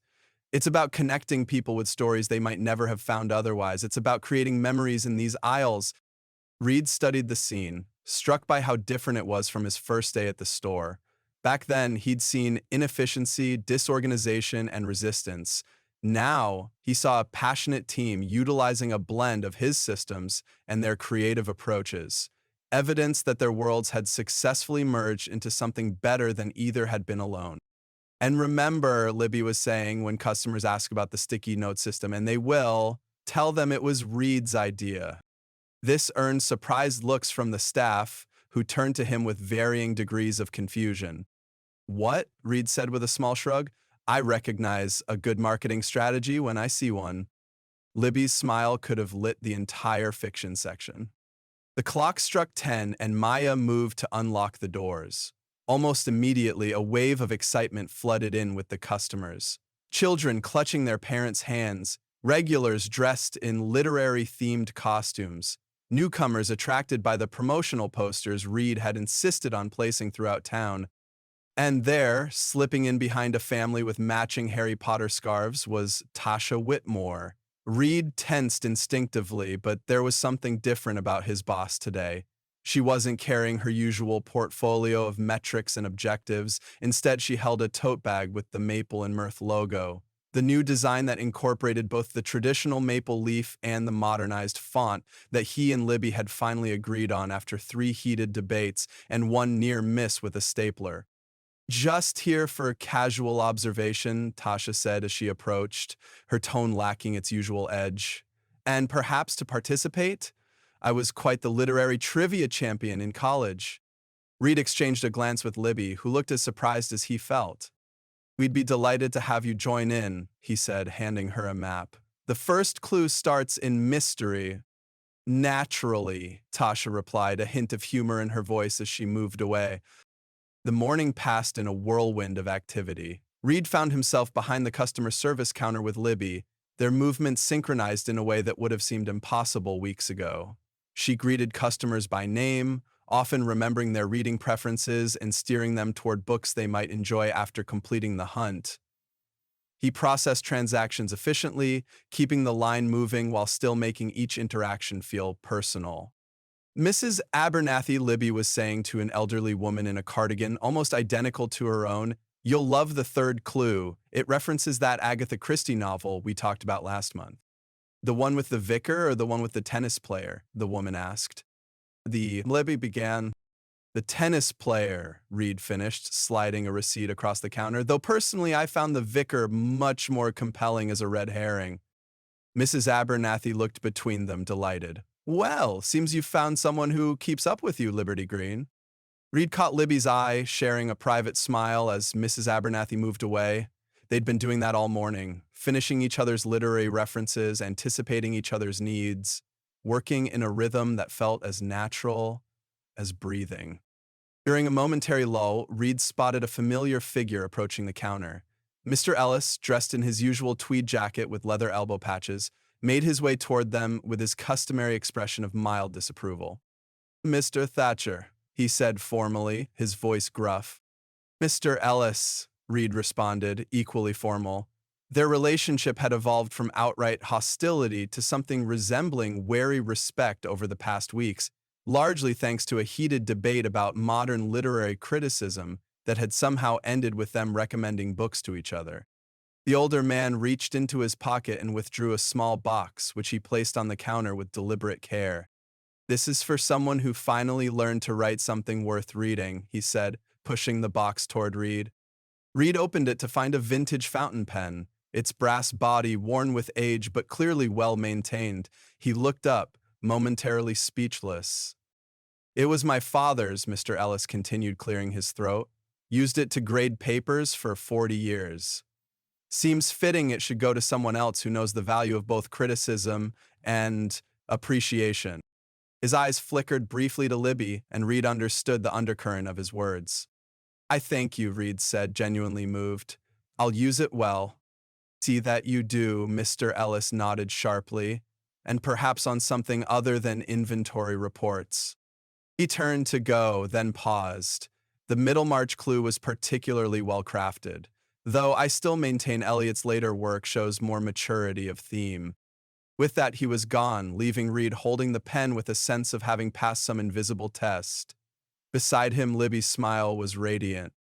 "I told you he was all bark and no bite," she said softly. "You might have mentioned the teeth," Reid replied, carefully pocketing the pen. The energy in the store shifted suddenly as a small commotion broke out near the classics section. A young girl of about 10 stood frowning intensely at a book, her scavenger hunt form clutched in one hand. "I don't get it," she was saying to her mother. "The clue says, 'Find where fair Viola played the man, yet won her heart's desire in the end.'" Reid and Libby exchanged a glance and moved simultaneously toward the girl. "Having trouble with the Shakespeare question?" Libby asked gently. The girl nodded. "I know it's Shakespeare because of the name Viola, but I can't remember which play." "Well," Reid began, kneeling to her level, "Viola is a character who disguises herself as a man." "In Twelfth Night," Libby added. "She does it because she's shipwrecked in a strange land and thinks it's safer to pretend to be a boy named Cesario. But the disguise creates a problem," Reid continued, warming to the subject, "because a woman named Olivia falls in love with Viola thinking she's a man. Meanwhile," Livy cut in, "Viola has fallen in love with Duke Orsino, who thinks she's his male servant." "It's a mess," Reid said with a grin. "The best kind of literary mess," Libby corrected. "Everyone wearing masks, emotional and literal, until they reveal their true selves and find happiness," Reid finished. The girl looked between them, her confusion giving way to understanding. "So, I need to find a copy of Twelfth Night?" "Exactly," they said in unison. As the girl hurried off toward the classics section, Reid became aware that several customers had stopped to listen to their impromptu literary debate. One woman was smiling knowingly, another was whispering to her friend, and Marcy, who had appeared from behind a display, was making not-so-subtle heart shapes with her hands. Well, Libby said, tucking a strand of hair behind her ear, that was educational, Reid supplied. I was going to say revealing, she replied with a sly smile. Before he could respond, a regular customer, Mrs. Chen, who ran the local bakery and supplied the store with cookies for special events, approached the counter with her completed hunt form. She looked between Reid and Libby with undisguised curiosity. So, she said, handing over her form, are you two dating now? The whole store has been taking bets. Libby's face flushed a spectacular shade of red that spread up to her ears. Reid felt his own cheeks warm but found himself grinning. We're just getting to the good part of the story, he answered, earning an elbow in his ribs from Libby. Mrs. Chen nodded approvingly. About time. The tension was giving me heartburn every time I came in for a mystery novel. The rest of the afternoon passed in a blur of activity. The hunt wrapped up successfully, with prizes awarded to winners in various age categories. Reid watched from the sidelines as Libby announced the results, her face animated as she celebrated each participant's literary knowledge and passion. She had a special way of making everyone feel seen, kneeling to high-five the youngest winners, earnestly discussing book recommendations with teenagers, laughing with adults over particularly challenging clues. This was what he'd missed in his corporate years, Reid realized, the human connection that made a bookstore more than a retail space, the joy of watching someone discover a story that might change their life, the community created in these aisles that no algorithm could quantify or replicate. As the last participants left with their prizes and the staff began the process of restoring order to the lovingly chaotic store, Reid caught Libby's eye across the room. She was standing near the poetry section, a stack of hunt maps in her arms, looking tired but triumphant. Without hesitation, he crossed to her. Come with me, he said, taking the papers from her arms and setting them aside. Where are we going? She asked, but allowed him to take her hand.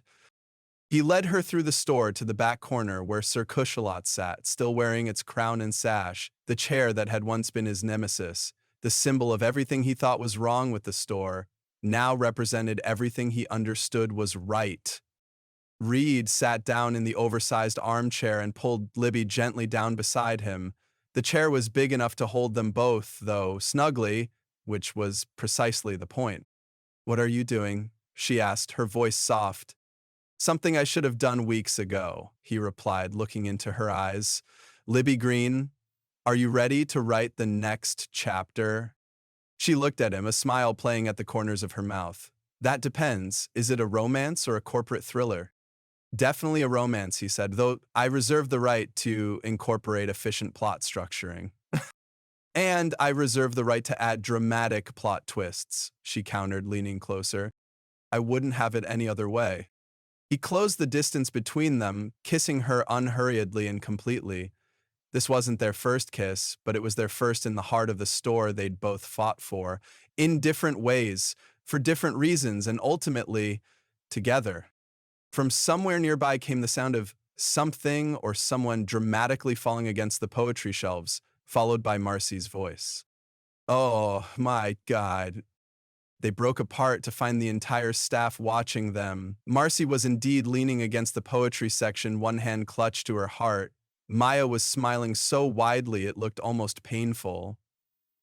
Denise was holding out her hand to Mr. Ellis, who grudgingly placed a $5 bill in her palm. Called it, Denise said smugly, tax-deductible workplace romance by Thanksgiving.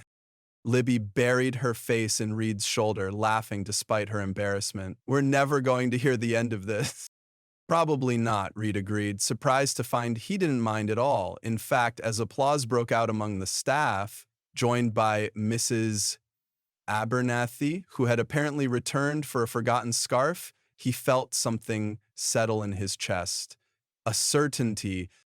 This was where he belonged, not just in this quirky, imperfect store, but beside this brilliant, stubborn woman who had fought him at every turn until they'd both found something worth fighting for together.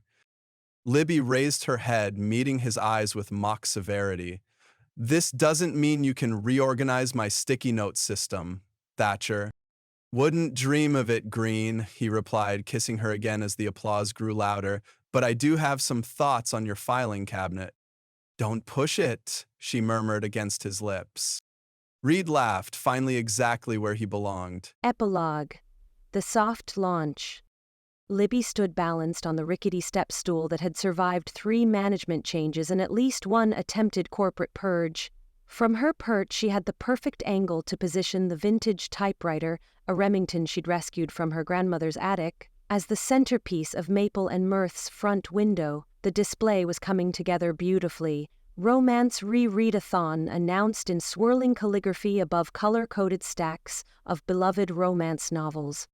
She placed the final book, a well-worn copy of Pride and Prejudice, beside a collection of contemporary favorites, each bearing her trademark sticky notes. The notes had evolved, her distinctive handwriting now paired with the subtle Maple and Mirth logo Reid had designed, blending her personal touch with the store's new branding. It was a small change that somehow represented everything about the last 3 months. Tradition merging with innovation, her stubborn ways finding harmony with his structured ones. If Mr. Darcy leans any further to the left, he's going to tumble right off that display, she muttered to herself, adjusting the small decorative figure that Marcy had insisted would add dimension. The morning sunlight streamed through the glass, casting golden rectangles across the hardwood floor. Libby paused, suddenly struck by how different everything looked now. The store's layout had transformed into something neither she nor Reid could have created alone. Cozy reading corners preserved but connected by more intuitive pathways. Displays that showcased both her beloved staff picks and the bestsellers that actually paid the bills. The children's section expanded with a weekly storytime schedule that had tripled their family traffic. And then there was Sir Cushalot, the oversized armchair that had sparked their first real battle, now proudly occupying his permanent spot near the back romance shelves. The small brass plaque attached to his arm declared him defended by popular demand, which never failed to make her smile. Libby reached to adjust a string of fairy lights, catching sight of her reflection in the glass. Her assistant manager badge now nestled beside a newer addition, Community Engagement Director. She still wasn't entirely sure what that title was supposed to mean. Reid had presented it to her with such earnestness that she hadn't had the heart to tell him it sounded like corporate nonsense. But over time, she'd grown into it, finding unexpected joy in formally connecting the store to the community that had always been her informal mission. "If you're done admiring yourself in the window, I could use some help with these," came Maya's voice from behind her. Libby turned to see Maya staggering under an armload of new bookmarks. "These just came in. What do you think?" Taking one, Libby ran her finger over the smooth cardstock. Customer quotes lined one side, real words from real readers, while the bottom corner featured Greystone's logo, now tastefully minimized and incorporated into an artistic design of an open book. "These are perfect," Libby said, genuinely impressed. "Way better than those awful standardized ones they wanted us to use." Maya smiled, depositing the bookmarks on the counter. Reid went through 4 revisions with the design team. "I thought Tasha was going to murder him after the 3rd round of feedback." "That sounds about right." Libby couldn't help the affectionate smile that spread across her face. 3 months ago, the idea of Reid Thatcher fighting corporate quarters for the sake of bookmark aesthetics would have seemed ludicrous. The bell above the door jangled as Marcy burst through, her purple hair newly trimmed into a bob that somehow made her look both more professional and more like a fairy tale character. She clutched a large poster board to her chest. "Behold!" she announced to the empty store, unfurling what appeared to be an elaborate tournament bracket. "The book boyfriend bracket is officially ready for the Re-Readathon. We've got 32 contenders across 8 subgenres. Mr. Darcy versus Rochester in the Classics division alone is going to cause a bloodbath." Libby climbed down from her stool to examine the poster. "You put Gilbert Blythe against Rhysand? That's just cruel." "Chaotic pairings drive engagement," Marcy said with a wink. "I learned that from Reid's social media strategy session." "Please don't tell him that. His head barely fits through the door as it is." As if summoned by their conversation, Denise appeared from the back office, a a spreadsheet clutched in one hand and her perpetually lukewarm tea in the other. She'd upgraded her cardigan collection since the store's profitability had improved, but the 14 pens clipped to the pocket remained constant. If I have to analyze one more set of romance novel analytics, I'm going to start charging relationship therapy rates, Denise declared, setting the papers on the counter. Did you know that books featuring pets have a 22% higher return rate for repeat purchases? And that the word Duke in a title still outperforms billionaire by a margin of... Good morning to you too, Denise, Libby interrupted, giving her a pointed look before the entire store received an impromptu statistics lecture. The bell chimed again, and Mr. Ellis shuffled in, his cane tapping rhythmically against the floor. His battered copy of Middlemarch peeked from his coat pocket, a literary security blanket he carried everywhere. The usual, Mr. Ellis? Maya called, already reaching for the small French press they kept specifically for him. If you haven't ruined it with that flavored nonsense, he grumbled, but his eyes twinkled. He made his way to Libby, scowling at the display. I see we're catering to the masses again. Not a single Eliot among the romances. Middle shelf, left side, Libby replied smoothly. I haven't forgotten your lecture on true literary romance from last month. He muttered, but she caught the pleased surprise in his expression. And I suppose that Thatcher fellow approved this frivolity? Actually, the rereadathon was his idea. Mr. Ellis narrowed his eyes, as if this information required serious reconsideration of his worldview. Perhaps there's hope for him yet, he conceded, before shuffling off to inspect and inevitably rearrange the classics section. The bell chimed again, and this time Libby didn't turn. She recognized those footsteps, the confident, measured stride that had become as familiar to her as her own heartbeat. Something warm and liquid unfurled in her chest, a sensation that still surprised her after all these months. Display looking good, Greene, came Reid's voice, low and close enough that she could smell the faint trace of his cologne. Though I'm questioning your decision to stack Austen with those modern paperbacks. It's called contrast, Thatcher. You should try it sometime with those monochromatic button-downs you call a wardrobe. She turned to find him holding 2 coffee cups, his dark hair slightly ruffled from the spring breeze outside. His tie, the navy one with tiny silver stars that she'd given him last month, was perfectly knotted but slightly askew, as always. He wore that expression that still made her stomach flip, half professional assessment, half something much more personal that seemed reserved exclusively for her. Peace offering, he said, holding out her replacement plot twist mug. The original had met an untimely end during their early battles, and Reid had special ordered this one from an Etsy shop that specialized in literary drinkware.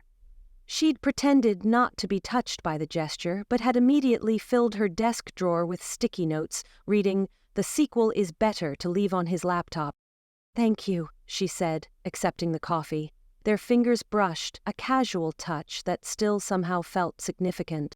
Reid stepped closer to the window display, eyeing it with exaggerated seriousness. The typewriter's a nice touch. Very Instagram wolf. Is that your official corporate assessment? Absolutely. I can already see the metrics. He gestured vaguely with his free hand. Engagement up 32%, customer satisfaction through the roof, social media mentions. Stop talking percentages at me before I've finished my coffee, Libby groaned. He smiled but continued studying the display. The color balance is a bit heavy on the pinks, though. Maybe move that blue spine to the front left? Libby rolled her eyes but couldn't stop herself from considering his suggestion. You know, for someone who claimed romances were, what was it, an unnecessary use of prime retail space, you've become awfully invested. I've been educated, Reid said solemnly, though his eyes danced with humor. His free hand found the small of her back, a touch so natural now that Libby barely registered it except for the pleasant warmth it sent through her. Between you and Marcy's required reading list, I've become quite the romance connoisseur. Is that what we're calling it now? Libby reached over and straightened his tie, acutely aware of Marcy pretending not to watch them from behind a nearby bookshelf. "And here I thought you just liked the kissing scenes." Reid's mouth quirked upward. The kissing scenes are definitely a highlight. Their gazes held a beat too long for professional courtesy, and Libby felt her cheeks warm. She cleared her throat and took a deliberate step back, though not before catching Maya and Marcy exchanging knowing looks. "That sign is crooked," Reid said, pointing to the hanging placard announcing reading groups. "Your face is crooked," Libby shot back automatically, but she moved to fix it anyway. Brilliant retort. Your years of literature studies really shine through. I'm saving my vocabulary for customers who deserve it. Their bickering continued as they moved through their morning routine, checking inventory, arranging new arrivals, and preparing for the day's scheduled book club meeting. It was a dance they'd perfected, weaving around each other with practiced ease, transitioning between professional suggestions and personal teasings without missing a beat. As Libby passed the counter, she noticed Reid's notebook lying open beside the register. Once filled with corporate metrics and efficiency plans, it now contained sketches for their next community event, a children's treasure hunt based on classic adventure novels, and notes about customer preferences jotted in his precise handwriting. Next to it lay a letter bearing the Greystone logo. She paused, recognizing Tasha's signature at the bottom. "Good news?" she asked, nodding toward the letter. Reid's smile held a touch of pride.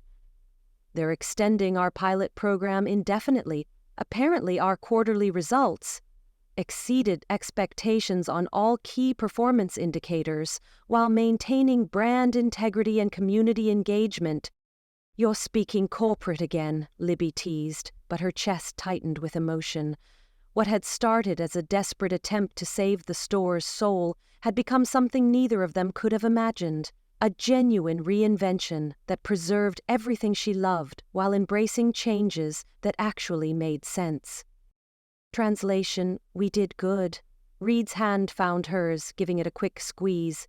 "Tasha's coming next week to discuss next steps." "Will she be bringing those horrible standardized signage samples again? Because I've prepared a detailed critique involving the words soul-crushing and aesthetic crime." "No need. She's actually bringing the proofs for our custom designs, the ones with historical bookplates incorporated into the Greystone template." Libby stared at him.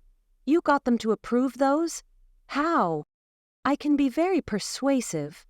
At her skeptical look, he amended. "And I may have used our sales figures as leverage."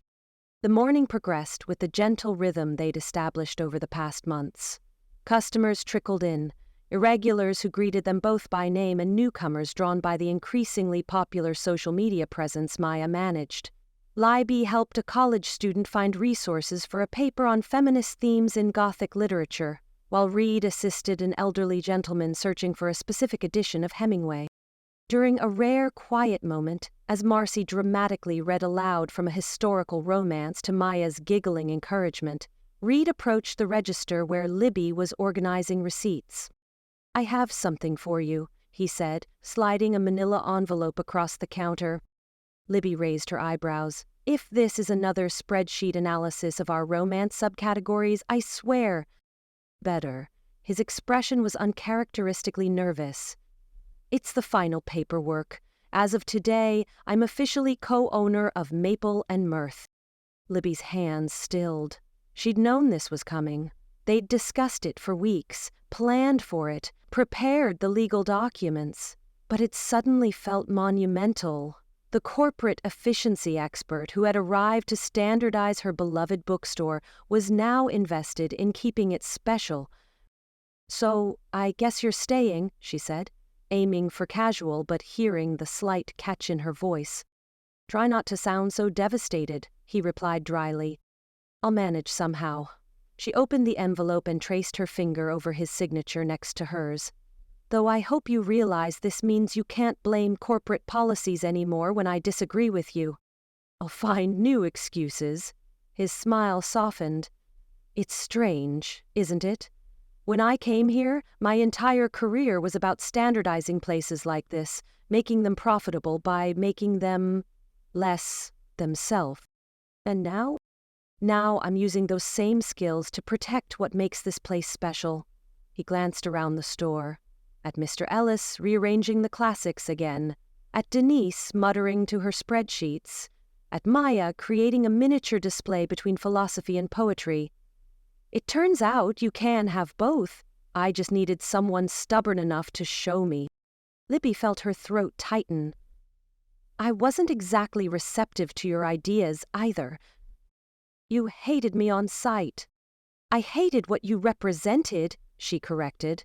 The man himself, well, he grew on me, like a corporate fungus. Reid laughed, the sound warming her from the inside out. Such romance. Later, as they began closing procedures, Reid pulled her aside. I need your expert opinion on something in the poetry section. Is this like when you needed my expert opinion on the storage room inventory last week because Mrs. Abernathy complained about the noise? Reid had the decency to look slightly abashed, though the gleam in his eyes suggested minimal actual regret. This is legitimate professional consultation, I promise. The poetry section was empty of customers, the late afternoon sunlight slanting through the windows and illuminating dust motes that danced in the air.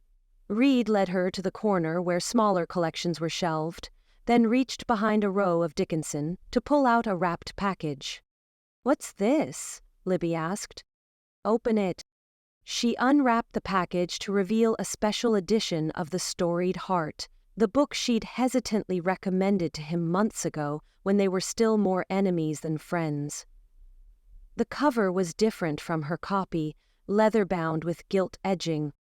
Open it, Reid repeated softly. Libby carefully turned the pages, her breath catching as she saw his handwriting in the margins. Notes, reactions, underlined passages.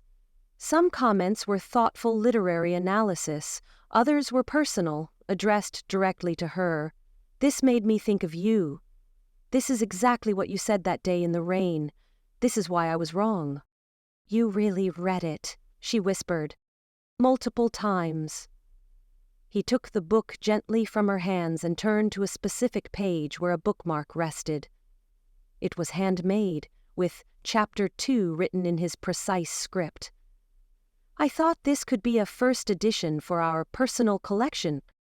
Libby looked up at him, at this man who had stormed into her world with corporate buzzwords and efficiency plans, who now stood before her with a book filled with his heart in the margins. Their journey from adversaries to allies to something deeper still amazed her. How completely they had rewritten each other's stories. I thought corporate efficiency experts didn't believe in romance, she teased, though her voice betrayed her emotion. I've been converted. His hands found her waist, pulling her closer. Completely against my will, I might add. Very unprofessional. Libby rose on her tiptoes, pressing a soft kiss to his lips. So, should we file this chapter under Happily Ever After?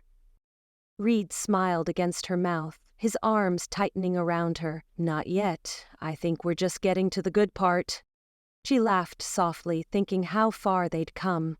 From sticky notes used as weapons to love notes hidden in book margins, from defending territory to building something together. The store around them hummed with the life they'd preserved together, a perfect blend of what had been and what could be. You know what that means, don't you? She murmured. What's that? We're going to need more sticky notes. Thank you for listening. Please visit me at https://whenvalentine.com to stay up to date. Please subscribe, leave a comment, and review on Amazon.